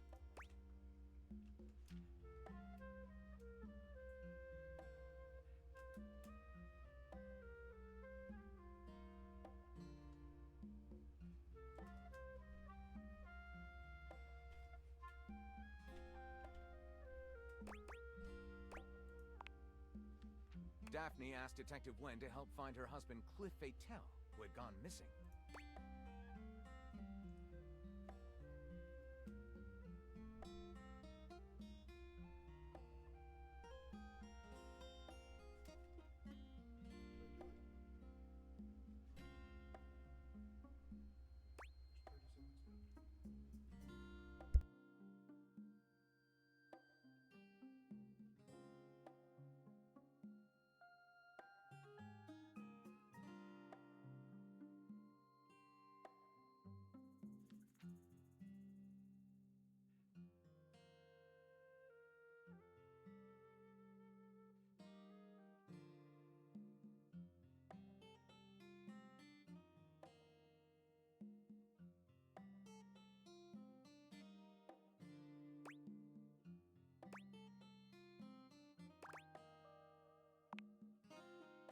Mosquitoes, Island of the Sirens, was one of Sprawlsville's top 10 tourist traps. For years, gorgeous sirens had been luring people to the island for primal, frenzied sex, and then to kill them. The first step was getting there, so Xander...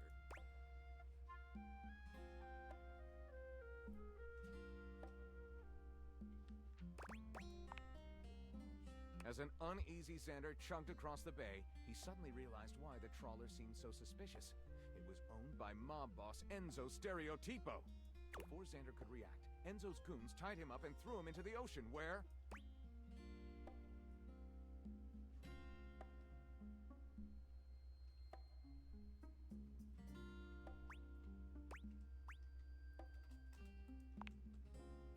As the lustful mermaid seductively licked every inch of his body, Xander totally forgot about his mission. And as they writhed in untamed passion, a moaning Xander exclaimed...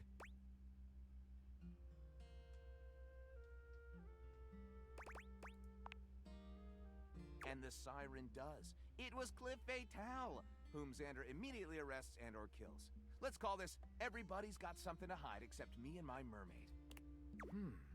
Lyric looks at the story outline you've written and pronounces his true feelings. Looking at this, I think this might be difficult for others to understand. I'll write it up right away. Unless you think we could come up with something better? Starting from the top. With that fantastic red shirt, you're bound to have some good ideas. Why, thank you. Detective Xander Wen went out the door, looking for crimes.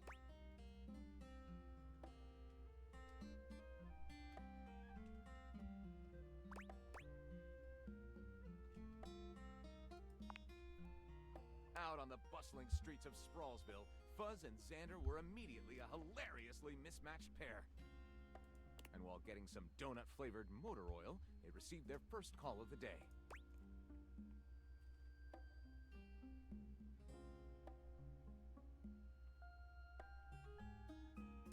It came from Mayor's summer home down by the beach. There'd been a horrific accident. Xander and Fuzz arrived at the mayor's desolate beach house to find the mayor in hysterics and a bloated body in the tide. Apparently, the mayor's mistress, Candy, had drowned under mysterious circumstances. Fuzz, the mayor's longtime friend, told the distressed mayor,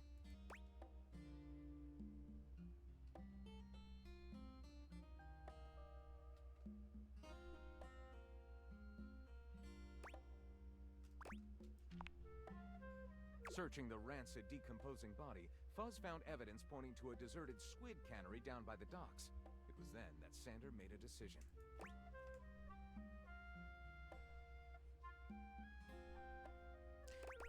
The duo would go down to the squid cannery to search for clues. Arriving at the deserted squid cannery, Xander suddenly heard the unmistakable sound of a revolver being cocked. It was a setup! Unbeknownst to him, Fuzz was secretly on the mayor's payroll the whole time. Someone had to go down for killing the mayor's mistress, and it wasn't going to be the mayor. Trapped, Xander squeezed his eyes shut as...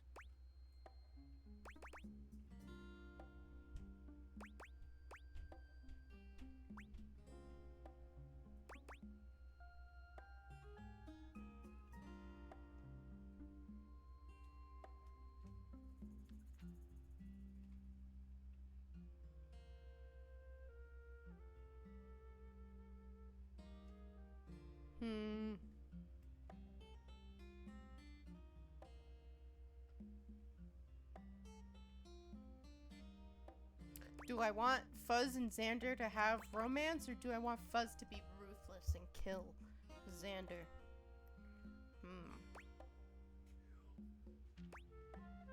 Let them be gay. Oh, what a cliffhanger. I really like where this one was going. A lot of potential here. Let's call it, Do Androids Dream of Electric Murder?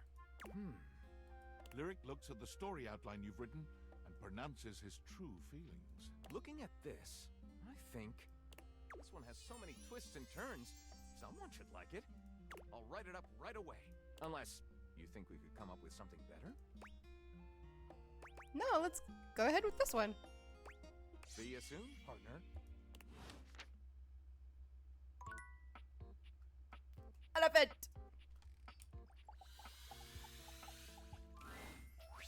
It's not all that surprising that your towels would have a look that one can only describe as fresh out of the shower. The fluffy terry cloth clothing and glistening skin are expected. What you did not expect to see, however, was a six-pack you could do your laundry on. Wait, hold still. He holds his hands out in front of him, stopping you in your tracks. What? What's wrong? What did I do? You didn't do anything. He backs away from you, slowly and carefully. Just don't move. Ooh, there's some water on the floor. Let me get that before you slip and fall. He bends down to mop up a tiny puddle, standing back up with a grin. There, all good. You didn't have to do that for me. It's my pleasure. Some might say that I saved your life. Hey, hey! Did you see that dude?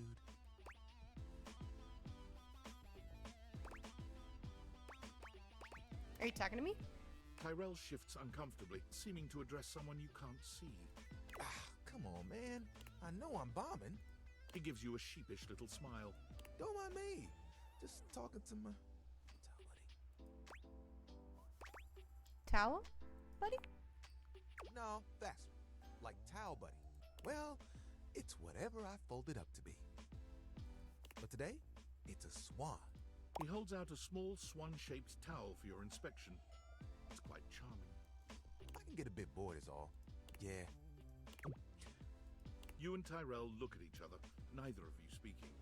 The silence is long and awkward. Come here often? Not often enough, honestly. Yeah, that's an odd question to ask. I'm coming off a bit dry, aren't I? You just seem nervous. I seem that way because I am. Can I just start again? He extends his hand to you, and when you take it, he gives it a firm, confident shake. I'm Tyrell. If you got a spill, call me and chill. That's pretty clever. It's just something I'm workshopping. It's really good. Whew. Ugh. I'm trying too hard. I tend to do that. Spills happen every day. No big thing. But the hard part is getting dry. For the big jobs, I work with Washford and Drysdale. But I work pretty independently, you know? Being clean is one of my life goals. Don't I know it? Even though you don't spill too much, I'm there 24/7 on call. And not to tug on my own thread, but I'm proud of the work that I do. Surely you have bigger aspirations. Oh, like you have bigger ones? What do you want?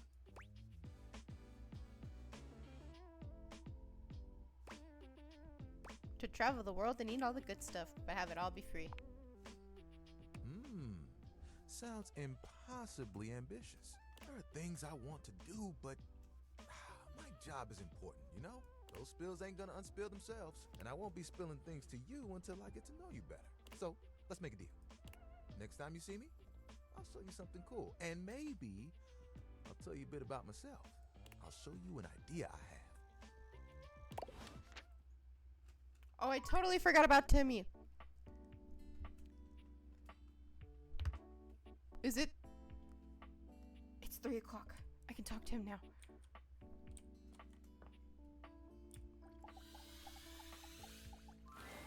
Timothy is just putting the finishing touches on polishing a pocket watch. When he sees you, he waves you over, setting the watch aside and pocketing the cleaning cloth. There you are, just on time.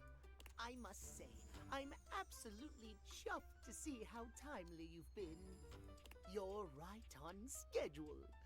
I was just polishing some of my timekeepers. Would you care to join me? Well, this must be my birthday. What do you mean? I didn't realize I was going to be given such a gift. Oh, aren't you clever? Yes, time is a gift, is it not? There is no greater feeling than knowing everything is in its place and all is according to schedule. Now, when last we spoke, we discussed the importance of what? Timeliness. Precisely. Nothing better. Nothing more important. The biggest lesson here is that time, above all else, is the first thing you must consider when it comes to love. But there are, of course, other things to consider. Having a schedule for your date is imperative to ensure you are using every moment with your lover correctly. You're so right, Time King. Oh, I am, aren't I? There is nothing more arousing than an orderly, efficiently planned date. Picture this, if you will. You and your date arrive at your dinner reservation exactly on time. Your date says to you, "Darling, what's on the agenda?" You say to them, "We have approximately 10 minutes to review the menu and engage in small talk." They can only moan in needful appreciation for your immaculate scheduling. Oh. I can't.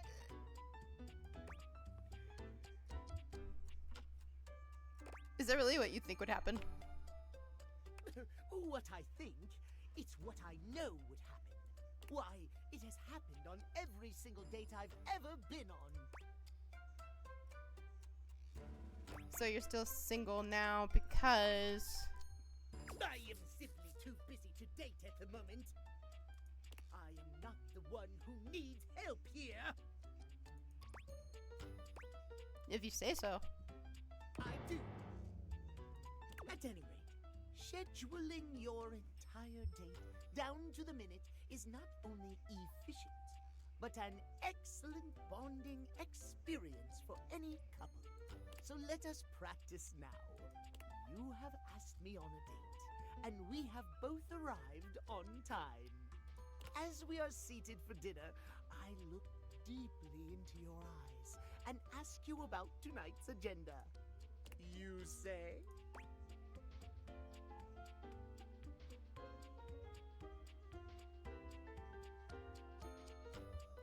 I read off a meticulously planned timetable of the evening in increments of 10 minutes. Meow. I have never been so attracted to another. Excellent. Truly excellent. Surprise!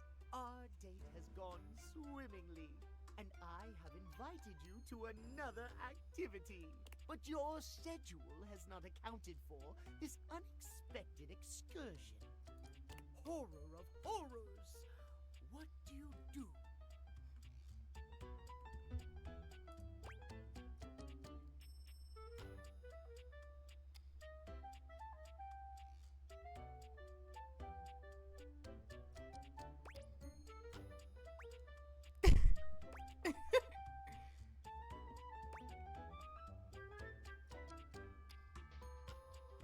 I slap you for daring to disrespect the schedule and my time. No! We cannot enforce time under threat of violence. I suppose I should be happy I have managed to make my point, but unacceptable. Our time for this conversation is beginning to dwindle. Before I bid you leave me once more, tell me what you have learned. Last time we learned the value of timeliness. Today we learn the value of... scheduling! Precisely! Scheduling! I would so love to talk to you at length about crafting a proper schedule, but I'm afraid my time runs short.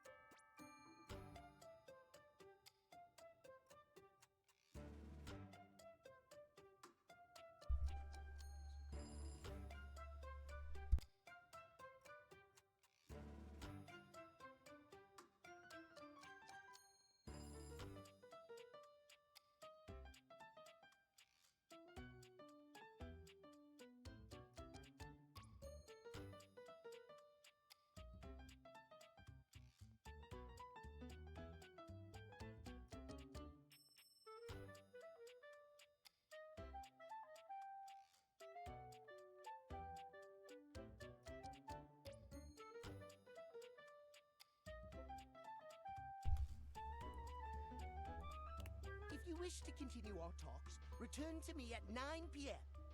As ever, no sooner, no later. Okay. Farewell.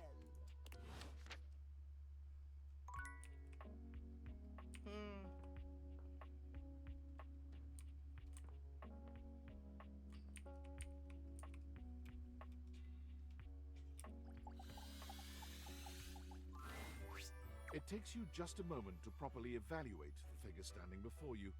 Her hair and clothing are such a jumble of various holiday decorations, it throws you. You're so cute! What time of year is it again? Have you truly been locked in your house for so long that time has lost all meaning? She is adorable, though, and her energetic greeting shocks you right out of your quiet contemplation. Hey, boss! You've caught me at a bad time. Heading to work. Well, the other work. Or is it the other work? What day is it, anyway? Oh, what's up? What do you need? Just wanted to introduce myself. And I to you. So many things and so little time. Makes you want to cry. That was bad. I'm Holly, by the way.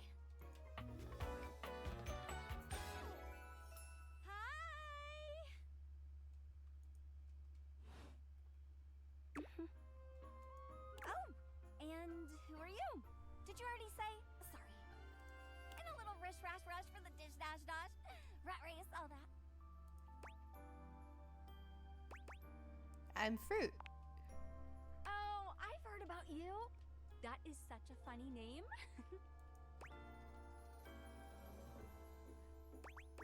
From who? From everyone. I'm social butter, so they say. Butter, but social? Yeah, I don't really get it either, truth be told, but it seems like a compliment when they say it. Anywho, I'm so sorry, but I'm already running late. Love to chat more, though. I'm working a double, then opening, closing tomorrow, but swing by first thing in the morning? That's when I'm usually able to sleep. That work? Sure. Great. Okay, bye!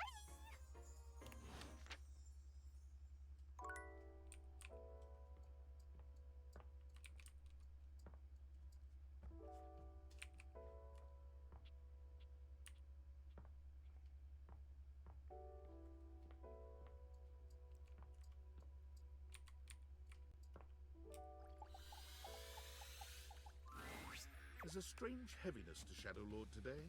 He's not his usual dark, cheery self. Dark tidings, Penumbra. The news I carry may be troubling to you. What is it? I have found the final armament piece. You don't sound happy. Once I don it, my true power will be unleashed. With that, my final form shall be revealed. You may be surprised by who I become. You're still my friend, Shadow. Thank you. It is imperative to me that you understand that your presence was most welcomed. Our conversations have been a highlight to my dark days. Highlight, huh? It seems my vernacular has become more flexible as our bond tightened. Shadow Lord bows his head, falling silent for a few moments before he begins his incantation. The die is cast. Let us begin. The whispers of the void, heed my call. Bend to my will and reforge my soul. Let darkness incarnate reign supreme once more! Shadow Lord vanishes from your view with a flash of black smoke. Whoa. The Shadow Lord you once knew is gone, replaced by what appears to be... It is complete. some nerd?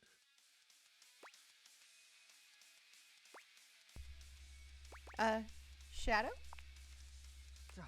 As I suspected, You wouldn't recognize my form as it is now. It's me. It's me. XXX Shadow Lord 420 XXX. But my real name is Skips. Honestly, that sounds cool. I thought you wouldn't take me seriously if I appeared to you like this. If you have any questions, ask. What do you want to know?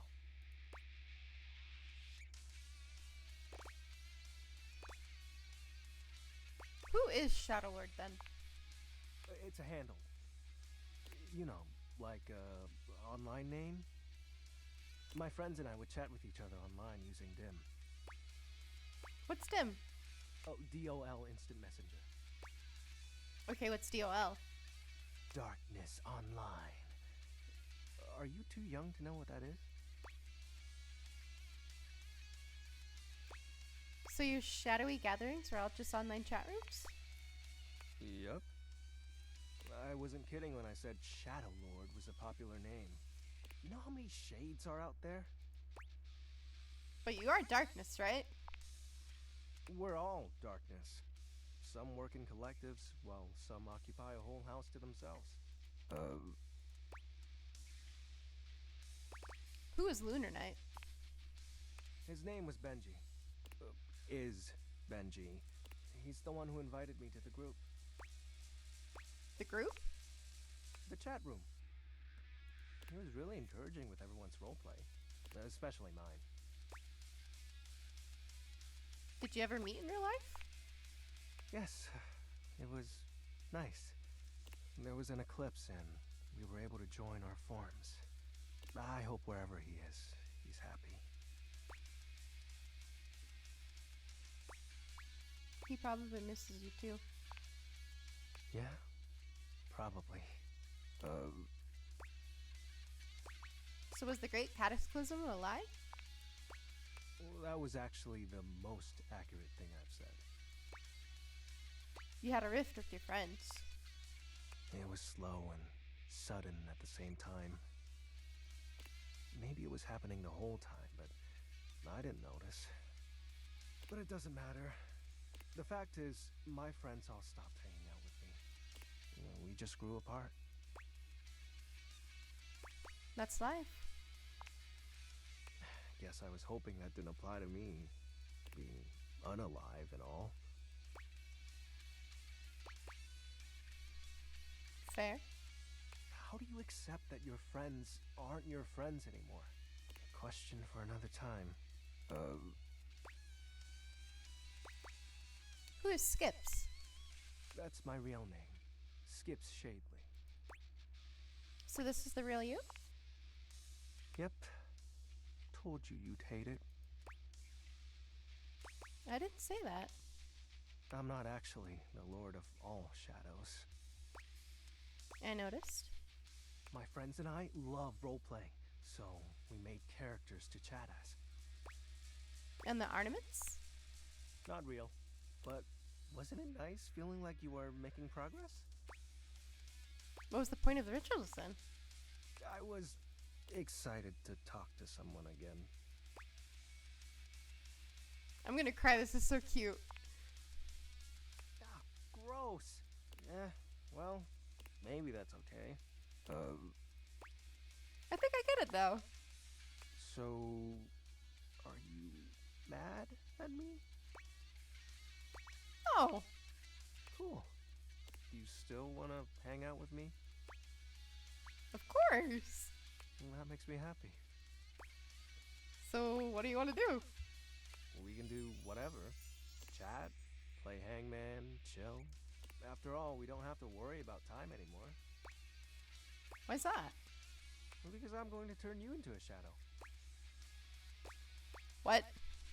Now that I'm up to full power, I can reconfigure you. That way, we'll be together forever. I thought the armor thing was made up. Yeah, but the powers of darkness are very real. Now, become untethered and enter the void. Not like this! It'll be fine. You're not like the others.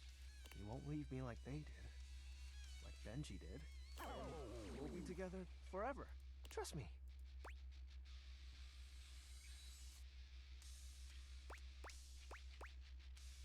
You need to move on.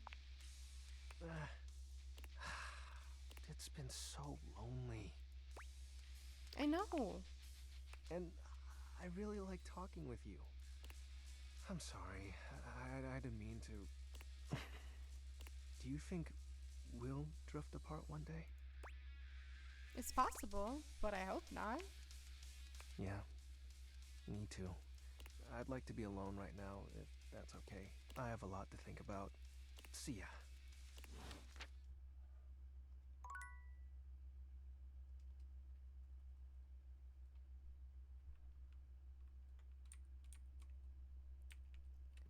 Was he trying to... I know he like...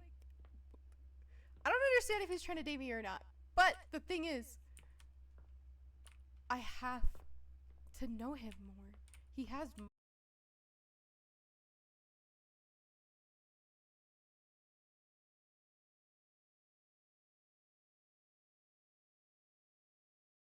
presume that people have to cancel, or they'll forget, or they'll just have their own lives. Which is me. I'm people. I cancel or forget, or I have my own life.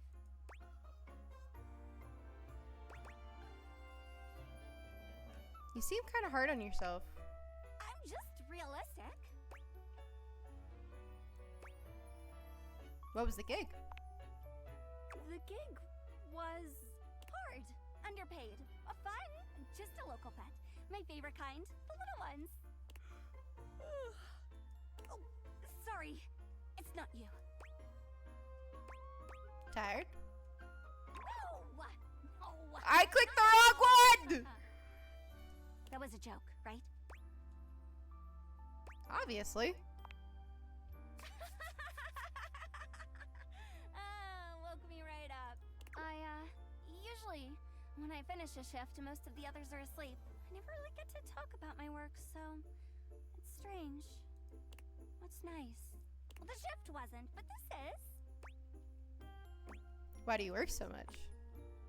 Someone has to. It's my job. It's always a holiday somewhere, and someone has to do the work to bring the wonder to everyone else. Well, I'm a helper most of the time. Essential, so they say. Sometimes, when it's useful to say so. Sorry. Here I am complaining I never have anyone to talk to, and now I'm yawning in your face. I guess I should knock off. I've got a shift in the morning, but thanks. I really appreciate it. See you next time.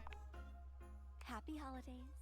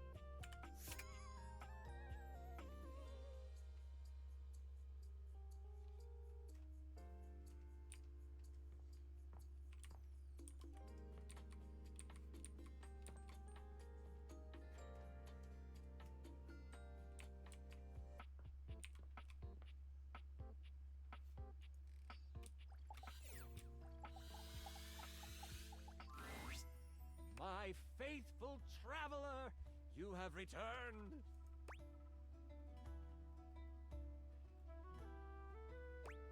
Of course I have. I'm ready to play. Ever faithful. I knew it. And it looks like our mutual friend Dasha is joining us today. I am ready to perform feats of strength with my imagination. She claps you on the back just a little too hard. Do not worry, my friend. Dasha's brain muscles are just as strong as real muscles. You are sure to succeed in your ventures with Guardian Yekaterina Dmitrievna Petrova at your side. I prefer to call them adventures, but to each their own. I use detect evildoers to find any villains nearby. We haven't started yet, my dear. One moment. Before we start, here's your character sheet. You will be playing Miles Cypress, a troubadour from the mean streets of Cantalopia. You have taken up a new home in Decor, which is ruled by the House of Knives. Ooh, I am ready to grotto and gargoyle. You start the game with 50 hit points. If you reach 0, your adventure ends. I don't want to die. I need to beat this. Don't worry about reading the sheet too much. I'll keep track of your health and letting you know what you can do. Okay. Now tell me, are you ready? Let's do this. Woohoo! We start our adventure at night.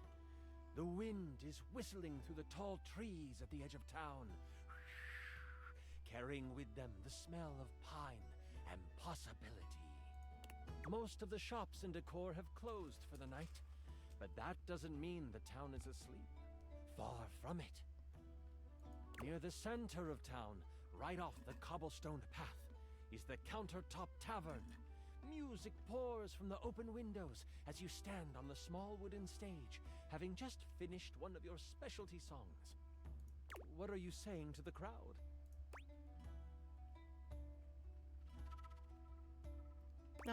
Are you not entertained? I guess that'll work. You're just warming up. It's okay. Let's continue. Your music is decent. Very good. You exit the stage and find your seat at the bar. The bartender slides you a red ale. I toss them a coin for their prompt service. They catch it and thank you with a simple nod. You know that some meat and cheese will be waiting for you in your room. I am seated at bar, enjoying delicious ale and meats, and also cheeses. As you sip your drink, a hooded figure sits next to you at the bar. Without looking at you, they simply ask, "Can you swing as well as you can sing?" I try to get a better look at them. They notice you try to see who they are. They pull their hood closer and slide you a thick gold coin with the stamp of the butcher block on it. What's the butcher block? The butcher block are the not-so-secret guard of the Knives Monarch. If they have come to you, it is serious business. I ask them, what do you want with the simple singer? With this, they rise from their seat and they move to the stairs. They pause briefly, making sure to lock eyes with you before ascending the steps. You toss back your drink and you follow. People have noticed the moment and start to whistle and hoot.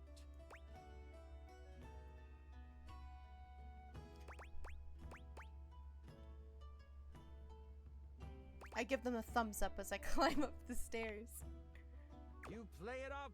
The whole crowd cheers you on, thinking that your sonic serenade has helped you score. At the top of the stairs, you see the hooded figure slide into your room. You follow carefully. When you open the door, you see they have pulled their hood back, exposing their face. Before you is a gorgeous human. It is disarming. Why would anyone so beautiful cover their face? Perhaps it is trap. A role to seduce this beautiful human, just to be sure. That won't be necessary, Dasha. They're looking expectantly at you, Miles.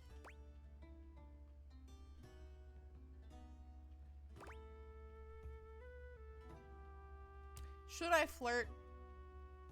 Yeah. They may be beautiful, but there's no way they're as hot as you, Chance.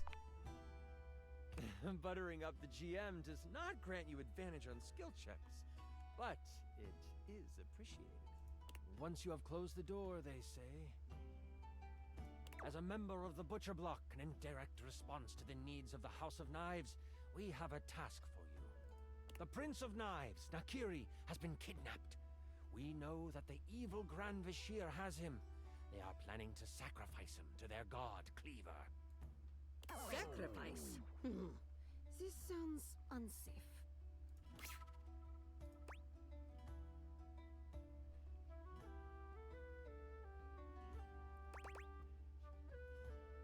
How could I be of any help? We believe you know how to get where they are holding the prince without arousing much suspicion. As a musician, you can travel freely. They will make the sacrifice at the Great Kitchen Sinkhole tomorrow night. If you state you are visiting family in Cantalopia, no one will suspect you as you move toward the sinkhole.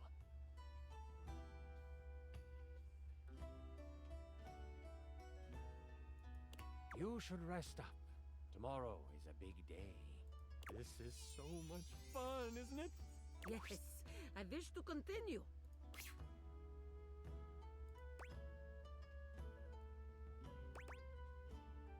You're doing a fantastic job.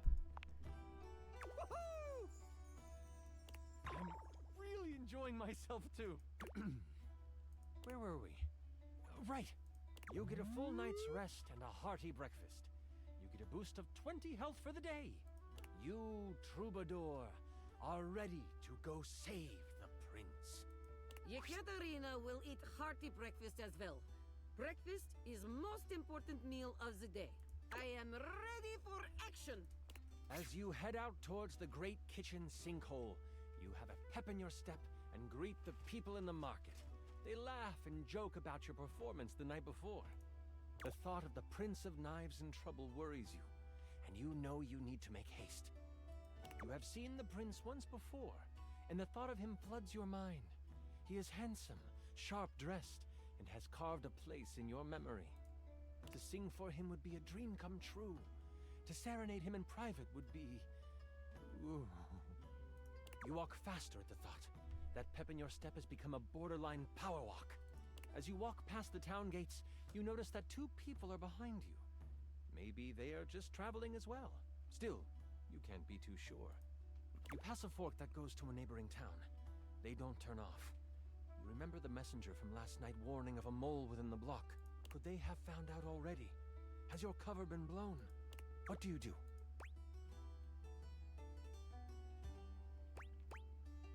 I break from the path to see what they do. You take a hard right turn into the tall grass field next to you. The 2 people behind you continue on the path.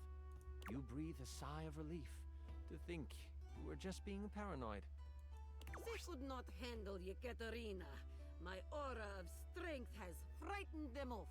But then, you feel the tall grass next to you move. You stop, trying to find where the rustle is coming from. That's when you realize it's coming from all around you. Out of the tall grass, you are attacked by a small lizard thing that bites at you. Stop! Stop! Stop! Ah! What is that thing? It's a knobgoblin. You can either swing at it with your trusty club, or you can perform a stunning song. Strike up the band. Let's sing it down. You find your note, and you sing it loud and proud. The knobgoblin falls to the ground, shocked at your glorious voice. With the knobgoblin behind you, you find the main road and head towards the Great Kitchen Sinkhole. The road is packed well, and your feet seem to find flight on it. The sun is high, and the warmth of the day is complemented by the smells coming from the woods ahead of you. As you cross into the trees, the canopy above blocks the light from touching much of the forest floor. The coolness of the shade hits your skin, and you smile. If only we could stay in this beautiful place. It's like painting in my mind. You remember what it was like to play your music for the trees. This is where you learned the art of song. From the birds, the bees, the crickets, and the chipmunks. You don't know what is ahead of you in the kitchen sinkhole. That makes you anxious. You take a moment, letting the breeze push through the trees and over your body. What is on your mind right now? Maybe this is a sign. I need to collect myself before moving forward. You open your eyes, looking around until you find a stump that is at a good sitting height. There is an understanding that you must get to the sinkhole quickly, but you have time, and you want to be centered when you get there.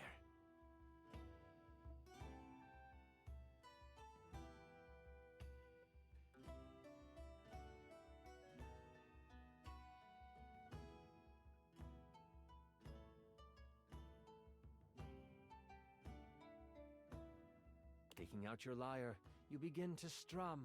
Your fingers pluck the strings softly at first, but then you close your eyes and let the music take you over. The tune that floats through the air is one you have never played before, but it comes to you as if it were a memory. Birds and other critters fall silent to listen. The blades of grass seem to lean in toward you. Leaves suspend in air before they fall, just so they can take in the music.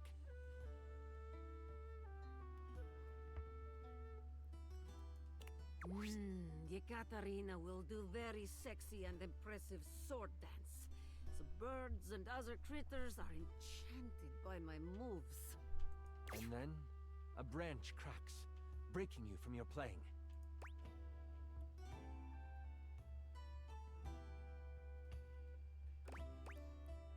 I open my eyes, looking for the sound. You see nothing for a moment as you sit and listen, and then someone moves from behind a tree. As the person comes into view, you instantly know who it is. Adorned in jewels befitting of royalty, but clothes set for a hike, the eyes of a powerful royal meet yours. The warrior Queen Slycelia stands before you, glass magic staff in hand, a smile on her face. Fear not, I come with no harm in my heart.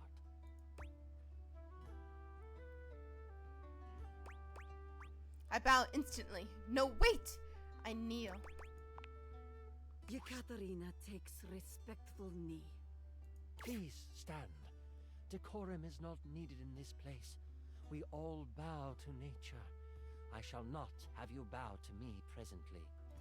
May I ask what brings such a soul as yours to these woods?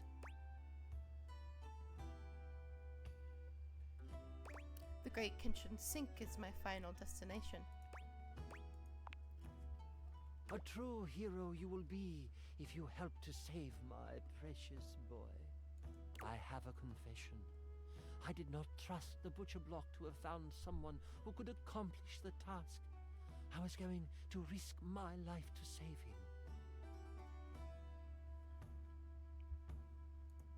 But I have heard your voice, and I can tell your magical song, when augmented to cause pain, could cut just as sharply as a blade. Allow me to accompany you. My crown means nothing without my child. With me by your side, the arcane threads of this world will be at your disposal as well.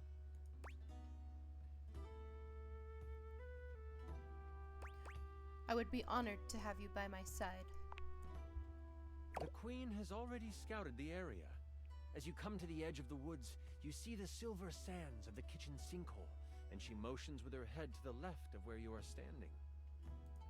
She summons a gust of wind, and the loose brush on the ground moves to the side, revealing a trail. This is how they have moved supplies in and out. Before you can respond, she takes off down the path. You must hurry after her. As you follow her, you notice it quickly dips into an unexpected valley. As you round the corner, you see a small group of guards surrounding the mouth of a cave. I will follow your lead and support you in your actions. What shall we do? Looking at your song list, it looks like you know the songs of Sleepy Time, Eardrum Wrecking, and Seduction. Let's make him go night-night. You strum the beginning chords of a lullaby. The guards hear it, instantly heading towards you, but before they can reach you, they collapse on the ground. Queen Slycelia reaches out with her staff, and roots respond. They wrap around the sleeping guards, holding them to the ground. They aren't going anywhere when they wake up. I will remove whatever weapons they hold. That way, they are useless once they awaken. The path to the cave is clear, and you just know this is where you will find the prince. As you enter the cave, you find that it leads toward a metal-lined hallway. Red power bounces off the surfaces of the walls, and energy and heat push down the tunnel towards you. You start to sweat right away, nervous of what you will find. You look over to the queen, her face stern, her eyes focused. Somehow, the sweat rolling down her face looks complementary to her features. Suddenly, she stops. No, this isn't right.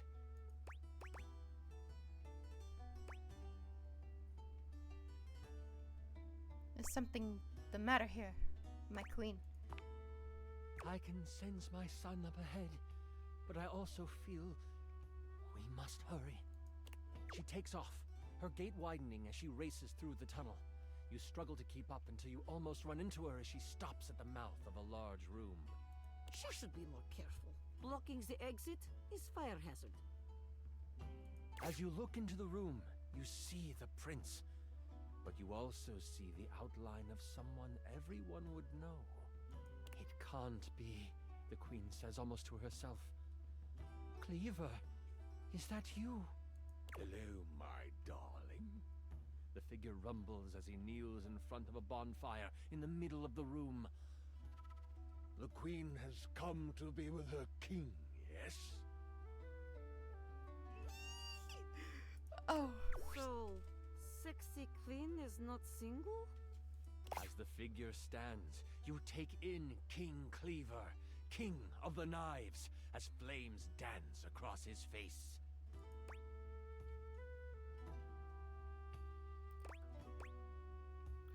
What? The king? So glad this campaign is going well. King Cleaver stands before you, stripped of his royal garb. His muscles are coated with a layer of sweat as he basks in the light of the fire. The prince, in a cage in the corner of the room, is blocked in by a pulsing red energy surrounding it. A low growl escapes the king's mouth. You interrupted the incantation. I'll have to start again after you perish. My love, what are you doing? Something is not right with you. If only you had stayed away, my love. You wouldn't have to witness the work that must be done. You also wouldn't have to die. What has possessed my husband to cause him to speak like this? By what manner of evil do you move through this world? The king tilts his head, still looking into the flames, and... before I begin, this is where I monologue. I know, it's silly, but I've been working hard on it, and I'd love for you to experience your first big bad guy monologue. Monologue away. Do you know how long this realm has had a king? For millennia. Before history can be noted as beginning, this land has always been ruled by a strong-willed king. And not just any king. The only king. Me. The king turns around, and his face looks hollow in the firelight. His eyes are glowing with a sinister glow. The queen lets out a gasp and goes to move toward him. Your reflexes kick in before you realize it, and you put up your arm to stop her. She heeds your protest. And for millennia, someone in the royal line has vanished. Either in war or out at sea. Some tragedy has fallen to a young member of the family, and the kingdom has mourned for a time. But they have moved on. And queens would die, and kings would pass of a broken heart, and a new king would take the throne. Always some cousin or uncle from a small parcel of land no one had heard of. Always of humble means, always young, always handsome. Always me.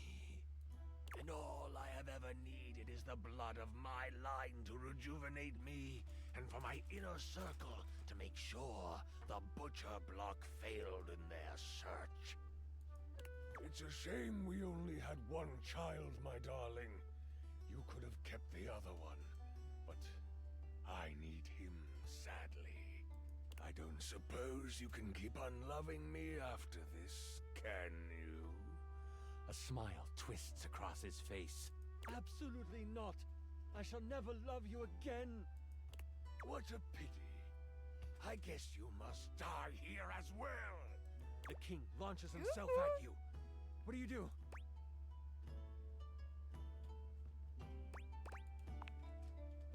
You push off the ground with all your might, flying out of the way just in time before the king comes crashing down where you stood.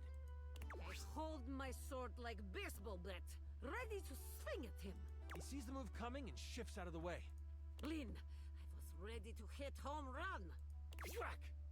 The queen lets lightning surge through her staff as she cracks it against the head of her husband. Quickly, she yells, get my son! Cleaver turns to her, ready to strike her down with his claws. What do you do? Ooh, whatever you choose, Yekaterina will help.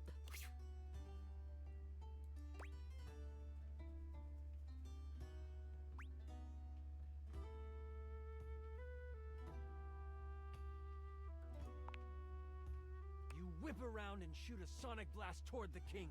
It pushes him back, causing him to fly across the room and smack into the wall for... You did 40 damage to him, and he is stunned.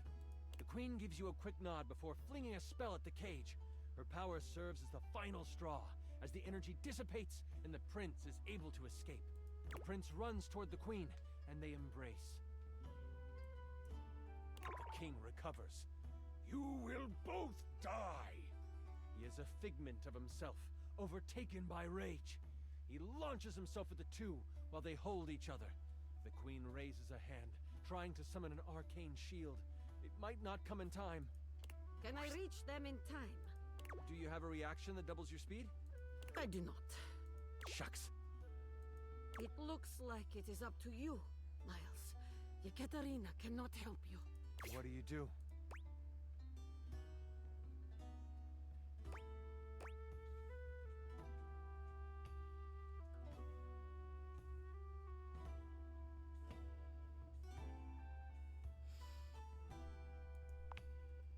You close your eyes, and your mind goes back to the forest. Only this time, you hear the steady, growing roar of a river ripping through the landscape. You open your mouth, and out comes the sound wave. The room shakes, and everything rumbles. Sonic fury is pouring out of your mouth, and the deluge is monumental. So much so that the sand from the surface begins to seep in. A large chunk of metal from the room falls and hits the king midair. Sand quickly starts to follow, filling the room. This place is going to collapse. We have to move now, the queen demands. Yekaterina is too strong and sexy to die here. You sprint past the king, struggling against the deluge of sand piling on top of him. No! He cries out, I cannot die here! But you will, evildoer! And all four of you run toward the exit. You never look back as the sand pours in. You stand outside, not with a queen and a prince, but with a mother and her son. They hold each other in the silence that follows the collapse. Slowly, the crickets start again. The night fills with the sounds of life. You are safe. You are all safe. With the prince safe, you make your way to Cantalopia together. It is there that you find a member of the butcher block you can trust, vouched for by the prince. The news of the immortal king and his destruction spread. Many begin to question the position of the royal family in their lives and as their rulers. The queen, now free to rule as she pleases, works to make amends with those who have lost their faith in the crown. And you get what was promised to you. You are set up in the royal court. You play for large events and gain fame. But it is more the intimate moments where you are playing your lyre by the fireside with the queen nodding along, and the prince creating lyrics on the fly. Those are the moments you live for. For now, you want for nothing. You are happy, You are well. You are a hero. Thank you for running this beautiful game for us, Chance. Yekaterina will live on in my mind. You were amazing. The way you just... Sorry. I'm just so excited with how much fun we just had. I'm floored by you. Listen, that was pretty much perfect for me. You are pretty much perfect to me. And if you were ever wanting to roleplay again, in any way, let me know. We could move from the character sheets to the, other sheets?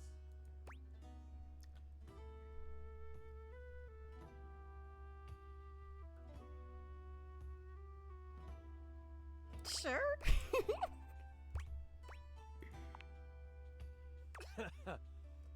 Yeah, I'd like that. Until next time, you mighty hero, I'll be waiting for your epic return.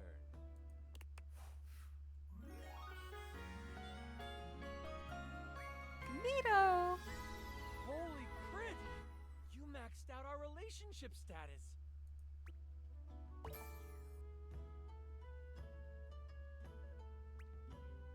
Appealing might be stretching it, but at least you're no longer appalling.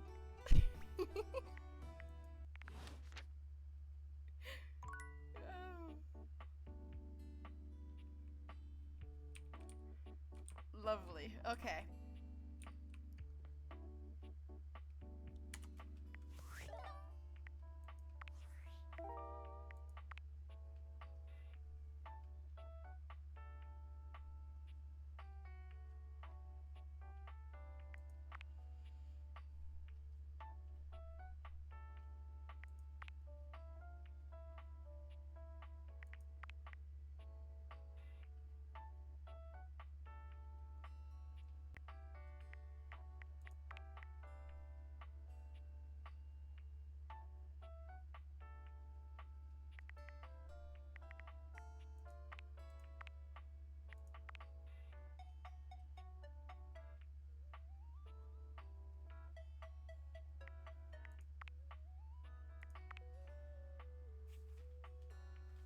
Who the heck is Daisuke? Probably the washer. Oh.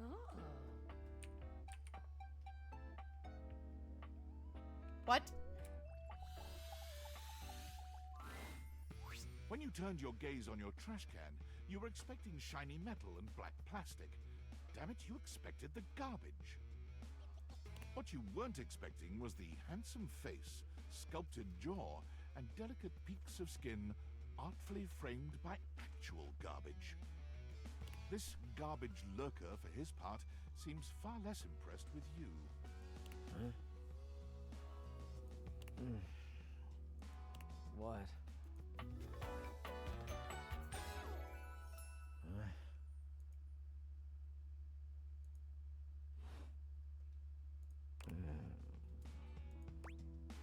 Hey man, what's up?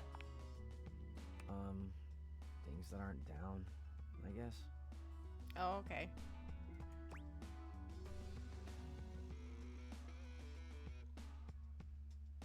That was kind of antagonistic. Huh. Whoops. I think you'll live. Have anything for me today? What do you mean? We do this every day, pal. What'd you bring?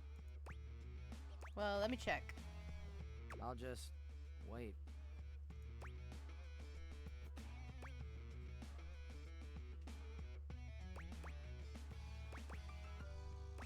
I've got a Clementine pill. Clementine, huh? I'm guessing you're not throwing away a song about the California Gold Rush in 1849. No. It's fruit. It's like a sweet tiny orange. Okay.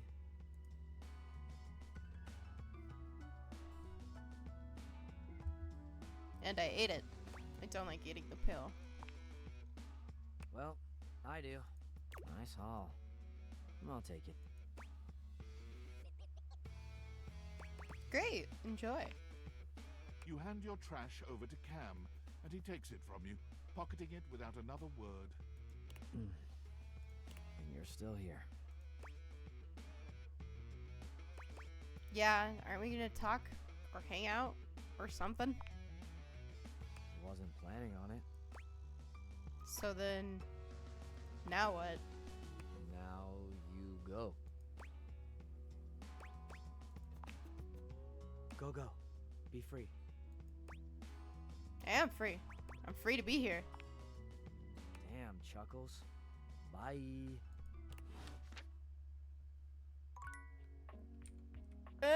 I made him mad. Whoops.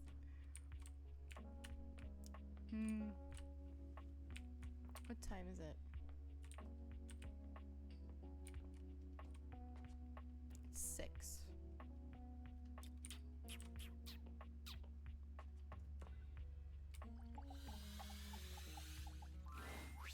A handsome acrobat greets you with a small yet theatrical little bow, placing a hand on his chest and tipping his head forward.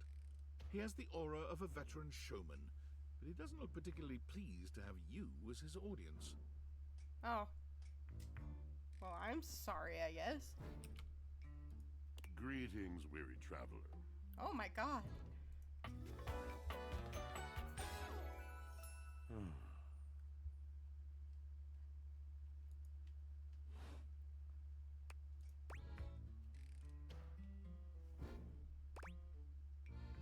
Greetings.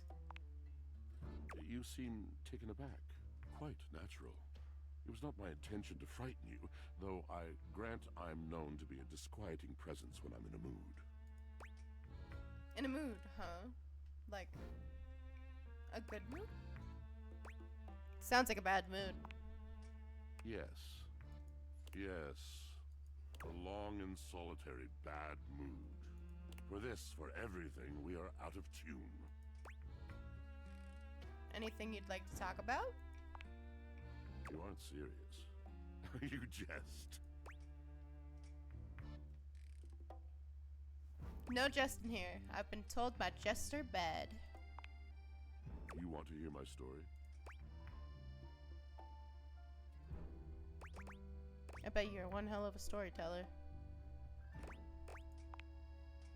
I am a servant to the drama of the heart.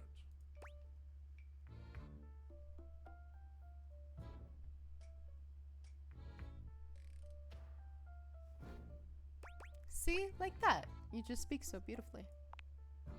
I have to. It isn't something I chose. I'm intrigued. I am awash in the scurryings of lives. Countless lives. Countless stories. I am filled with water, the fundamental state of all things. Water, the tears you cry when you are born, when you are made, when you are broken. Oh my. It is the sweat that drips from brows and shaking knuckles in alleyways, in schoolyards. It flows over its own frozen self down dry and grateful throats. It drops from noses in blazing sunshine onto lemon-printed bathing suits. It is the wellspring of ancient secrets, held in rough clay bowls. I am surrounded by it.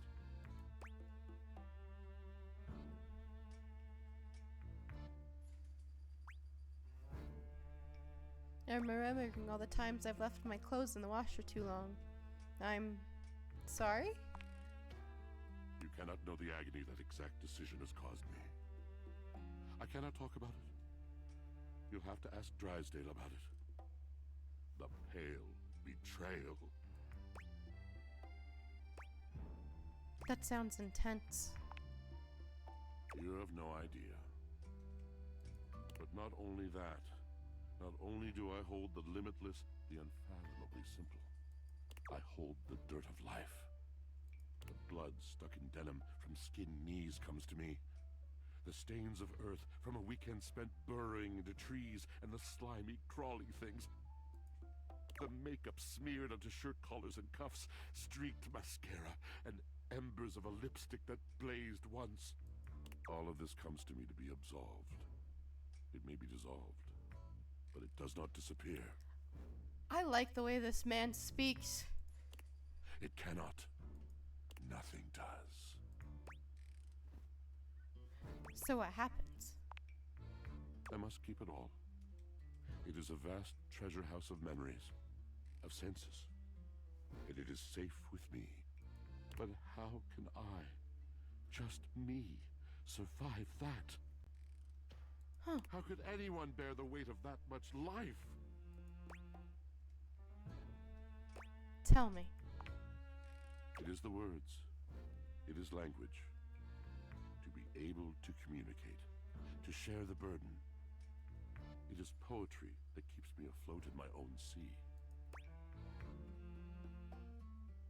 I'd really love to hear the story you have to tell me.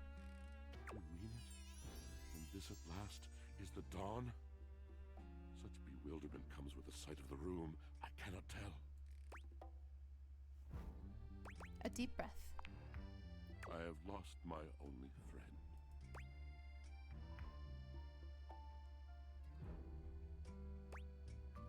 Sigh, sympathetically.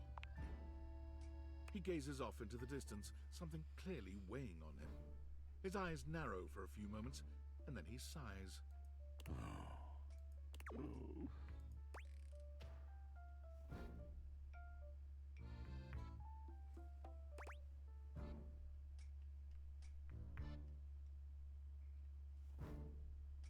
Was that it? Yes, my God, haven't I done enough? I'm going to need a little bit more detail here. Drysdale. He was a phantom of delight when first he gleamed upon my sight. But we are quite forsaken. Forsaken how? We were a duo. An acrobatic team rivaled by none on Earth. We were swift, smooth, and strong. I wish you could have seen him fly to the vault of paved heaven. Our performances were legend. They came from many rooms away to watch us, to applaud us. And joy filled me as wine in a glass overflowed. Sounds like you guys had a really amazing connection. Past tense. But the physical connection between him and me, it is like nothing I have ever known before or since. Whoa! Okay.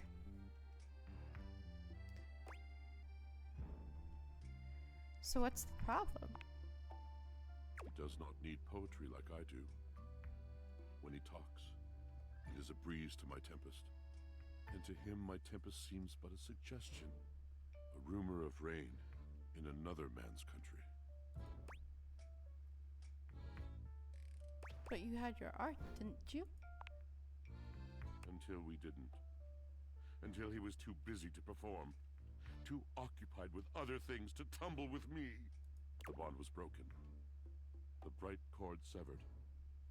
He abandoned me.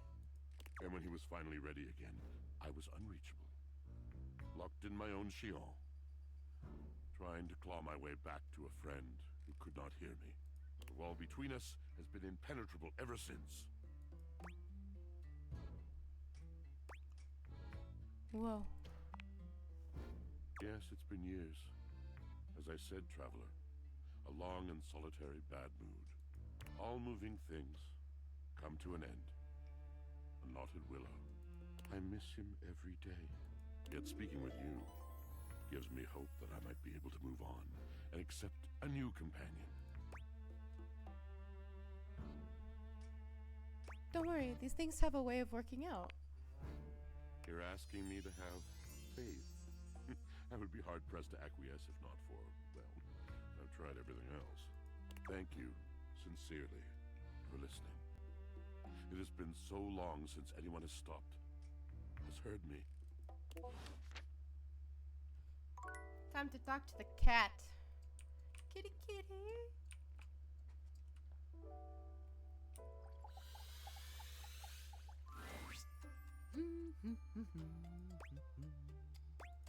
Hi, Timothy. Oh, hello. Goodness me, but it's quite late, isn't it? I hadn't expected to see you in the dark.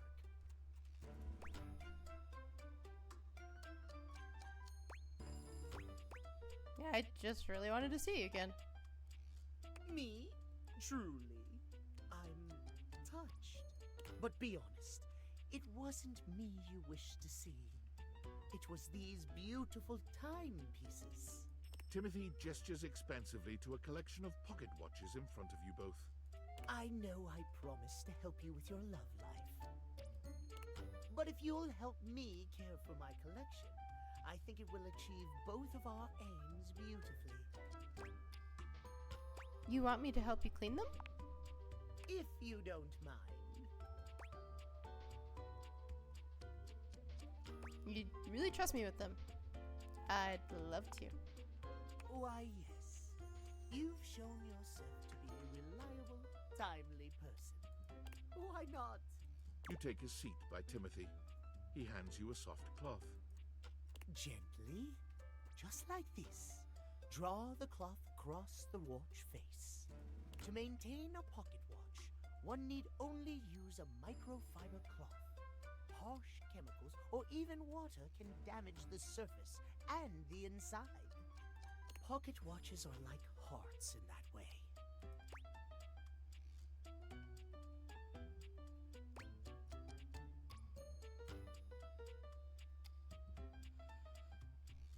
They keep us all going? Well, yes. But what I had meant was that they must be tended to regularly and kindly.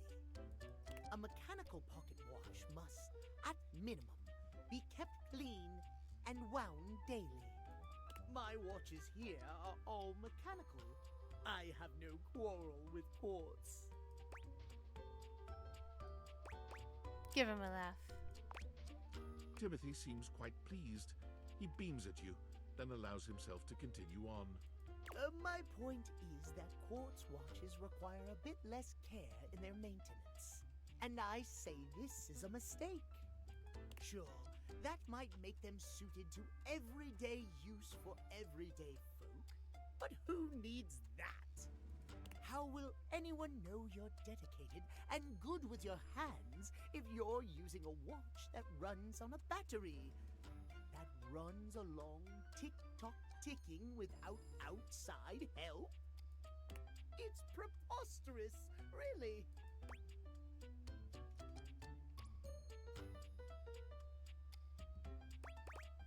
And how does that relate to dating exactly? It's all quite simple, my dear. If you raise the standard of care for yourself, whether it be from romantic or platonic relationships,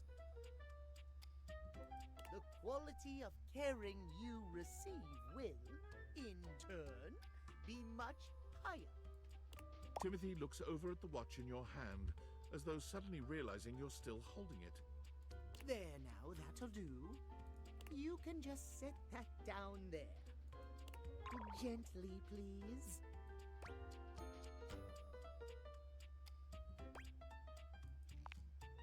Thank you. Your help and courtesy are most appreciated. You and I have been talking for some time now about these things. I hope you have gotten something from these little chats of ours.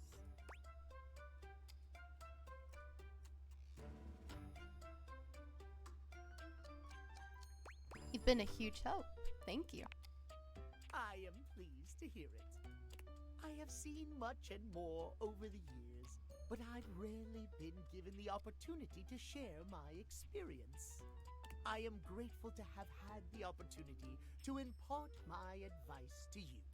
I have much work remaining to do, unfortunately, but if you'd like to speak to me again, perhaps about another topic, you may find me at 9 a.m. sharp. I will be there right on schedule. Farewell, then. As you walk away from Timothy, he seems fully absorbed in his pocket watches. Perhaps it's your imagination, but he does seem happier than when you first walked up on him.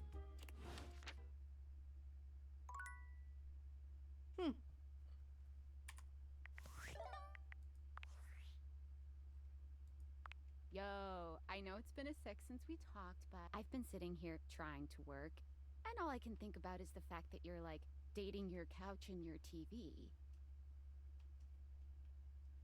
Glad to know I'm on your mind. Oh my god, shut up. It's not just you. It's you and a handsome man version of your toilet, holding hands and whatnot.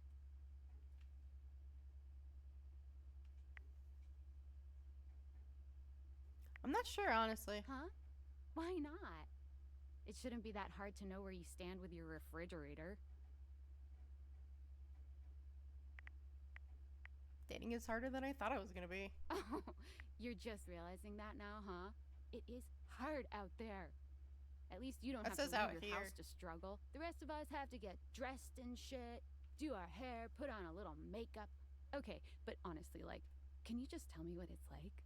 Walking around your house and having, what, hundreds of potential suitors just around?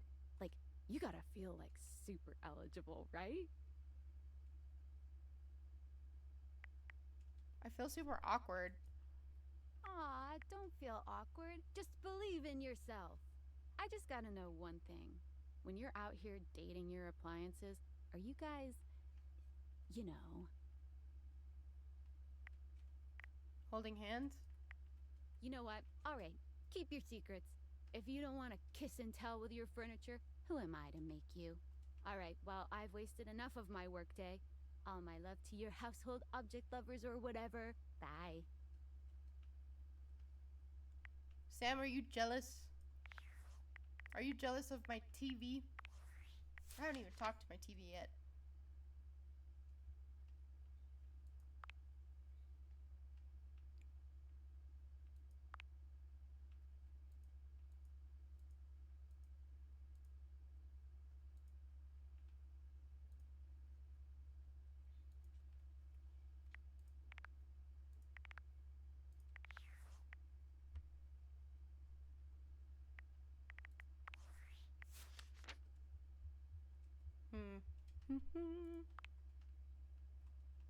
During your last encounter with Timothy, you helped him care for his prized collection of watches. Come back at 9 a.m. to see him again.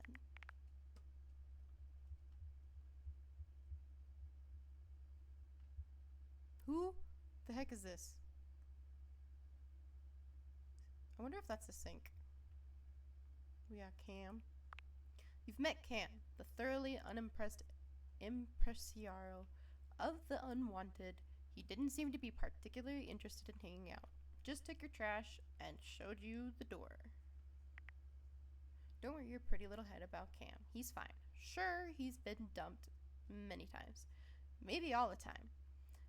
But he's got the determination and dignity to keep going no matter how tough things get. Cam comes off as salty, but really he's just honest. He's not interested in making small talk. He hates this game. He hates state everything. I gotta go and also check. We got Tyrell. You met Tyrell, the talent, and his little buddy. He focuses a whole lot on his work and takes it very seriously. He's agreed to show you something cool and maybe tell you a bit about himself next time you meet.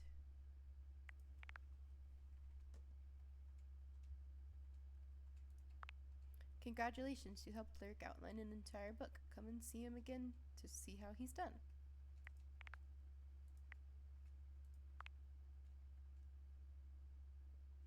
You rolled a nat 20 on your love check with Chance. He loves you.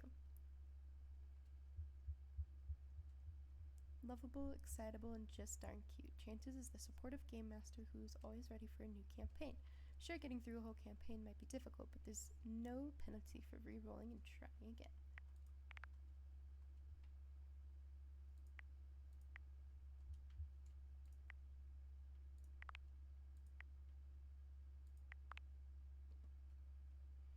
You've met Diana, your diary. She appears to be partially, completely insane.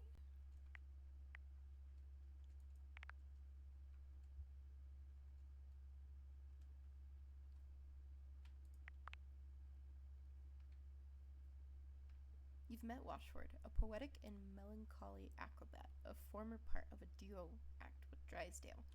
He revealed his troubled past, a tragic tale of betrayal and woe, in which he and Drysdale were separated. It's clear that he misses his former partner.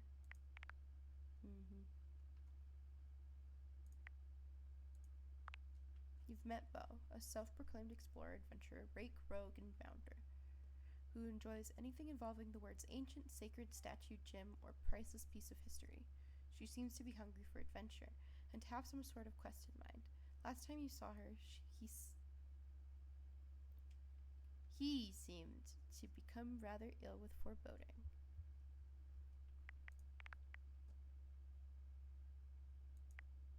Holly. You've met Holly. She seems very eager to befriend you, but is apparently very busy working. She said to come by first thing in the morning.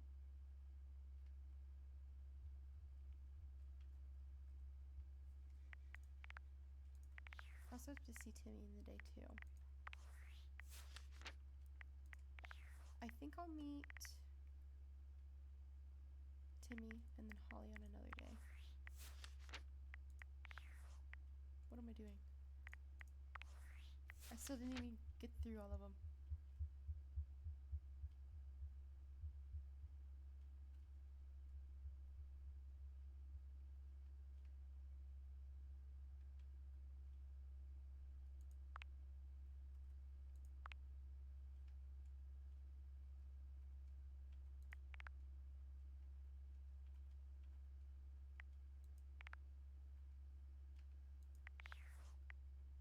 There we go.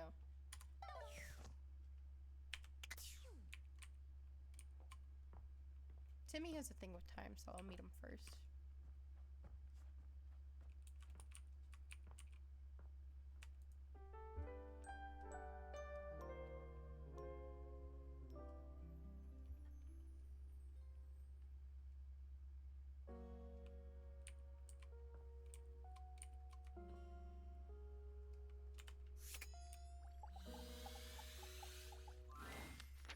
It doesn't seem quite right. What you imagined you were aiming the date theaters at turned out to be...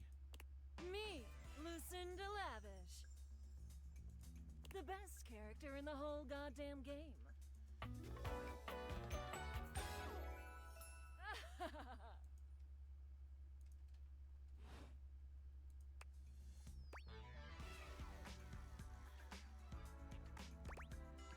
Are you sure about that? Damn sure. Watch this.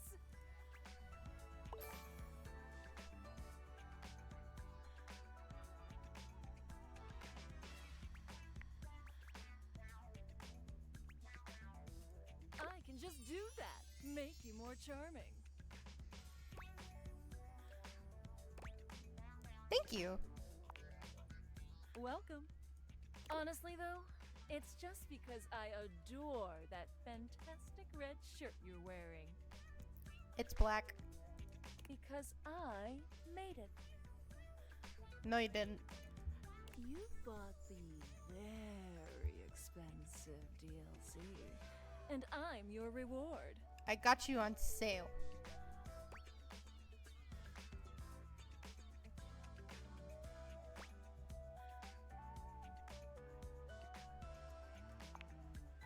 Your sacrifice to the endless money pit that is this game is not going unnoticed. And you will be amply rewarded. Lucinda mashes together her ample bosom. Amply. Okay.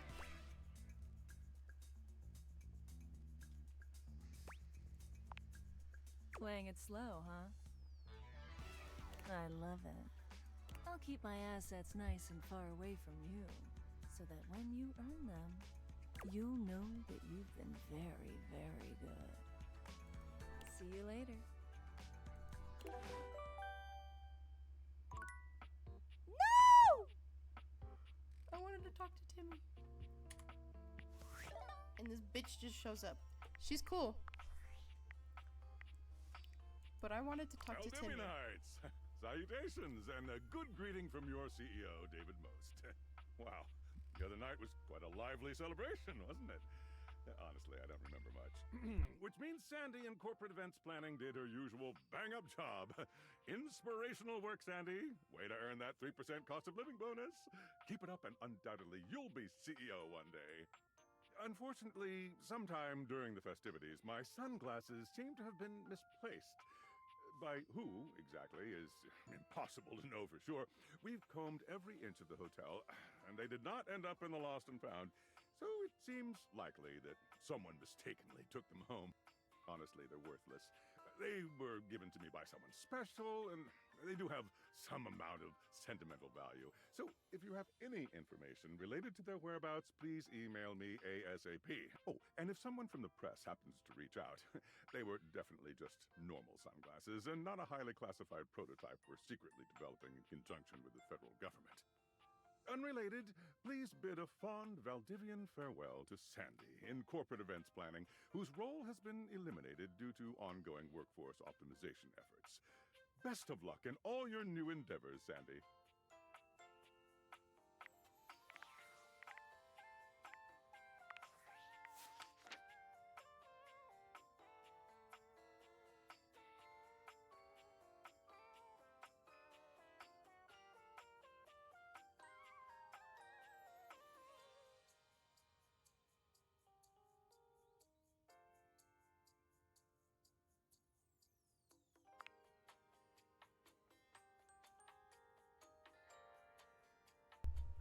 Your conversation with another dateable was hijacked by Lucinda Lavish, the most impressive character you've seen, at least according to her own words. She gave you 5 charm points, although, was it a bribe? Yeah, I didn't get to talk to my cat guy, which was lame. Well, let's talk to other things.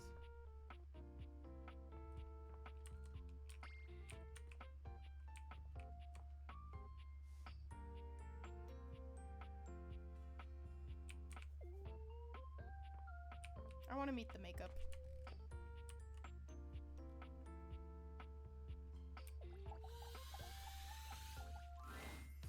A stylist with a very vertical, very pink hairdo appraises you, lifting his glasses to take a better look at you. His face is kind, his features soft, and his makeup? Impeccable. Oh!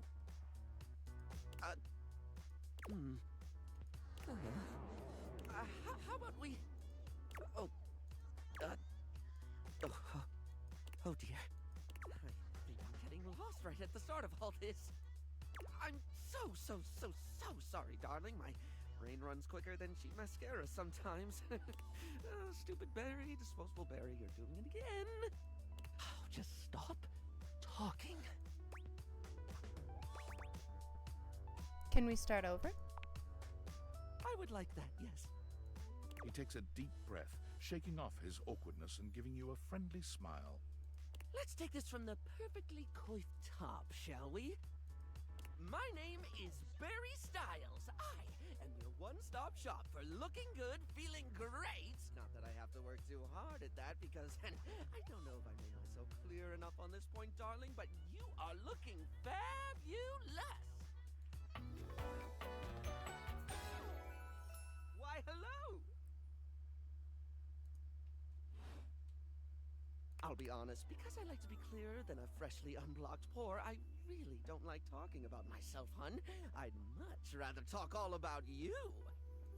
And eyebrow hydration, of course. You really cannot underestimate how important it is to avoid a thirsty brow, baby. Thirsty brow? But mostly I want to talk all about you. In fact, if you'd be so gracious as to indulge me, I'd love to really get under the skin. Literally? Oh, not literally, obviously. My products are for external use only. I mean, can I ask you a few questions? Sure, let's do it. Oh, fabulous, darling. Okay. This is super exciting. I just love learning about what other people like. I haven't yet met with a taste I can cater to. So, with that in mind, I simply have to ask. Drum roll. Favorite brand of tweezer?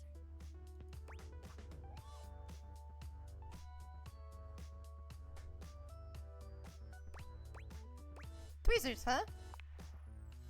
Oh, okay, that's fine, darling. I had a whole extravagant Q&A planned out just for you, but if there's one thing I know, it's not to press too hard. That's how you get an uneven skin tone. I'm absolutely happy to move on if you are. No, I've got a preference. Then tell me. Tweeze me!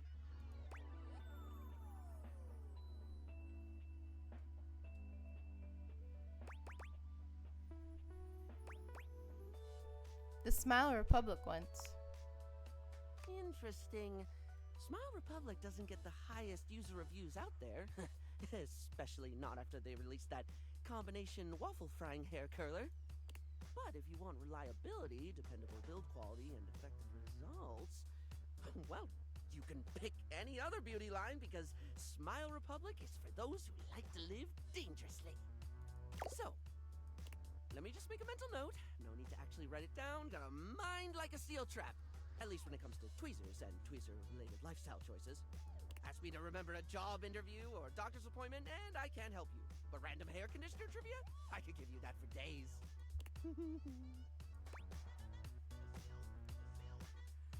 Okay, lay conditioner fact on me. Oh! Oh no. I've been put on the spot. Oh, wait! How about this? While it's bad for your hair if you wash it every day, you can safely condition every day with no washing required. This is great because I think people should use conditioner as much as possible. Not so much for the health benefits, but the fact that it just makes hair feel really, really nice, doesn't it? Freshly conditioned hair is the chocolate milk of texture. At least that's what I always say. Well, I don't always say that. That was the first time I ever said it, but I'll keep saying it now. What were we doing? Oh, right. Time for your second question. Ask me this time. Barry, what's your favorite lipstick color? Barry, what's your favorite lipstick color? This is a good one. A classic of a beauty question. We can't have a beauty Q&A without knowing your favorite lipstick color, can we? Mine is pink. Impressive, no?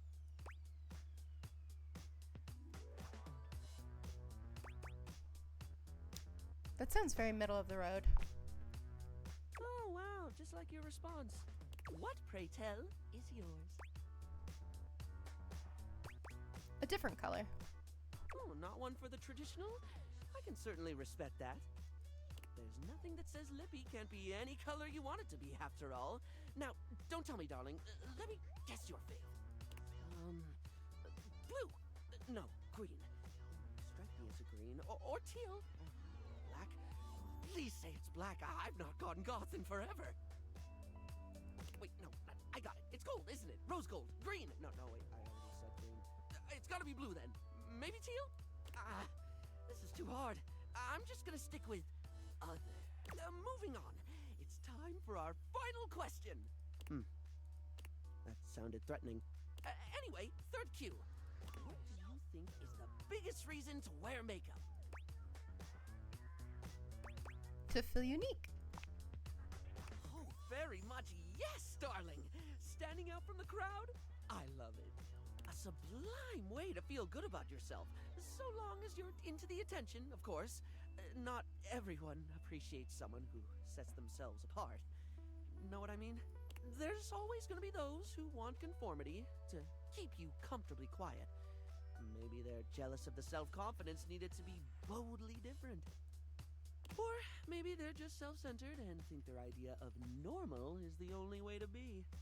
I've met my fair share of traditionalists who just take the unique and they hammer it and batter it until it fits their template.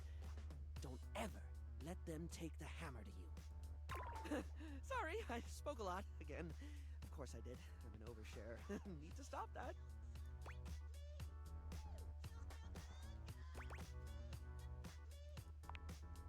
Barry still looks embarrassed, but a sweet little flush comes over his pale cheeks, and he smiles at you.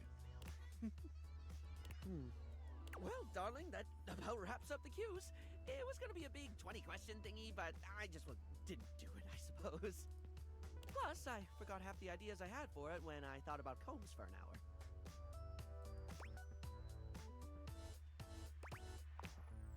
Really? That's wonderful, darling. I had a lot of fun, too. Oh, I really hope we can have another fabulous chat again. Bye, Barry. Alright.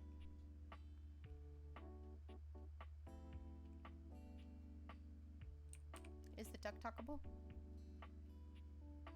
Yeah. Hmm. There's another cat clock?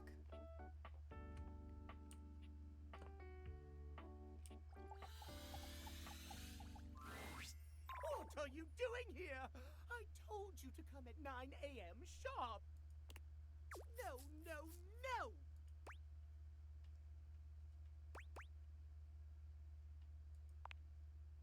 I am beyond mad. If you have any wish to retain some relationship with me, you will leave at once. I do not understand. Why do you stand here staring at me? I told you, I'm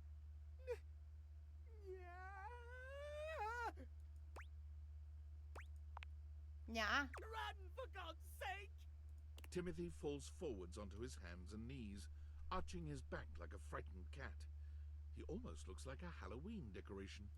He convulses, as though something terrible were ripping through his body. It's awful to see. It reminds you of the werewolf movies you've seen. But there's something feline about it all.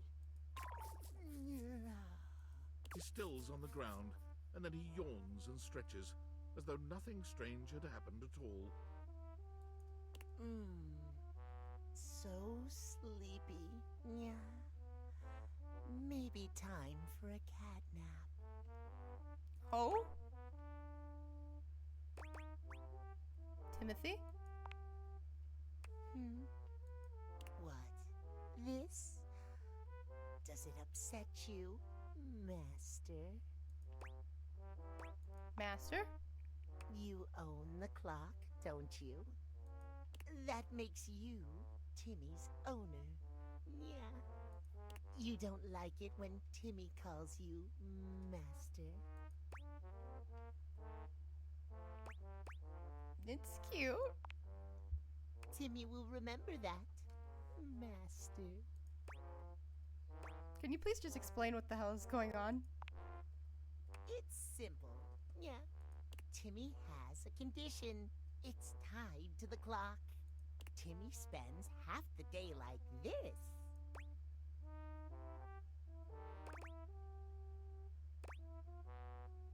Like this? Like this. Just perfect. Timmy loves himself just the way he is. But when he's back to boring suit form, he hates himself. All he cares about is schedule. Yeah. So he's so worked up about appointments and scheduling so no one will see you like this? Exactly. Master is so smart. Timmy yawns and stretches, curling up on the rug in front of you. Maybe you'll come back and play with Timmy later. So sweepy.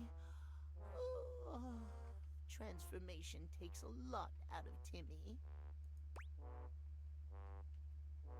Do you care what time I come back? Timmy doesn't care. Yeah. Just come when Timothy tells you not to. Timmy is here before or after 9 a.m. Nap time now.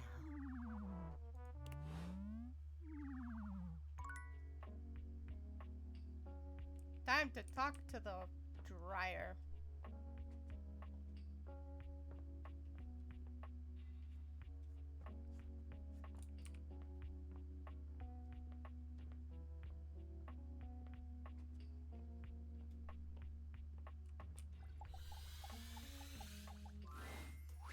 An acrobat in bright orange evaluates you with a smirk. His hair is streaked with grey, and there's a twinkle in his eyes that tells you this guy is definitely going to keep you on your toes. Well, hello there, new face. I may be quite excited to meet you. Yes. I need to know their story. I wonder if I can make them get back together.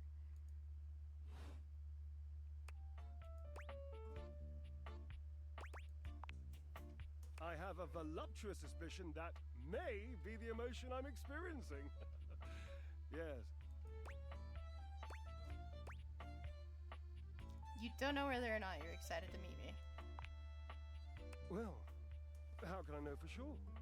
You might turn out to be fabulously interesting, in which case, yes, I am thrilled. Pass the champagne. Or you might, in reality, be a dud, a wet blanket, a bore. And that happens, and I've already committed to excitement. I'd look like a bit of a moron now, wouldn't I? Sure, I guess that makes sense. Of course it makes sense. I always make sense. I'm a sparkling conversationalist. So, tell me, am I excited? Or am I already sorry I asked? And keep in mind, when I'm disappointed, my finely toned trapezii tend to flare unexpectedly.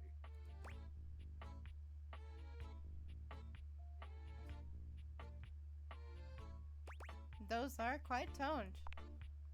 Naturally, as an energetic equilibrist, I must keep my body in tip-top shape.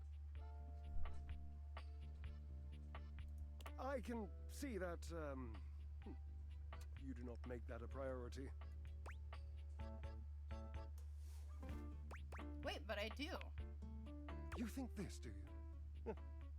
Such adorable self-delusion. Ha, indeed.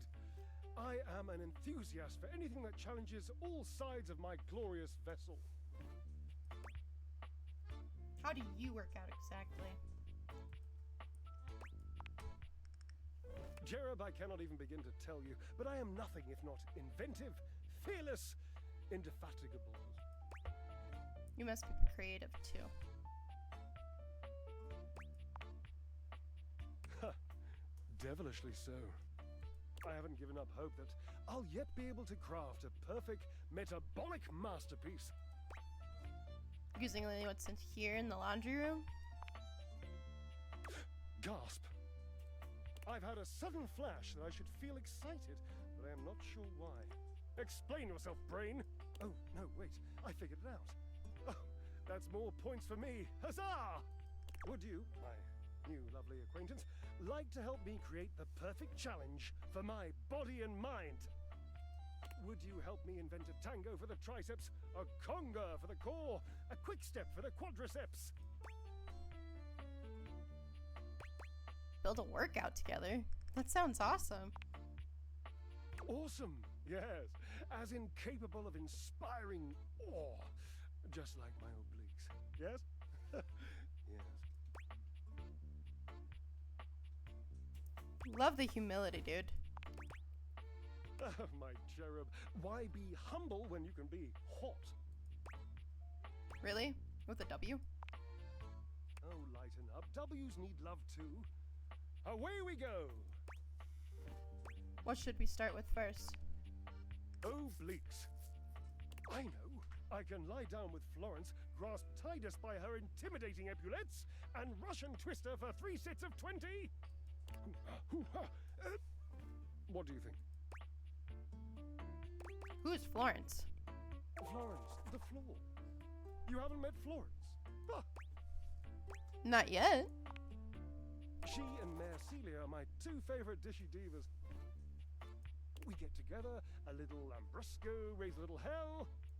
She hates working out, but I'm absolutely sure she'll support me. Oh, I made another joke. That one wasn't even intentional. I'm amazing. What do you think? Titus? What's that? Titus! The detergent! If you think I'm dramatic. What do you think?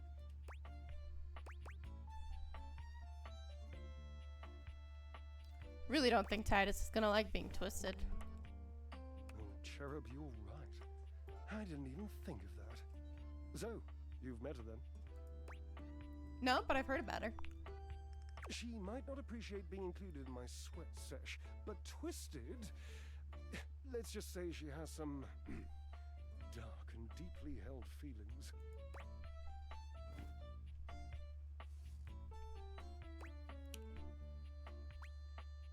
Okay, let's work those glutes. May I divulge an incy-wincy little secret? Sure. To me, it isn't the gluteus maximus. It's the glorious marvelous. It's my favorite muscle group. I even love sitting on it. I'm that much of a fan. Do you have a favorite exercise for it? Ah, the perfect move. The deadlift. Deadlift, deadlift, deadlift. Ah, ambrosia.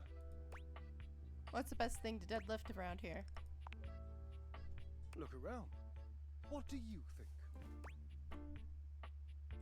The hamper? Gasp! Harper?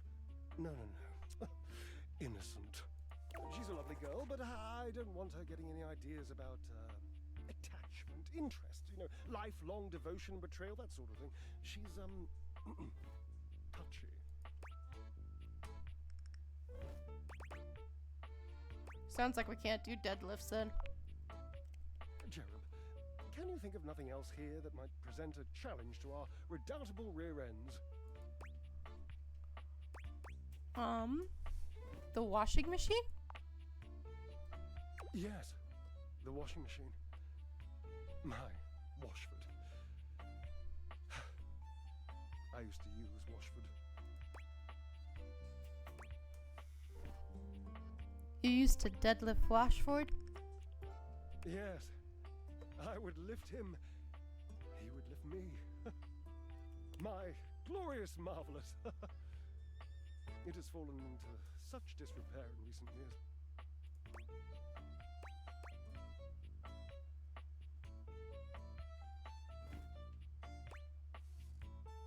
Let's go get him and fix all this old miscommunication and get a real workout in. All right. Onward and upward. I emerge from the darkness, and like the phoenix rising from the ashes, I call my love back to me, my truest love and friend.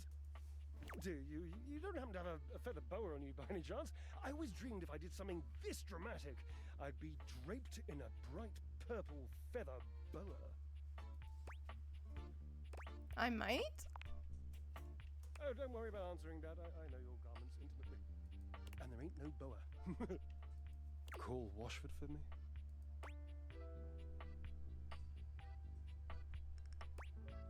Wait, like on the phone? No, just with your voice. Just vibrate those glorious pipes of yours and call out the name.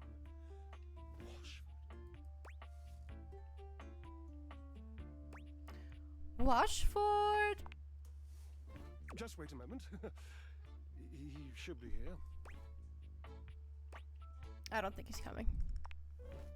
It appears your pipes are not glorious enough to traverse the great distance that still persists between us. You'll have to use your feet.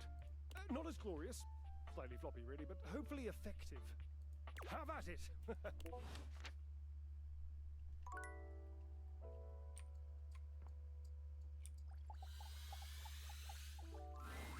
Oh, look. A fantastic red shirt. I imagine you want me to swoon. You may have wandered with mad disquietude into a world which will overwhelm you. I must confess, there is a part of me which longs to see you drowned in it. Drowned in the darkness and the sorrow, if only so that I will be understood in the eyes of one who is drowned like me. Hi, Washford. How's it going? It goes as it goes. I was. My God, I was. And the light and the darkness consumed us both.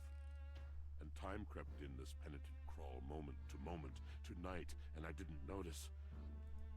I have not enough breath in me to care for anything but this. For anyone but this.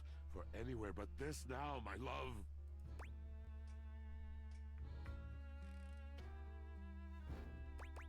I love. You are on your own journey right now, man. Come with me. Come before me, with a look so piteous as if we had been loosed out of hell to revel in horrors. You know only a heap of broken images. a casual forgetting of even the shallow breath you're shackled to. You are a poor marionetted hanged man, dripping from his cobweb strings. Come with me. Come into the deep water.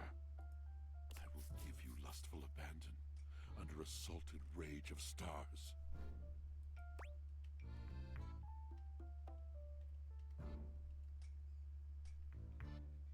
Was Drysdale into this stuff? You fool. No. That was unkind. You do not know him. You do not truly know me either. Pleasure, ecstasy. Was he into this stuff? We exalted in each other in a way you could not possibly imagine. I definitely can't imagine that. My guess is you never really tried. There is another poem I think you might like. One that truly sums up our relationship. It's by T.S. Eliot. One of my personal favorites. This is the way the world ends.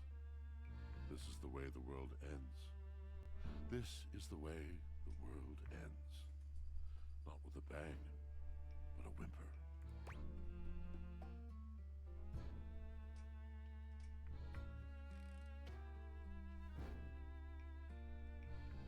I think you've misunderstood me. I can see how passionate you are about what you believe. Yes, of course. The poetry of it all. But please, it would destroy me to know that my passion was boring you. I have too many memories of that. Of brightly lit eyes gradually fading. The mask of tolerance sliding over the once familiar features of a friend. It is a precious kind of heartbreak. And my heart has its share of scars. Rather than batter away at the merciless stone of an unsympathetic mind, I will release you. Good luck to you, traveler.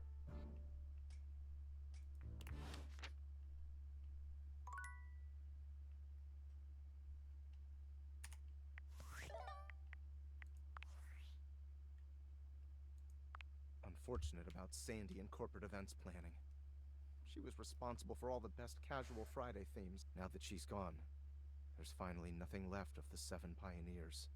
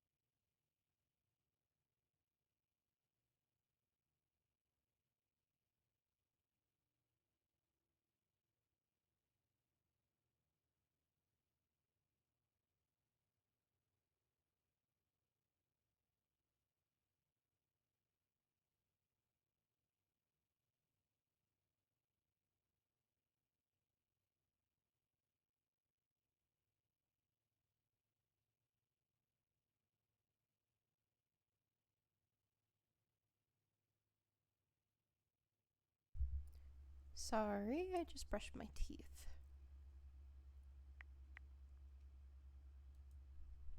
In the beginning, there were 7 of us, working out of David's dorm room, stealing Wi-Fi from the neighbors and using cardboard boxes for chairs. We had no idea we were changing the world.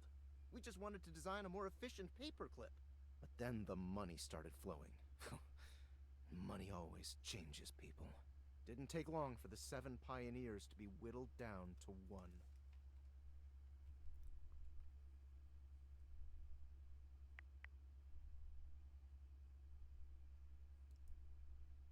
Not me. David, the CEO of Valdivian. Seems like you're not paying attention, but I suppose it can't be helped.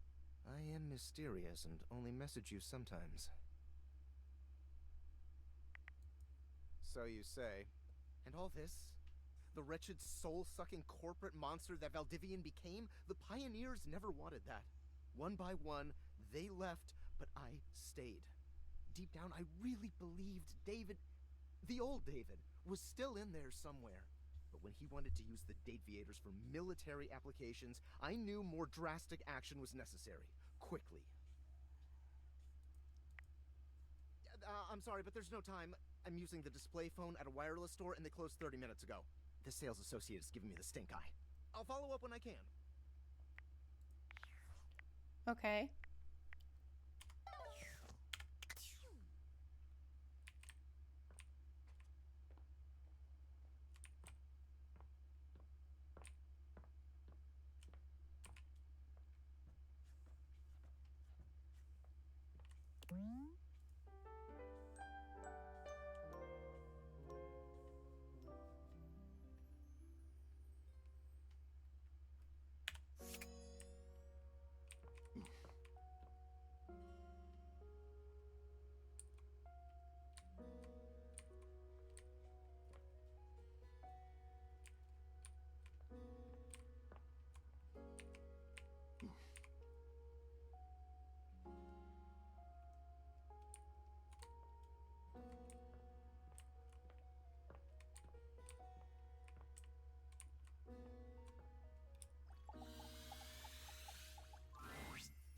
The way to the bedroom is through me.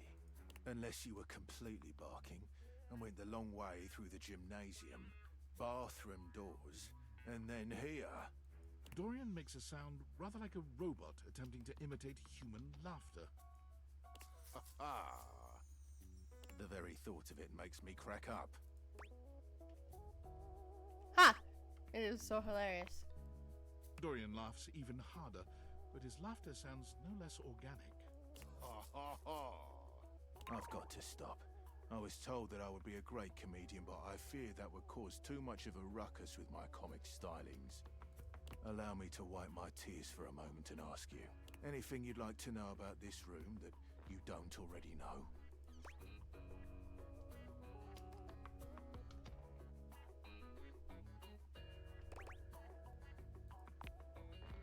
If you haven't met her, Diana the Diary is a little hard to spot. She might look like any old book, but she's one that you authored. You can find her on the dresser. More fool me. What can I do for you? Enjoy.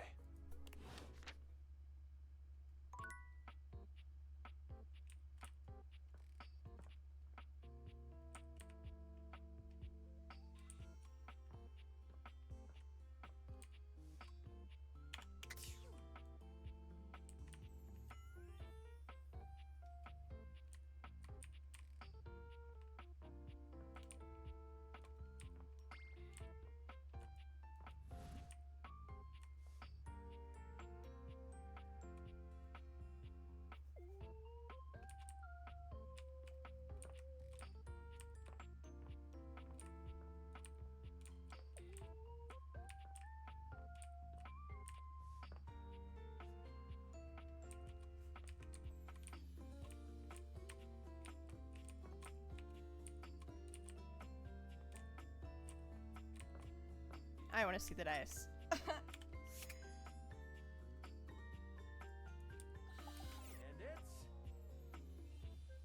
it's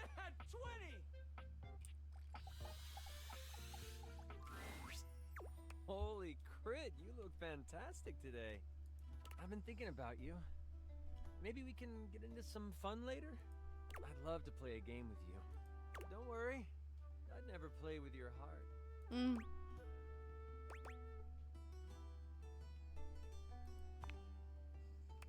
that's a crit to make me smile.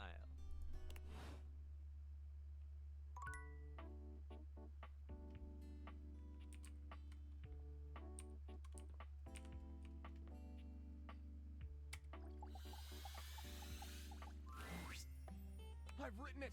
The tome! Pretty heavy, but worth the effort. All those twists and turns naturally need room. But it's not enough that we've written this. One should always check in with the hoi polloi before publishing. So, I've brought along my favorite friends to bounce ideas off of. Who? The wall, ceiling, and floor, of course. Who else would be a support group, darling?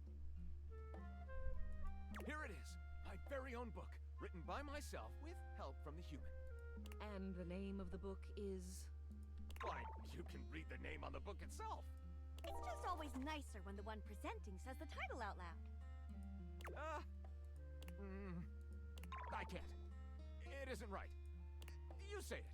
Me? Why would I say it? Florence? Oh, I'm not good with crowds. Thank you for saving me the trouble, Wallace. Let's begin. This book is... Oh boy, I'm feeling sick. She gets that way when there are too many twists. She prefers being grounded. Wall! Wall! Whew. I'm gonna sit down. Do. And Lyric, perhaps this one should go back to the drawing board. Thank you for your support. It's what we do best, Lyric. Well, should we go ahead and publish? I don't think so. Yes, I think you're right. We should go back to the beginning. The next time you're here, let's start again from the top.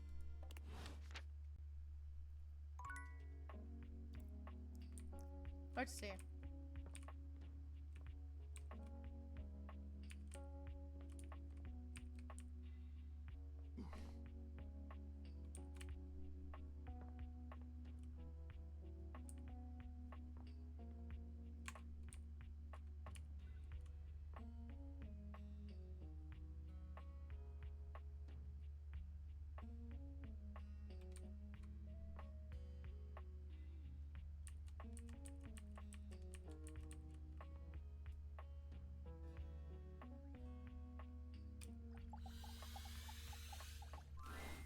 The game console turns on. Team 17. Sassy Chap Games. Moonsurgents. Resurgence. This has to be the most immersive video game you've ever played. Your in-game companion is an absolute stunner. But she doesn't leave you much time to take in the sight of her. She waves you forward, looking around as though she expects an attack to come at any moment. You're here. I didn't think you'd make it back.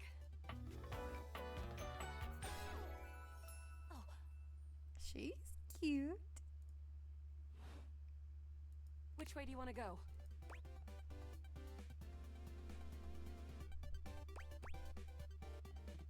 What? Which way do you want to go? They're coming. Oh, you just equipped my Zauer rifle, which means that you're thinking of unloading a whole lot of Zaker charges on these scroufs out here. What are we gonna do? Unload a whole lot of secret charges on the scruffs. Zork! Zaker worm! 88 charges later, that's a whole lot of scrouf carcasses. Nice haul. That ought to teach Celine and her goons. We're near the compound of the Upholders. They'll have assassin class Upholders, as well as surveillance class. We'll have to sneak our way in, and probably start dispatching them with utmost violence. You up for it? Let's go. We got the right equipment. You're right. I'll put on my +5 shadow suit. It'll help us get through the sensors in there. Upholder tech is nasty. I found an entrance on the dark side. Should be an easy way in if we just follow the marker on the map. Sounds good. Following. After a short walk, you find yourself standing in front of a bullet-ridden metal door, way out in the middle of the cold, grey landscape. This is the entrance I've never seen anyone use. With my chalk-picking skills, we'll have this open in no time. Luna, tell me more about yourself. Me? I'm your average member of the Resistance. Maybe above average. We fight against the Upholders who are determined to do everything in their power to druck everything up here on my homeworld. And who am I to you? You? I always thought of you as a companion. Someone who followed me around and gave me advice. Cute, but expendable. Luna picks the lock, allowing you to peer inside. You can see hallways filled with shining electronic doors off into the distance.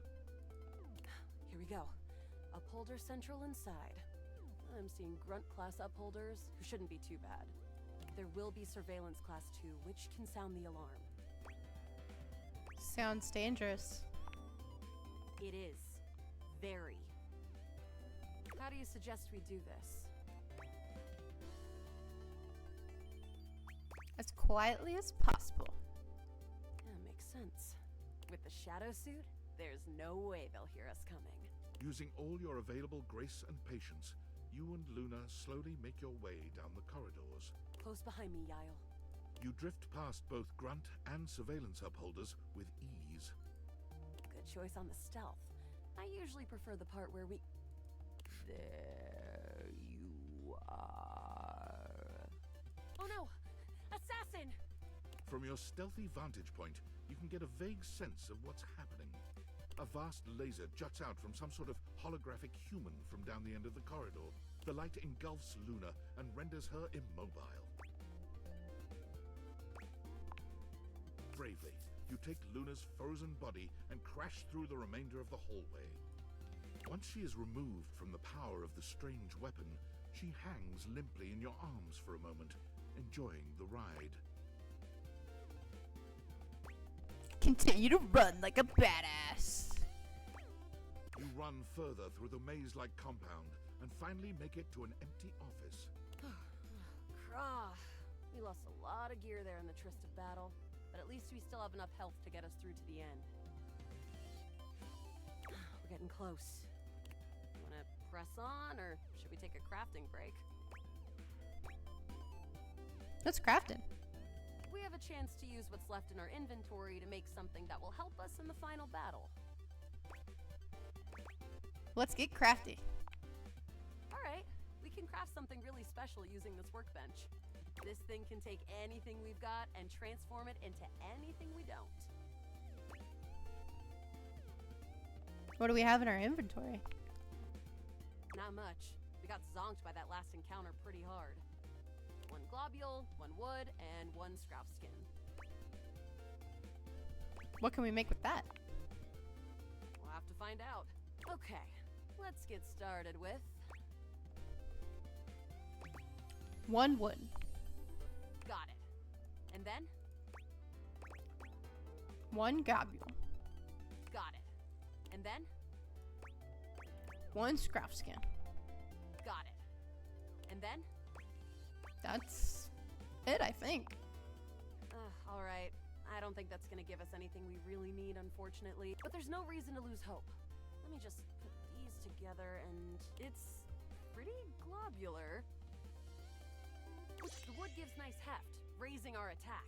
The scrouf skin makes anything look a lot better for comfort.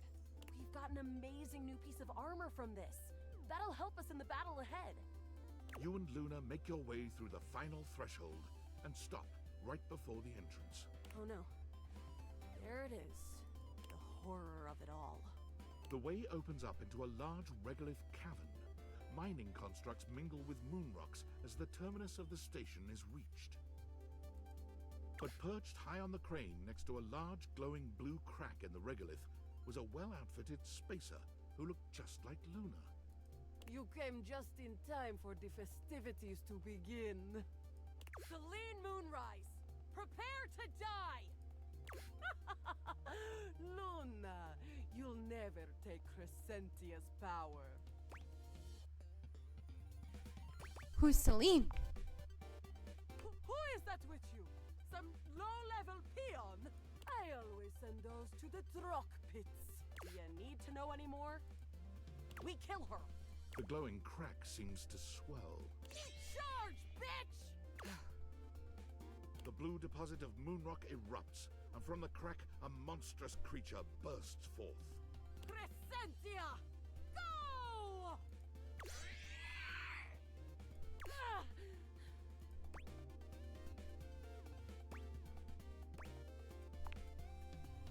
Take this! Luna throws an elemental grenade that blasts Crescentia's scaly hide. Thanks to your crafting, Luna is able to withstand the mighty force of Crescentia's power. The battle is fierce, but ultimately Crescentia and Celine fall to the ground, presumably dead. Wow! Did that without even a single save. Great job, Guile. I couldn't have done it without you.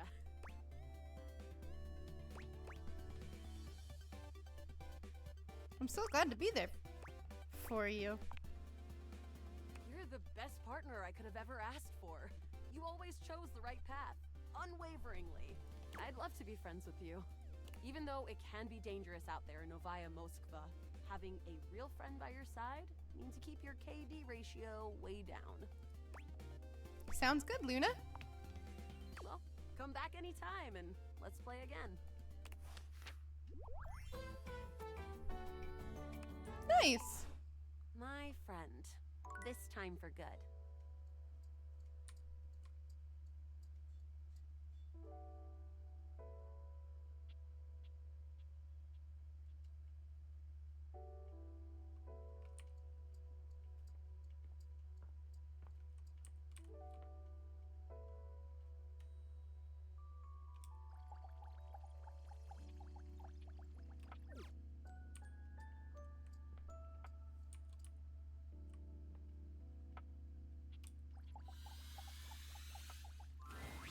The time has finally come. After days of anticipation, it's time for Johnny's debut performance on American Maestro. I've got the stream all set up for you, so don't mess with it, all right? Stream? Do I look like a fish to you? Just don't touch it, okay? Your program should be starting soon. Johnny seems surprised to see you. He looks up from the smartphone he's been squinting at to greet you. You came back after the way I behaved during our last date. I rightly didn't expect you would.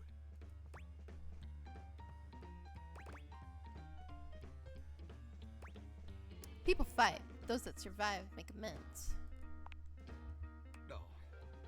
You got more wisdom than my grandpappy had leaks. You're definitely a better shower than I. And I'm really glad you came back. Mostly because I do need to apologize for how I acted. I was being childish and unfair. I was ornerier than a wet hen. And I really appreciate you being willing to give me another chance. Of course. Johnny waves the phone in his hand at you with an air of sincere, boyish excitement. It's quite sweet. Well, I hope you're excited, because they're about to air my first episode. It was such a wild and crazy experience. You want to hear about it? Absolutely. So, they kept me on hold for like 3 hours, which was kind of lame, but I was too excited to care. And then I finally got to meet the judges. Brittany H., Lil Slushy, and the big bad Gorp. It was so dang cool to see them all in person, you know? You watched them all on the screen for years, and suddenly they're talking directly to you. So that was basically a dream come true. I bet. Now, performing was obviously the hardest part. I was as nervous as a long-tailed cat in a room full of rocking chairs, let me tell you what. But when I thought the anxiety was just too much, I remembered how you believed in me. And I found the strength I needed to push on through. This is so incredibly sweet. I mean every a single word. Oh, hold on! The episode's starting! You put your heads together, staring down at the stream on his phone. The TV show logo gives way to footage of singers you don't recognize. Oh, there I am! Oh, wow. Wow, me, an American maestro. If only my grandpapa could see me now. I mean, he probably couldn't have seen me on account of the cataracts and all. This is just so crazy. Look at me up there. Struggling. So dang hard hitting them high notes. Oop. And now the judges are evaluating my performance. Look at a little slushy doing his signature move. Good thing you're watching it with me, because couldn't even describe it if I tried. Oh. Well, that's a lot peculiar. What's up? Johnny's smile fades, slowly replaced by a more somber expression. Well, looks like they put my performance in a montage of, I guess, joke performances. Like all the singers they think are so bad it's funny. Like they're making fun of me. But that can't be right.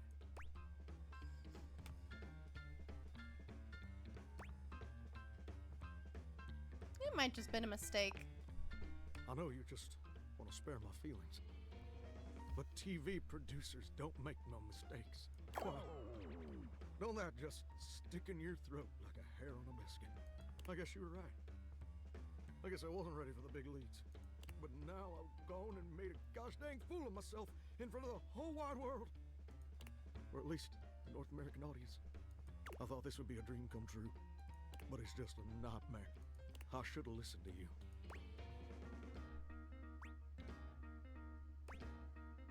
This doesn't change how I feel about you.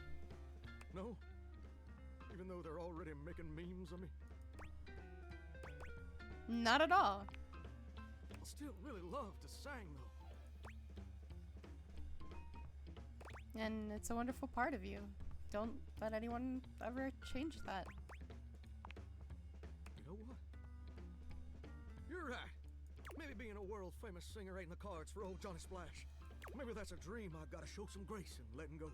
But that don't mean I ever gotta stop singing. And it certainly don't mean I ever gotta stop loving it. Maybe in the end, it don't matter much if anybody else likes what you make. As long as it makes you happy doing it. Mm-hmm. That's such a beautiful sentiment. Well, thank you, gorgeous. Truly. Without your encouragement, I'd have spent all my life wondering and being afraid of ever actually taking a leap. But you showed me it's necessary to take the leap sometimes, especially when you're scared. And more importantly, you showed me that even if it don't work out, everything's still gonna be okay. That's what I'm here for, Johnny. And you know what? I just had a great idea. I think I'm gonna try out for that house-wide talent show I've been hearing mutterings about. I think that sounds like the perfect venue to share my vocal stylings. Don't you think? That's perfect. Ain't it though? Why flounder against the pros when you can smoke the amateurs? And you know what else? I'd like you to do the honor of accompanying me. And I'd like you to wear my soggy old Letterman's jacket. Because we're gonna be going steady from now on, baby. Oh, oh, oh.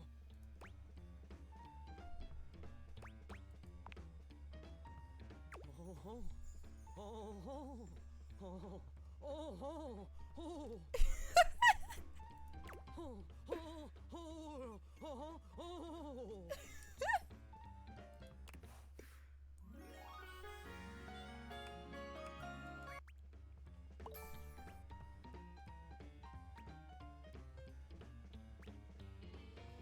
You don't quite get humor yet, but you can confidently say it was funny when the man's pants fell down.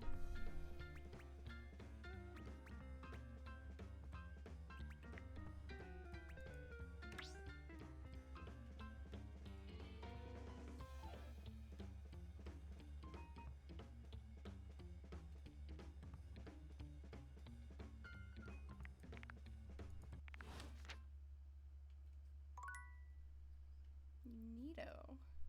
Alright. Oh.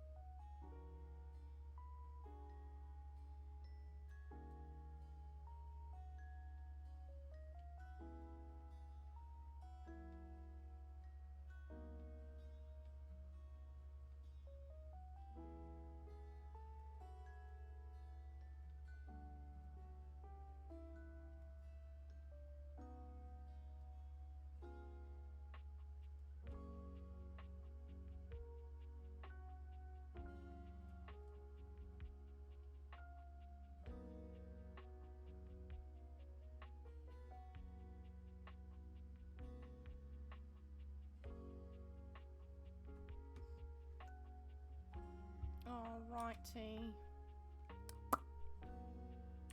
Hmm.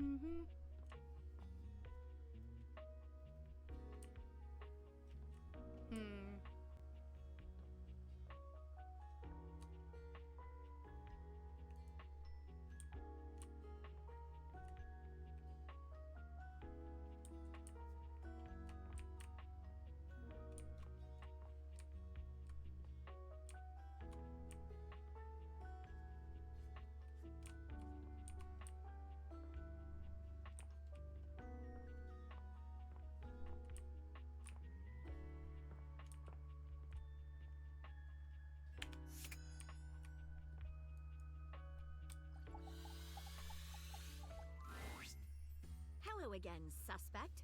I'm hard at work on my current case. I've been hoping for a breakthrough. Sometimes I get so wrapped up that I start seeing everyone through the lens of a mystery.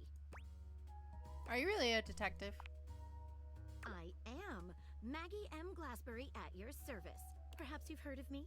I've acquired a modest reputation as a result of some of my previous work. What are your couple best known cases? Maggie puts her hands on her hips, positively radiating pride. Why, it was I who solved the mystery of the missing sock. That was you? A brief interview with the Stackables and a chat with Dirk was all it took to sort that case out. The sock was in the depths of Harper's hamper. I'm glad someone got to the bottom of it.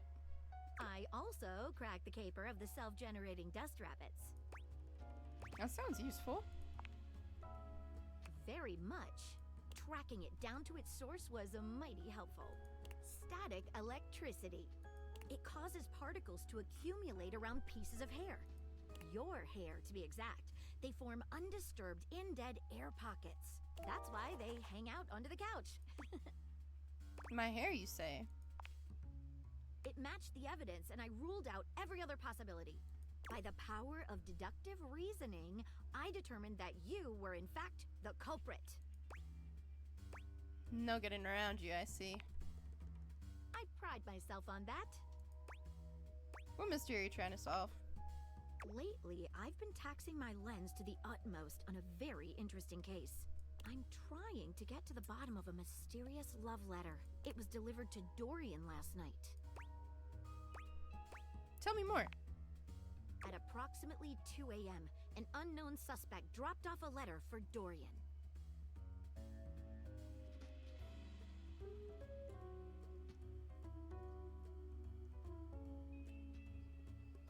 Upon opening it, Dorian discovered that it carried clear romantic intent. That is to say, it was asking him out.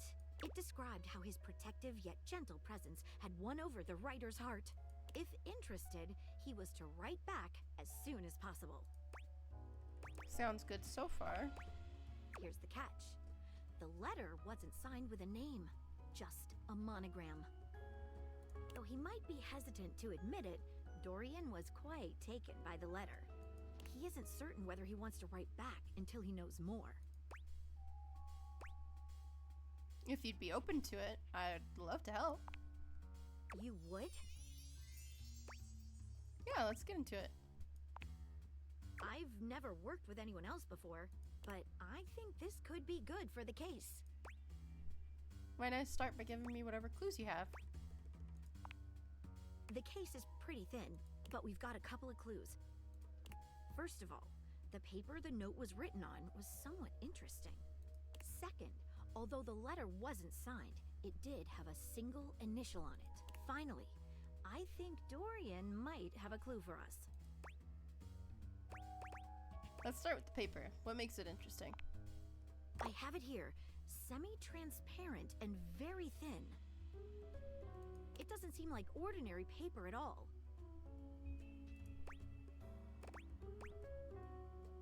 Let's dip a corner of it in water. She dips a corner of the paper into a small glass of water. Look at that. It dissolved. What else should we try with the paper?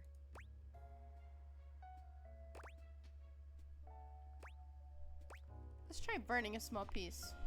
She focuses a magnifying glass on the paper for a few moments, stopping immediately when it begins to smoke and catch fire. Yikes! It's definitely flammable. Does seem to burn slightly slower than normal paper, though. What else should we try with the paper? Let's taste it. Taste it? If you say so. She carefully dabs a corner of the paper against her tongue. How interesting. It's edible and tastes slightly starchy. What else should we try with the paper? Let's try cutting it with scissors. She gives the paper a careful test snip. Cuts just like normal. What else should we try with the paper? Let's see what other clues we've got. What should we look at next? What initial was written on it? A stylized letter M. A first initial? Seems likely. What should we look at next? Let's have a chat with Dorian. Hello there, you two. Good to see you, Dorian. I've enlisted our friend here to help solve the case of the mystery letter.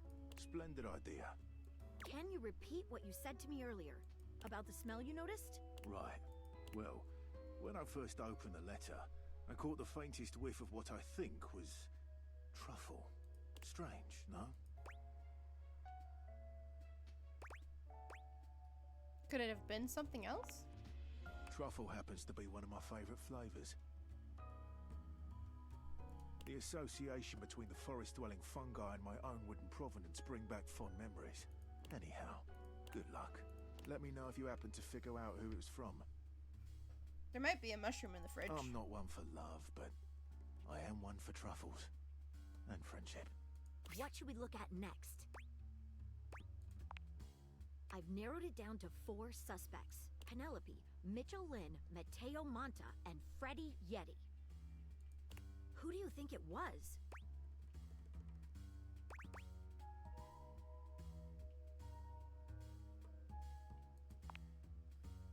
Wait a minute. I think you might just be right. The stylized letter M is his signature. The smell Dorian noticed makes sense now. And the paper. It's gotta be rice paper. The smell of truffles came from the gourmand Mitchell Lynn. You did it. You helped me crack the case. The least I could do, Maggie. I'm impressed. Now I'm even more excited for the next time we meet. Let me just go and let Dorian know that his secret admirer has been discovered. Hey, before I go, I was wondering, would you like to have a cup of tea with me sometime? As a date, I mean. Maggie, I would love nothing more. Maggie lets out a girlish squeal.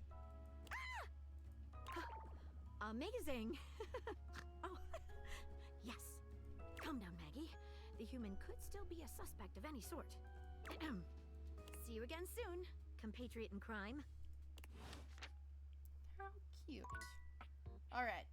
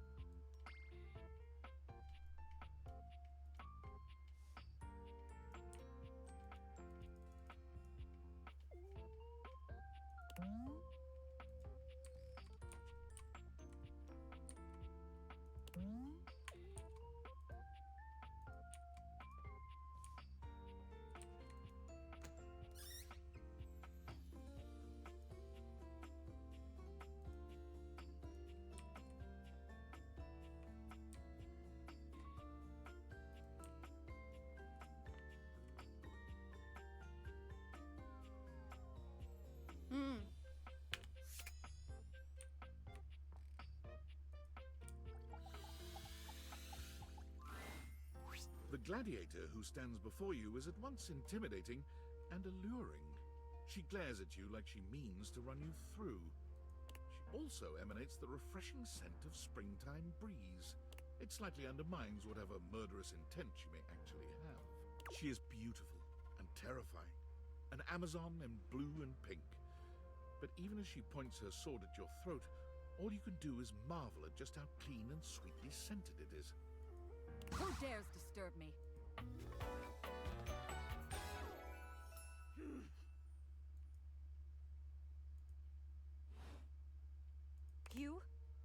Name yourself! By all the pods in the firmament, I swear. If thou hast disturbed me for any reason less worthy than the red memory of battle, I shall leave you sopped, dirty. I shall leave you as you present. I just wanted to meet you. Meet me. You, civilian, you wanted to meet me. I am in the pitch of battle.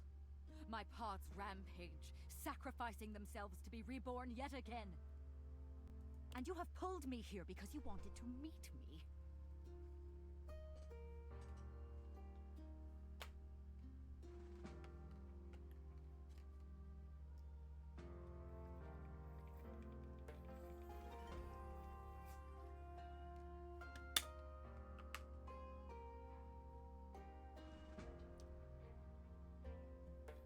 I confess to you, civilian, I am in a state of indecision. I cannot decide if I hate you, or if I am impressed by your fortitude.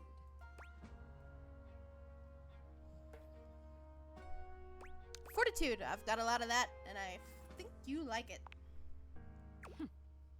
Fortitude. Such bold abandon flaunts a newling's claim, for converse, strange, at altar side untold. You are not hated, despite thy impish impertinence. Perhaps there is something about you. But now is not the time. My occupation, my profession calls me back. For passion's sake I fly. For passion's sake I am not pulled again. Come to me only when the hurly-burly is done, to win or loss. Come before, and even thy puckishness shall not save thee. Wait, what is hurly-burly? When 'tis done, you will no longer have to ask.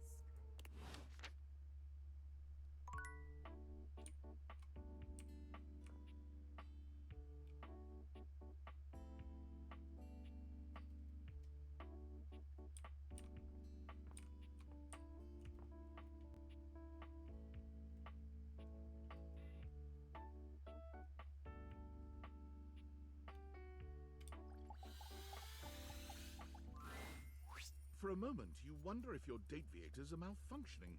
But no, the fashionista standing before you is just that dazzling. They are dressed to kill, abs on display and lighting all along their body, bathing them in a soft glow. A ring of light surrounds their perfectly coiffed blonde hair, giving them the appearance of an angel, and perfect lighting no matter which way they turn. But it doesn't take you long to discover the angel comparisons end at their appearance. Hey, betches! It's me again, Lugs. Yes!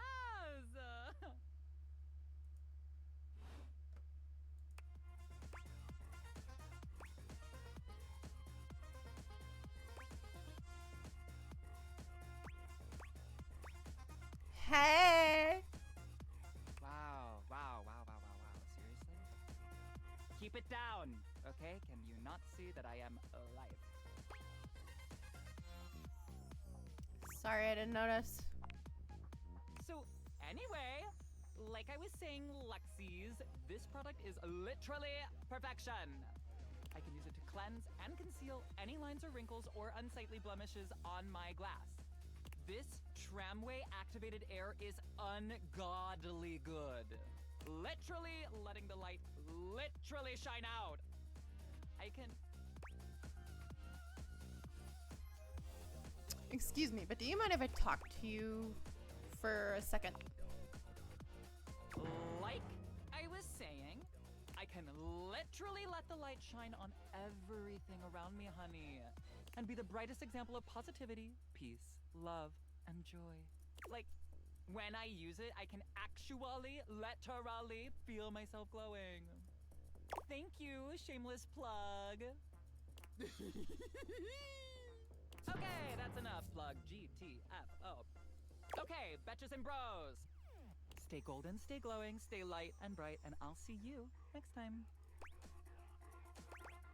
What is your deal? Oh, are you still here? Why are you being so mean? Honesty is part of my brand. Unlike most, I call it like I see it. And that is why I am calling you jealous and a hater. And I I don't need that energy in my life. Bye. What a freak.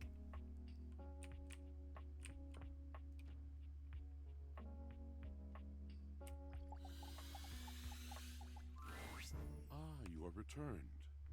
Each sunrise should be greeted with the same surprise and gratitude. I am, as you might have gleaned, glad to see you. Pardon me. I've been thinking about you. I'm sure you know by now that words come to me like moths gather round a candle. They flap in my brain and alight in the most delightful patterns. Chaos and winged rhythm. They are my heart, beating to be heard and felt. But to you, who have wounded and mocked and derailed me, I have discovered I have nothing else at all to say. He hates me! I am out of words for you.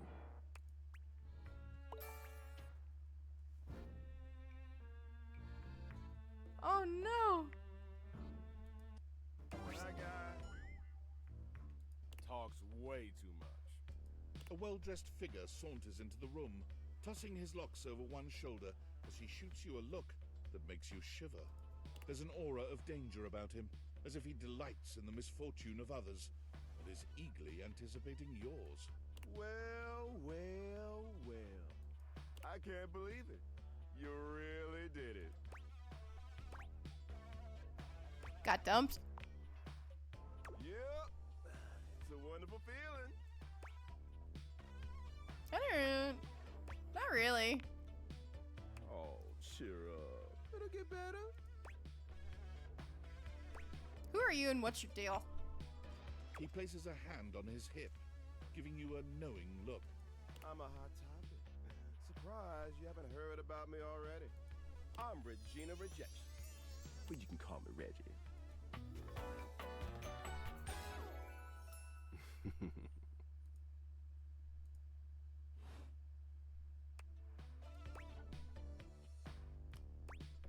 What do you want? Me? I like to come in every time you get a hate ending and take in the sights. It's kind of what I do, being rejection after all. So you appear when I get rejected? Do you show up every time I'm rejected? If I have something to say, which is every goddamn time, baby. Fuck me. I'll be delighted, but I'm gonna make you work a little harder for it, relax. Listen, bitch. I'm giving you special access to me here on this app I'm putting on your phone. Have a chat anytime you like. Reggie takes your phone, typing something into it. He turns your phone back around to show you a funny little icon that looks like a broken heart. What happens if I get rejected by everyone? We'll just have to wait and see. That'll be a feat. I'll come by to check on your progress if that's your goal. Let's just say, I really can't wait.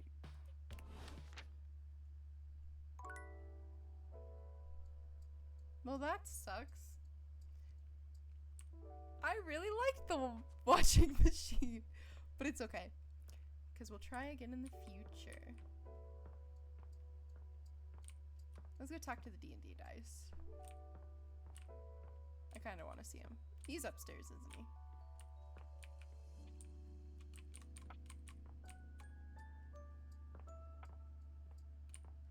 No, he's down here. This room.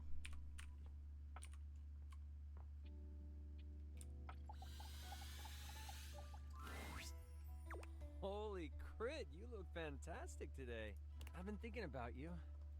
Maybe we can get into some fun later? I'd love to play a game with you. Don't worry, I'd never play with your heart. Do you have any more campaigns for me to play? Oh, so many more. So many. But not just yet. I need more inspiration. And the one thing that always helps with writing campaigns is guilt and deadlines. Since I don't have any of those, I might just take a break.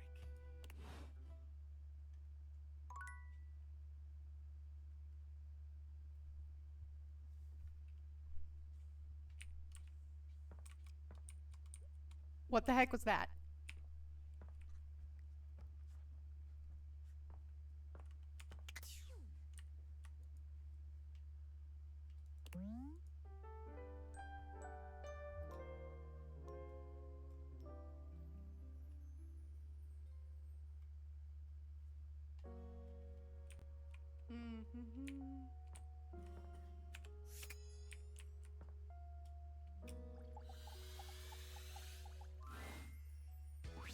Five handsome himbos in colourful jumpsuits are flexing and chatting animatedly amongst themselves. When they notice you, they begin to buzz with excitement, all speaking in rapid-fire sequence. Yo, check it! Quick, dudes, clean up the digs. We got company. Some real fine company, if you know what I'm saying. How's it hanging, homie?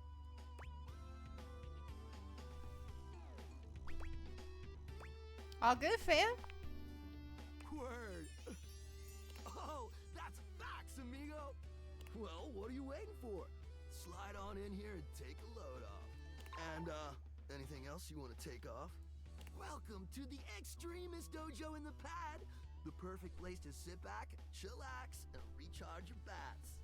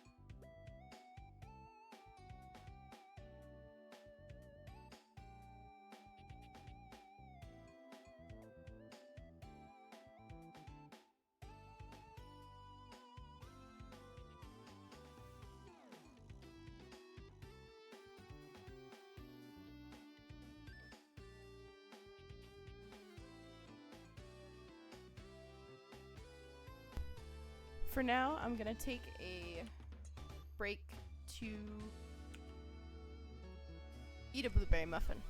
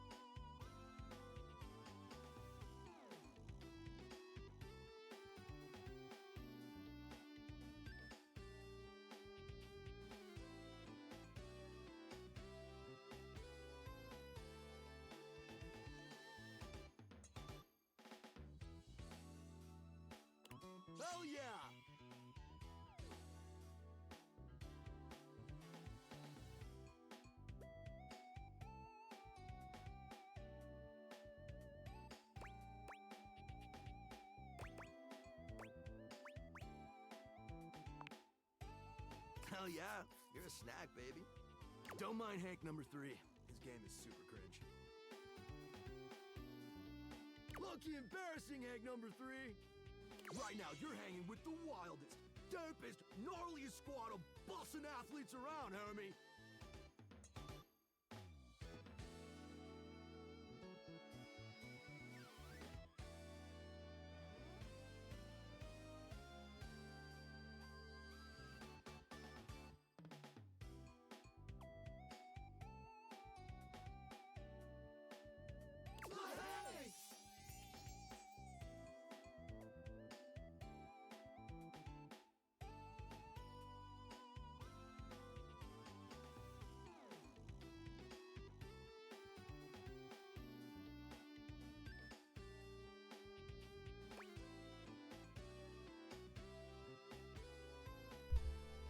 Wait, so if you're the Hanks, does that mean you're all named Hank? Yeah.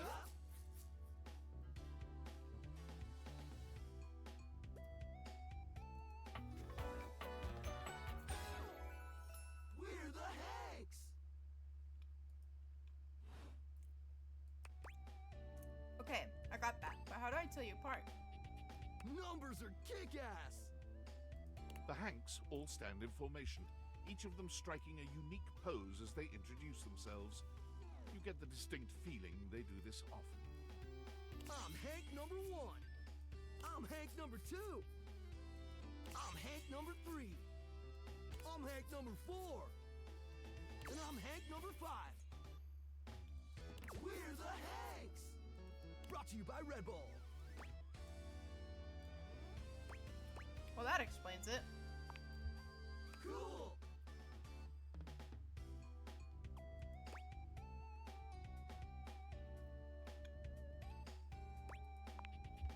That's right. We're the wildest, most fearless, gnarliest squad of extreme athletes in the house. We base jump. We lava board. We cheese roll. If something's hot enough, we'll ride it all night long. We laugh in the face of danger.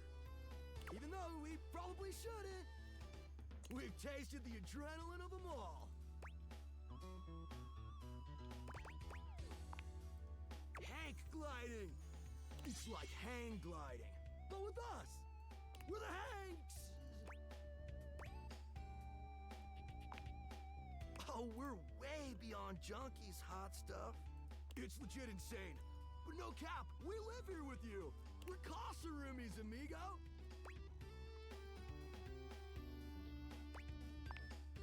Right? Life's way more kitchen with friends. Or friends with benefits. That's why we partnered with Red Bull. Red Bull's our sponsor, brah!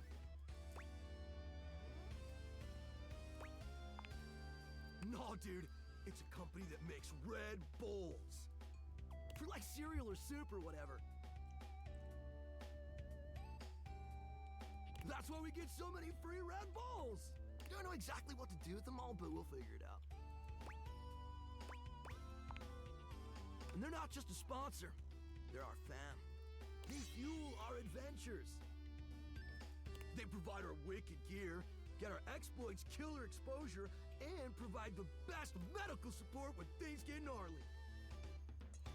Let's be real, they do get gnarly. If by gnarly you mean dope AF.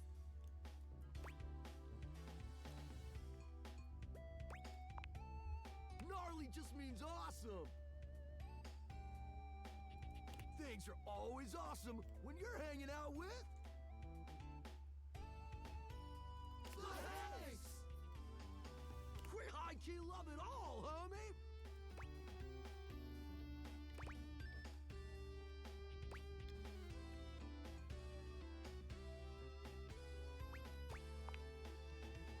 Hive mind?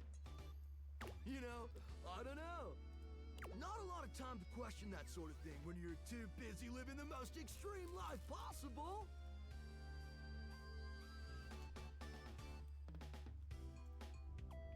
We're the Hanks!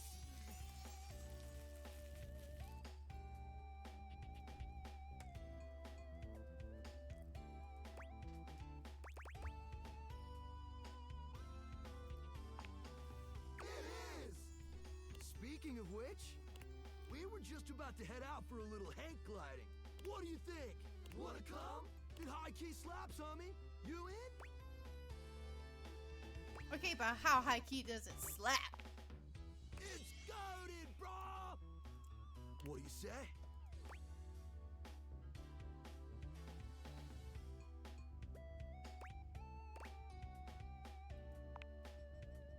Sweet!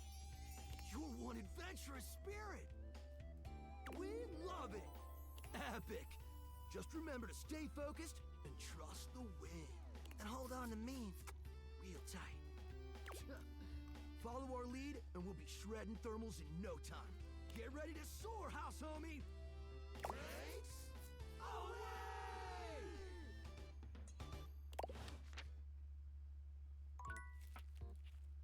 Okay, cool.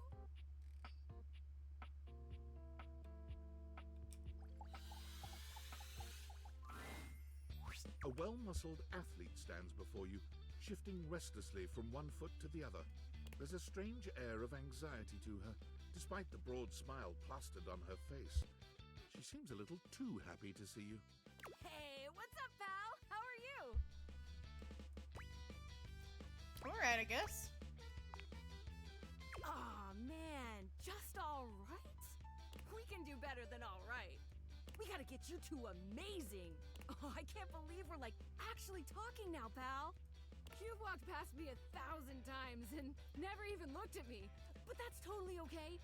Oh. After all, I don't do this for the recognition. I'm just a humble shelf trying to grab life by the horns. Gotta carpe that diem, if you know what I'm saying. Oh, drywall! I almost forgot to tell you my name. Slow down and take a breath. I'm breathing just fine, buddy. The name's Shelly. I'm your shelves. Yo! It's my job to hold your stuff up with my amazing muscles. I really enjoy doing it.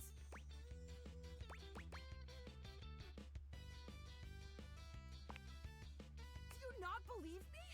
It's just my entire purpose. I love it, I promise. Anyway, it's really great to hear from you. This experience is 100% aligning with my years-long fantasy of meeting you. I've never truly been happier. Are you upset with me? Oh my gosh, no, never, not you. This is going really great, actually. Not a disaster. I'm just gonna go for a completely unrelated reason. Later, doodly-doo. I like her. She's neat.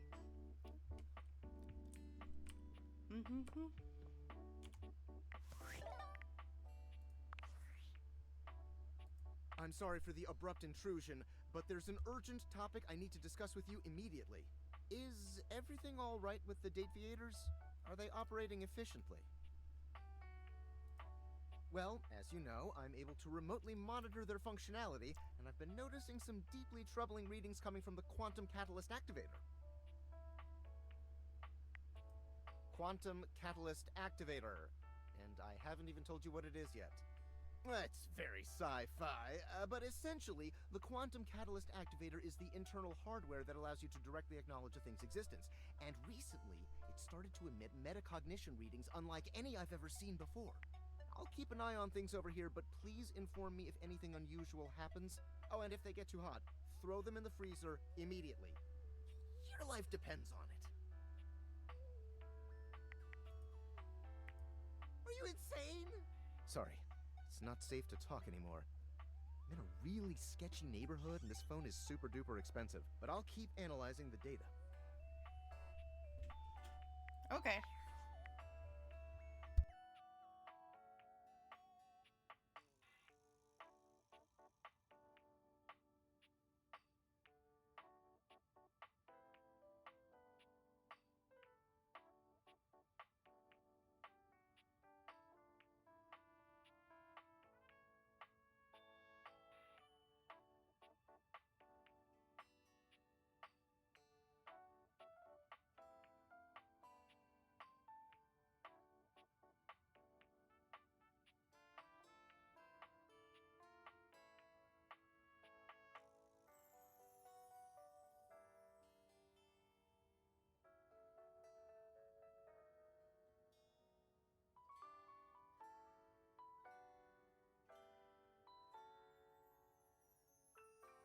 I'm gonna pause for a second. Eating soup.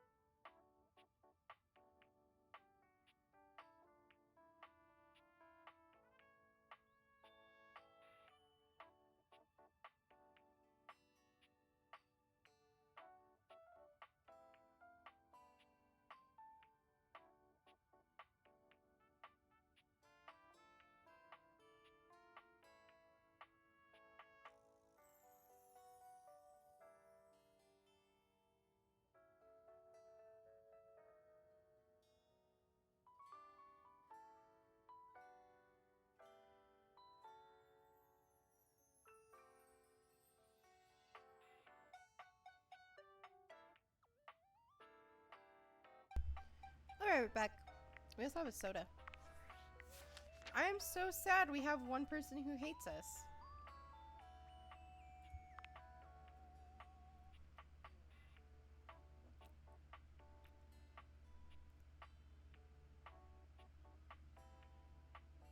Try looking for a skeleton key. Maybe I have a skeleton key in my room. Shelly. I'll read more about these later.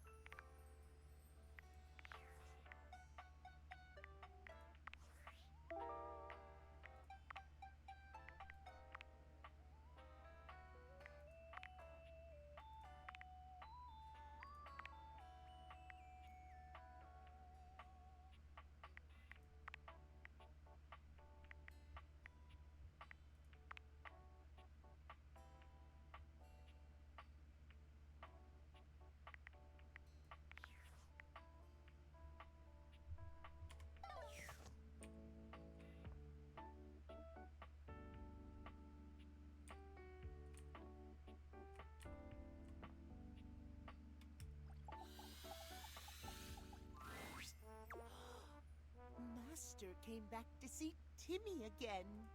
Maybe Timmy made a good impression on you last time.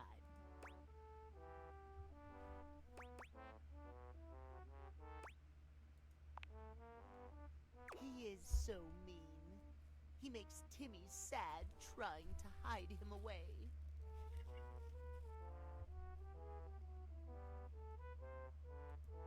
Since you're here now, maybe you can do something for Timmy? Sure, what is it, dude?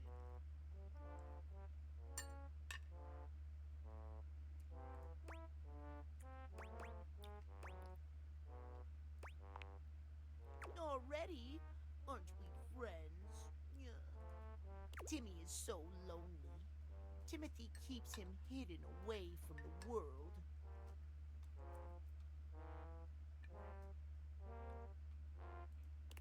Maybe you can teach Timmy how to make Timothy love him.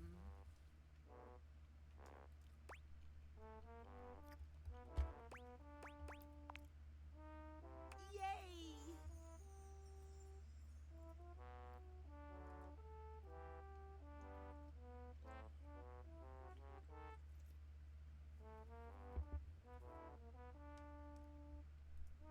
Timmy is already so lovable as he is. Yeah. How do we make him more lovable?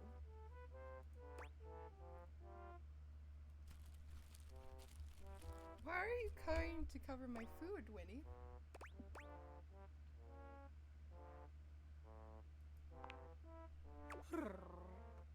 master has such good taste. Yes, that's right. Timmy is perfect. Maybe Timmy just needs to become stronger. In that case, how does Timmy make Timothy see just how perfect he is? Timothy only cares about clocks, clocks, clocks. Timmy is more perfect than a silly little timepiece could ever be.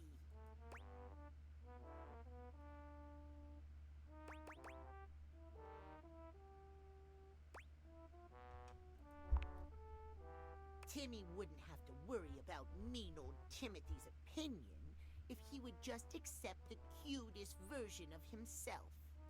How do you stop worrying then?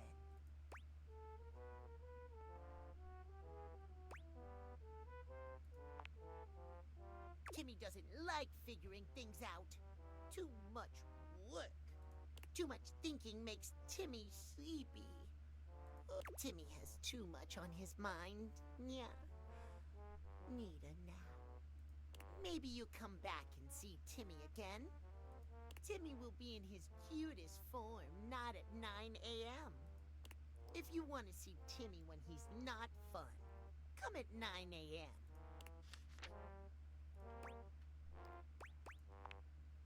Good night. Yeah.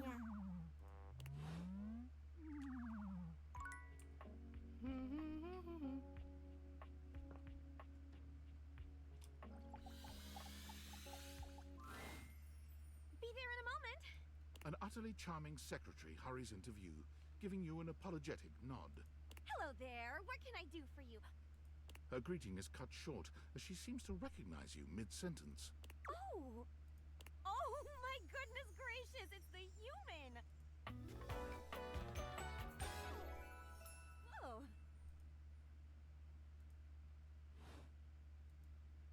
Well, I wasn't expecting you today. Oh, golly, I must look an absolute mess. You must be here for Mayor Celia. Mayor Celia? Oh, you don't know. I completely understand. You must be such a busy bee running around and taking care of all of us here in the house. Who would have time to remember every little detail?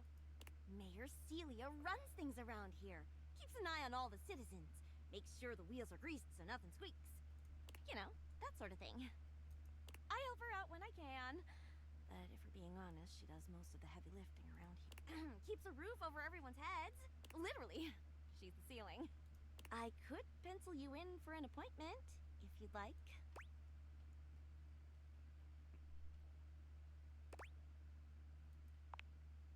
Oh, well...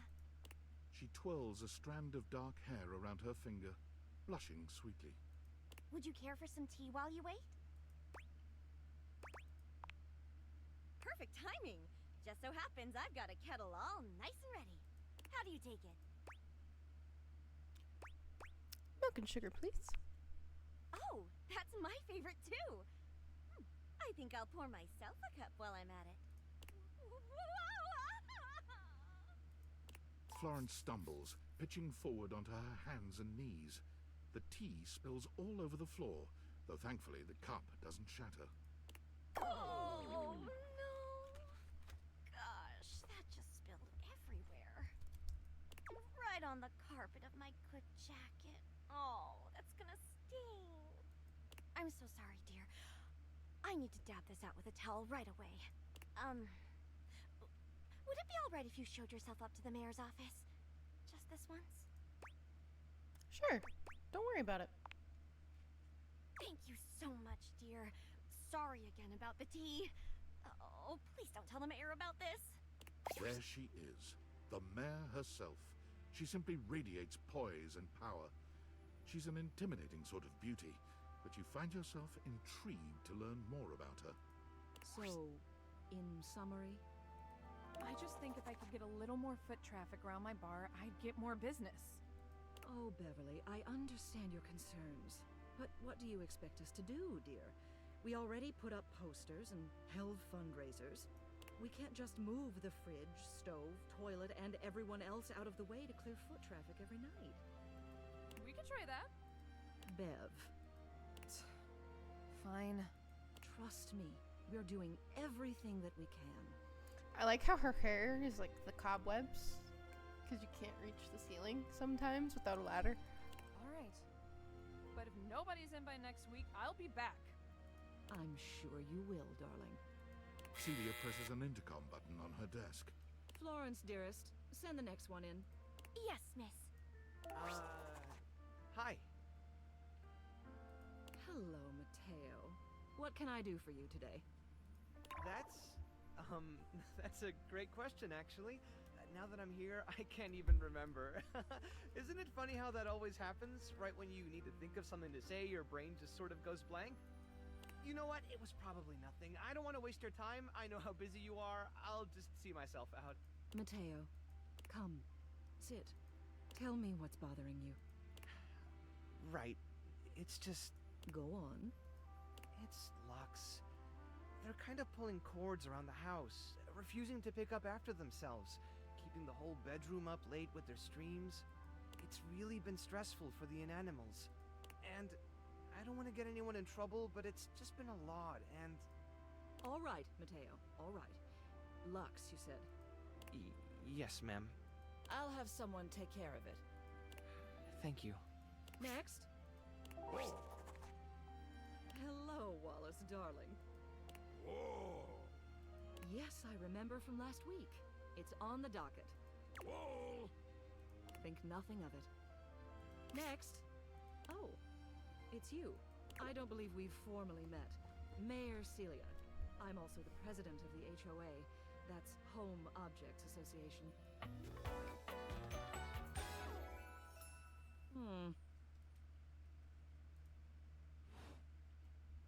Here's my card.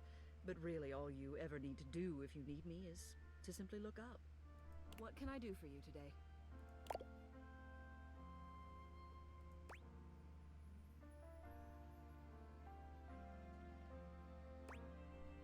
Try to get the lay of the land, and I wanted to meet the mayor. Well then, hello. Meeting successful. Never a bad idea to make sure everybody knows your face. We're important here. Some sit back and wait for others to plan things. Others simply do them. You and I, we're doers. Absolutely. I've seen you zipping back and forth around the house, running here and there. You seem like a reliable sort. I wonder if I might ask you a favor. It's about my assistant, Florence. She seems sweet. She is an absolute dear. Although sometimes I fear it gets her into trouble. She's such a kind thing. But that means she lets people walk all over her. Sometimes I worry the wrong sort might be taking advantage of her. I've noticed that whenever we go to lunch together, she never seems to buy herself anything. What's more, she's been pinching every penny you've dropped on her like a miser. I suspect she might be having financial issues. The office pays her well, of course. She's an invaluable assistant. I think it's possible someone might be fleecing her. I'd like to formally ask for your help. I may be her boss, but Florence would never give me a straight answer if she thought it might upset me. However, she's quite friendly with strangers. And technically speaking, as the owner of the house, you out.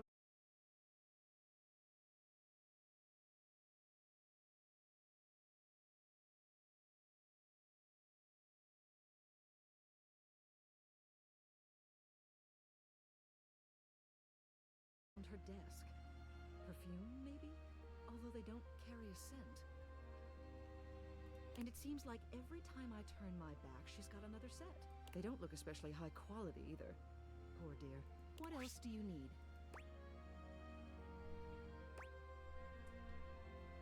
I'll go back through Florence's office. Hello again. I trust your meeting with the mayor went well? Yep. Wonderful. Anything else I can help you with while you're here? Tell me about yourself. What? You want to know about me? Oh no. No. You just spoke with the mayor. A little old fuddy-duddy like me can't hold a candle to someone like her. I just handle the paperwork, that's all. Pay me no mind. Anything else I can help you with while you're here? Tell me about the mayor. She's just incredible, isn't she? So tall and commanding. What I wouldn't give to be able to deal with people the way that she does. Some people think the mayor's cold-hearted, but I'll tell you what, there isn't a sweeter structure this side of the HOA. You seem quite taken with her. What do you mean by that, exactly? I just think she's a really remarkable ceiling, that's all. Besides, she's my boss, so I couldn't begin to comment on her outside of professional opinion.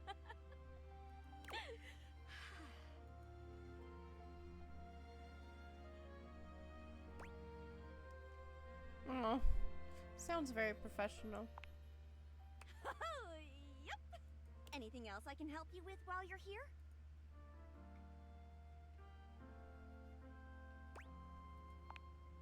Oh, bye-bye.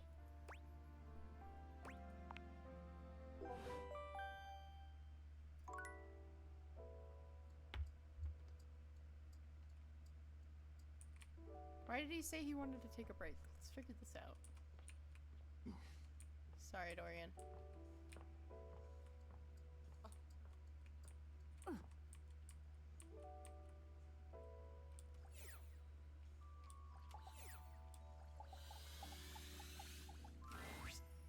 Holy crit, you look fantastic today. I've been thinking about you. Maybe we can get into some fun later? I'd love to play a game with you. Don't worry, I'd never play with your heart. Oh, so many. But I need more inspiration. Since I don't have any of those. Okay, so I guess we're not getting anything more from Chance, but that's okay. Because we can get more from others. Figure things out.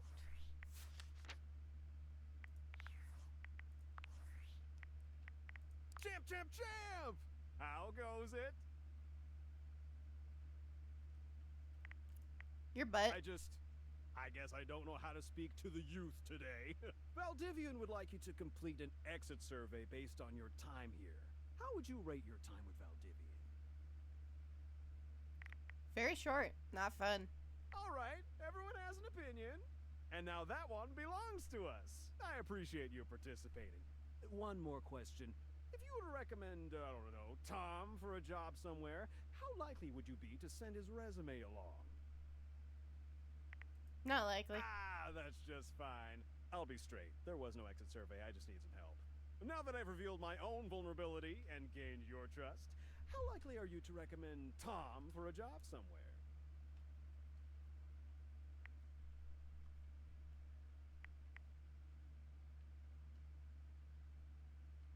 Not likely. Ah, can't win them all.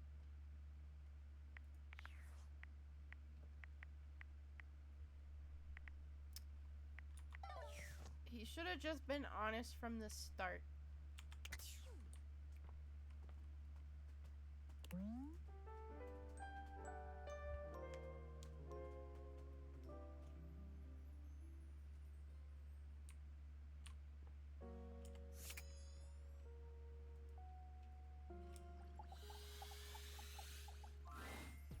An armored warrior of some kind stands before you, a massive sack of loot slung over his shoulder. He greets you cheerfully, something about his smile and tone reminding you of your own customer service voice at work. Hey there! I'm Michael Transaction. But you can call me Mikey. Congratulations! Thanks for your purchase of the Date Everything Luxurious Edition! Your purchase gives you exclusive access to new features never seen in the game before.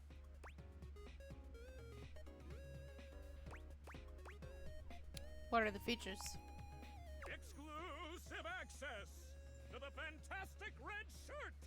Exclusive access to the art book. Exclusive access to the soundtrack.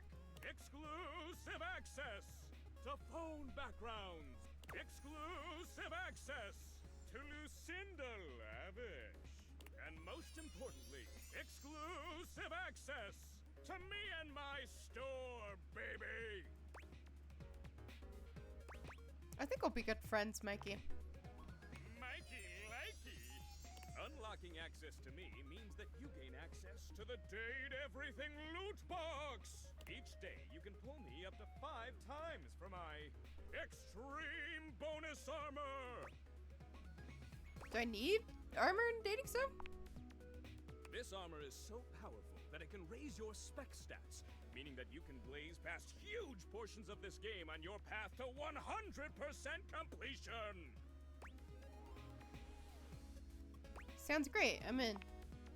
It is a blast, baby! You can pull from my common boots of true presence. They have a high chance of being pulled. Or you can pull from my epic gauntlets of stardom. They have a small chance of being pulled.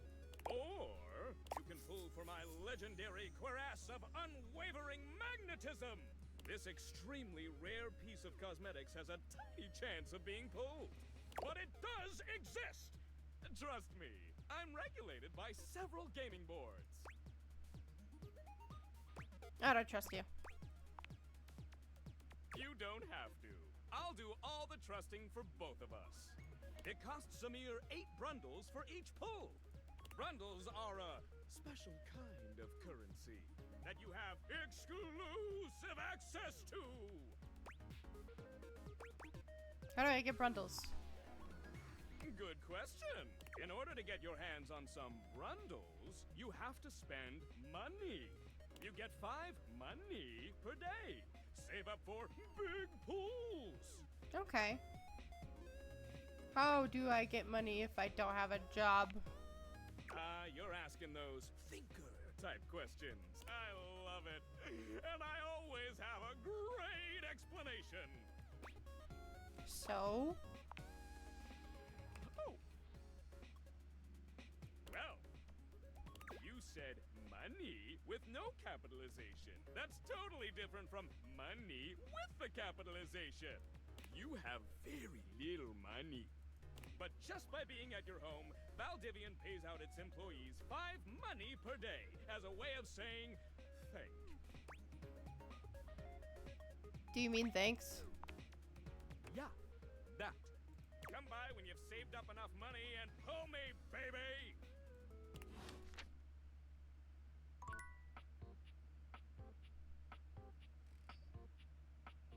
I would win. Oh.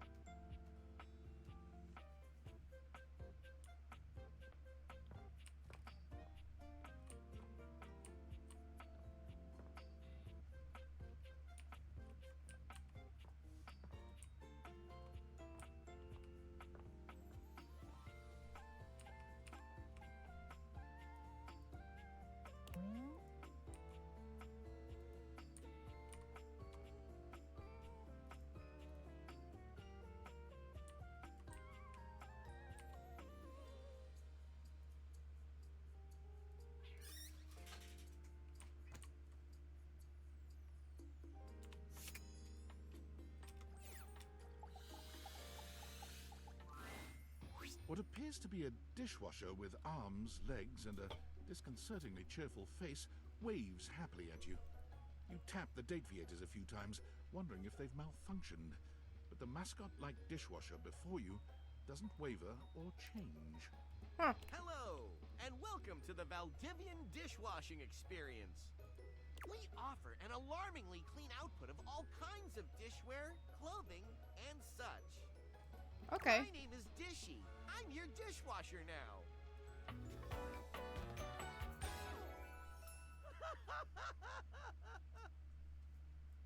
Okay. To get started, please connect me to your internet so I can get started knowing exactly what I need.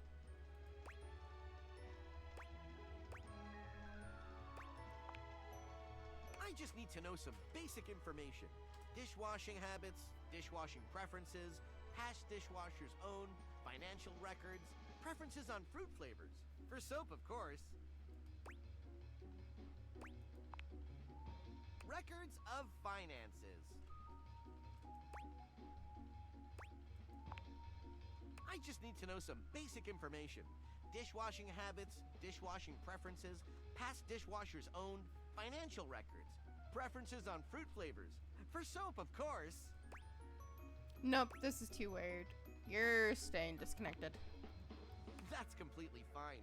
We can absolutely operate in offline mode. Would you like to wash dishes?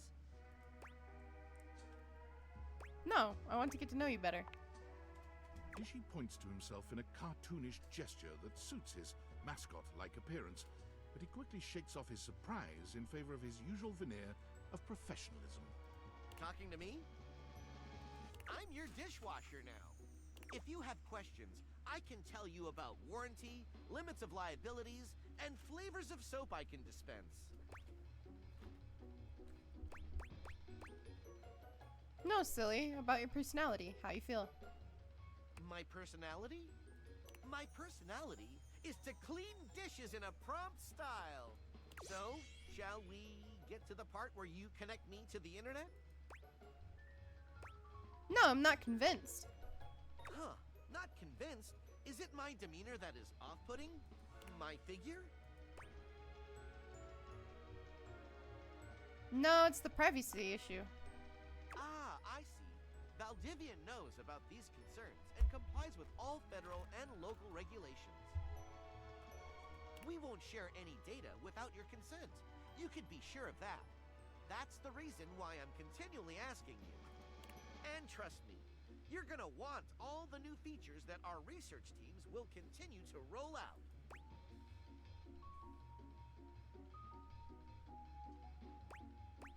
I decline. Can't blame a device for trying. Catch you next time, hot stuff.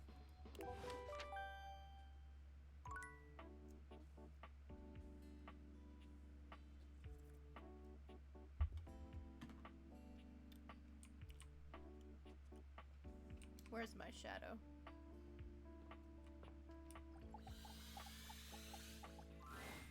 Oh, hey. Did you sleep well?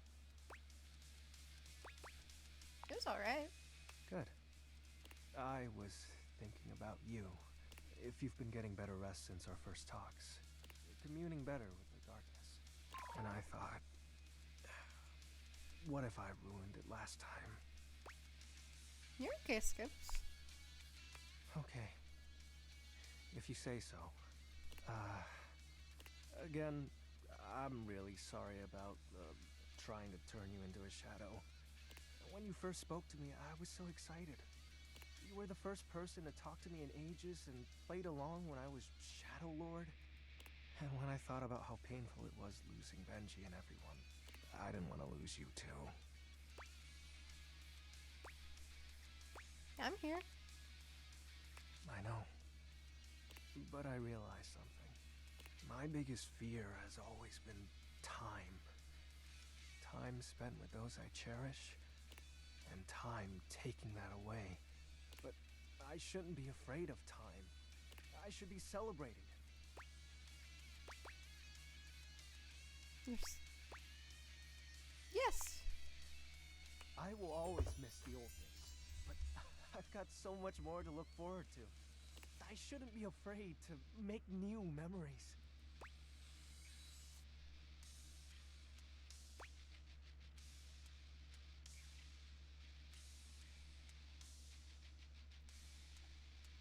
might lose them too one day, but for now you can fill yourself with so much love. You really are a shining light in my cold, dark world. Hey, can I make another confession?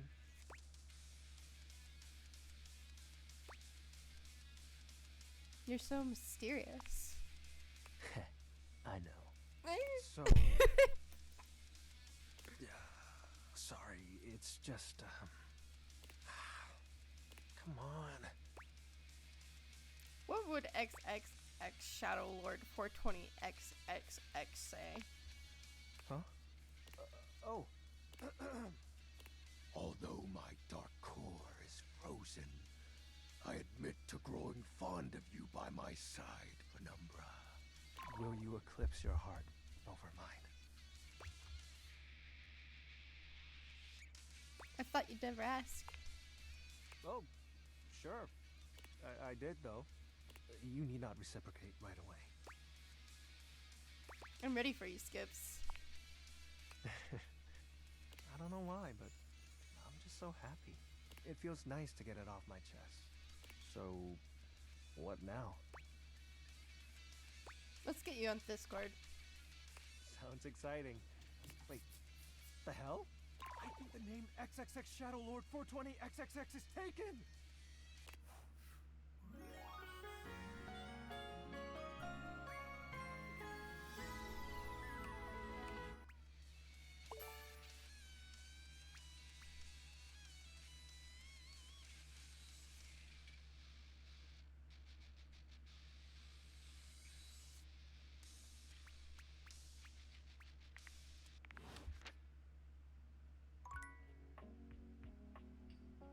Cool.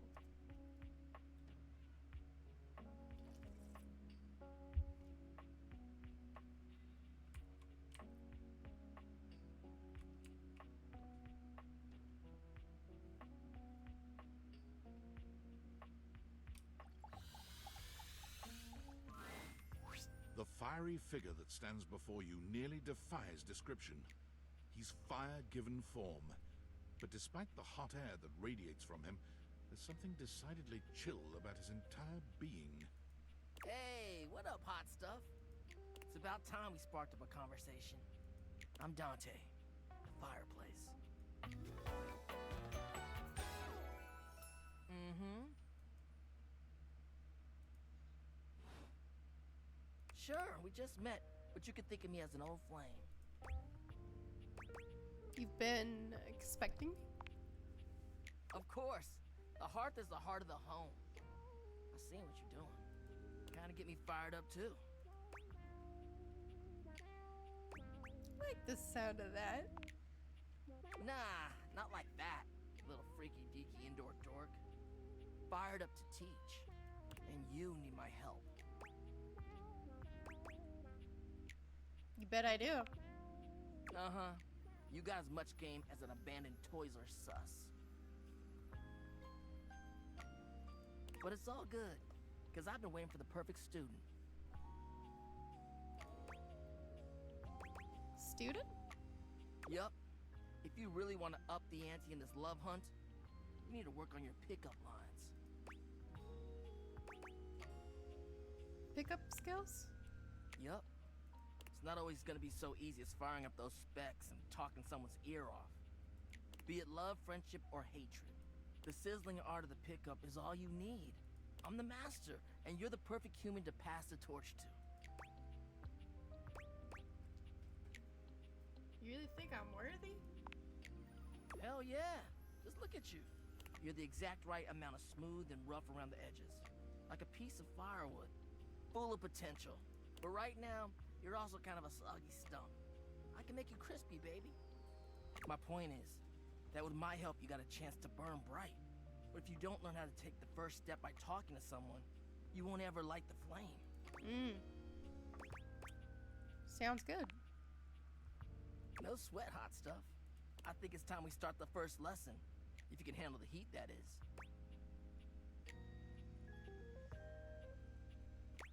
Bring it on. Hell yeah! Tell you what, let's start with some punny pickup lines.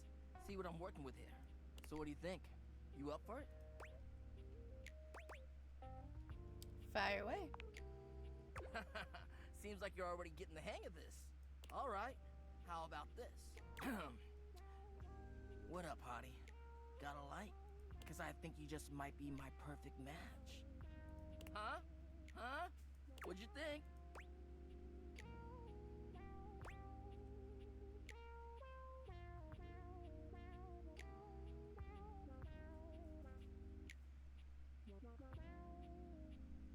I wish I had more empathy. Could use some work. Damn! I've been working on that one for ages. I guess it could always be better, huh? You know what? This could be good for both of us. We could workshop it a bit and get to know each other. What would you say to make this line better?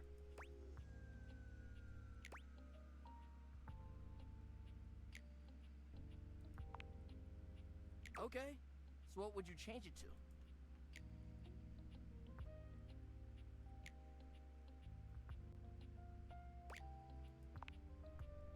Oh, damn. Somehow you managed to make that unfunny and uncomfortable. Congrats. Anyway, that shit doesn't even matter. You see, that was all a trick question. Or a lesson, I guess. I was just trying to show you that pickup lines can be corny and fun, but not always the perfect opener.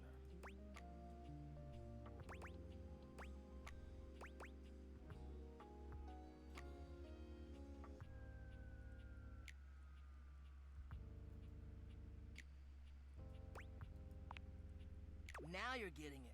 Tell you what, I'm gonna teach you how to make connections in a deeper way. And your first real lesson in the art of the pickup isn't about some magic one-liner. You're gonna learn how to open the gates of someone's heart, get to know their soul, you know? You ride with me and you're gonna learn how to be smooth, but in a sensitive way. I call this style the way of the flame. Think you can handle it?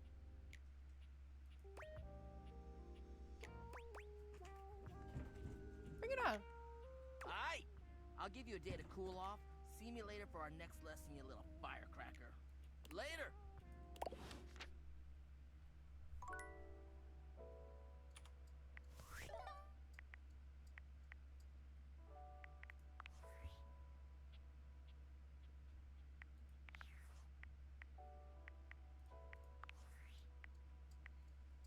Valdivianites! Guess who? If you guessed David Most, three-time runner-up for Business Magazine's CEO of the Year, you'd be right. Team, I just wanted to do a soft follow-up on my recent email regarding my lost sunglasses. I'm happy to report my office has already received hundreds of tips regarding the item's whereabouts and are quickly combing through them as we speak. However, I really must reiterate that the tip line is for verifiable leads only. I saw them in Turkmenistan, or did you chuck up your butt? While obviously very humorous, detracts from our serious efforts to expediently locate the missing item. In that spirit of camaraderie, anyone who sends a false lead will be downsized on sight. Thank you for your ongoing support in this matter.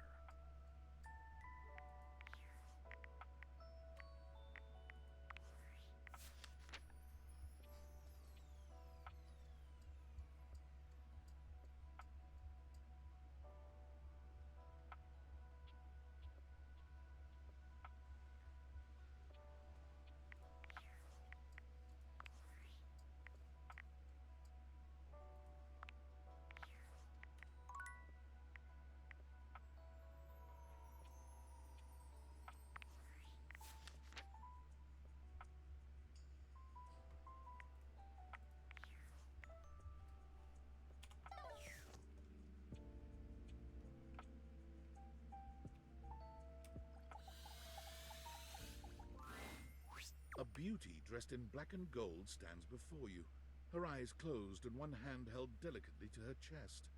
She sways softly, silently, as though she were listening to music you can't hear. The silence is so long and profound that you begin to notice just how noisy your house is. You can hear your clock ticking, your refrigerator humming, and your air conditioning blasting. Has it always been so loud around here? The silence persists, and this stranger continues to ignore you, lost in her own world. Whatever it is that she's doing, she's clearly very serious about it.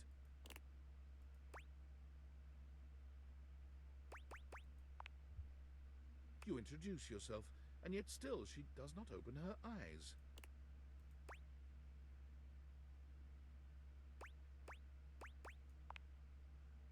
Finally, she opens her eyes, heaving a polite but obviously impatient sigh. Maestro? The performance? It was coming along nicely. That was door 33. Surely you recognized it. It's an avant-garde piano piece, 33 seconds long, by the composer John Gage. Honestly, the man was a genius. I mean, the idea that music can exist without the presence of a single note. Breathtaking. You know, the very first time I played it was when I was in residence with the Dulce Mio. You two have met, I'm assuming?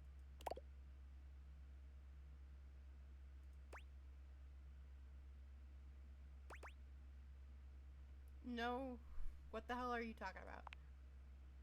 Music? I'm always talking about music. Anyway, our audience that night was completely hopeless. They all kept waiting for the music to start, as if they couldn't already hear it. A rustling program, a muffled cough. It was all being performed in real time, but they kept staring at Dulce and I like we were the Philistines. Still, it was one of my finest performances to date. It also didn't hurt that Dulce had requested to work with me specifically. I can't tell you just how often that seems to happen. The talent always just seems to flock to me. Speaking of, what is that bizarre little refrain you've been playing over and over as you pass by my keyboard? It almost seems like music. Very atonal.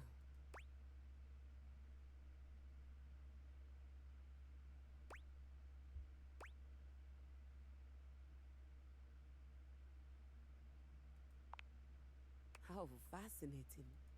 Well, whatever you are playing, I look forward to its evolution.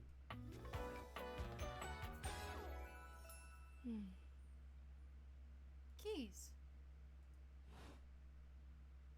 So long, Maestro. Well,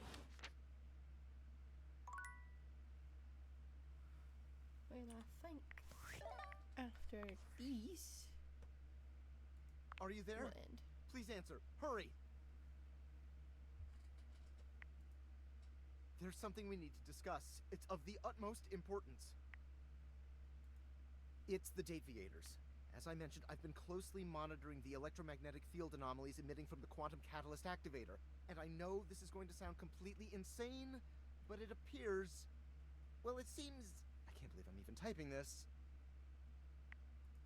Based on the data I'm looking at, you may actually be able to use the Deviators to bring objects to life. Yeah, I'm doing that now. It's hot. We have absolutely no idea the ethical implications of turning objects into people. Would they have rights? Do we need to feed them? And if so, how often would we need to feed them? Is only lunch enough? If it's a big lunch, we're sleepwalking into a minefield of existential dilemmas here. Good point. Not to mention, I didn't even program the Deviators with that functionality. Maybe the government augmented my original schematics with secret military tech, but I'd have to do more tests to be sure. What kind of tests? I'm sorry, but we'll have to pick this up later. I'm not under any sort of duress or anything, but I had a huge enchilada for lunch and I'm exhausted. I'll reach out again when I'm able.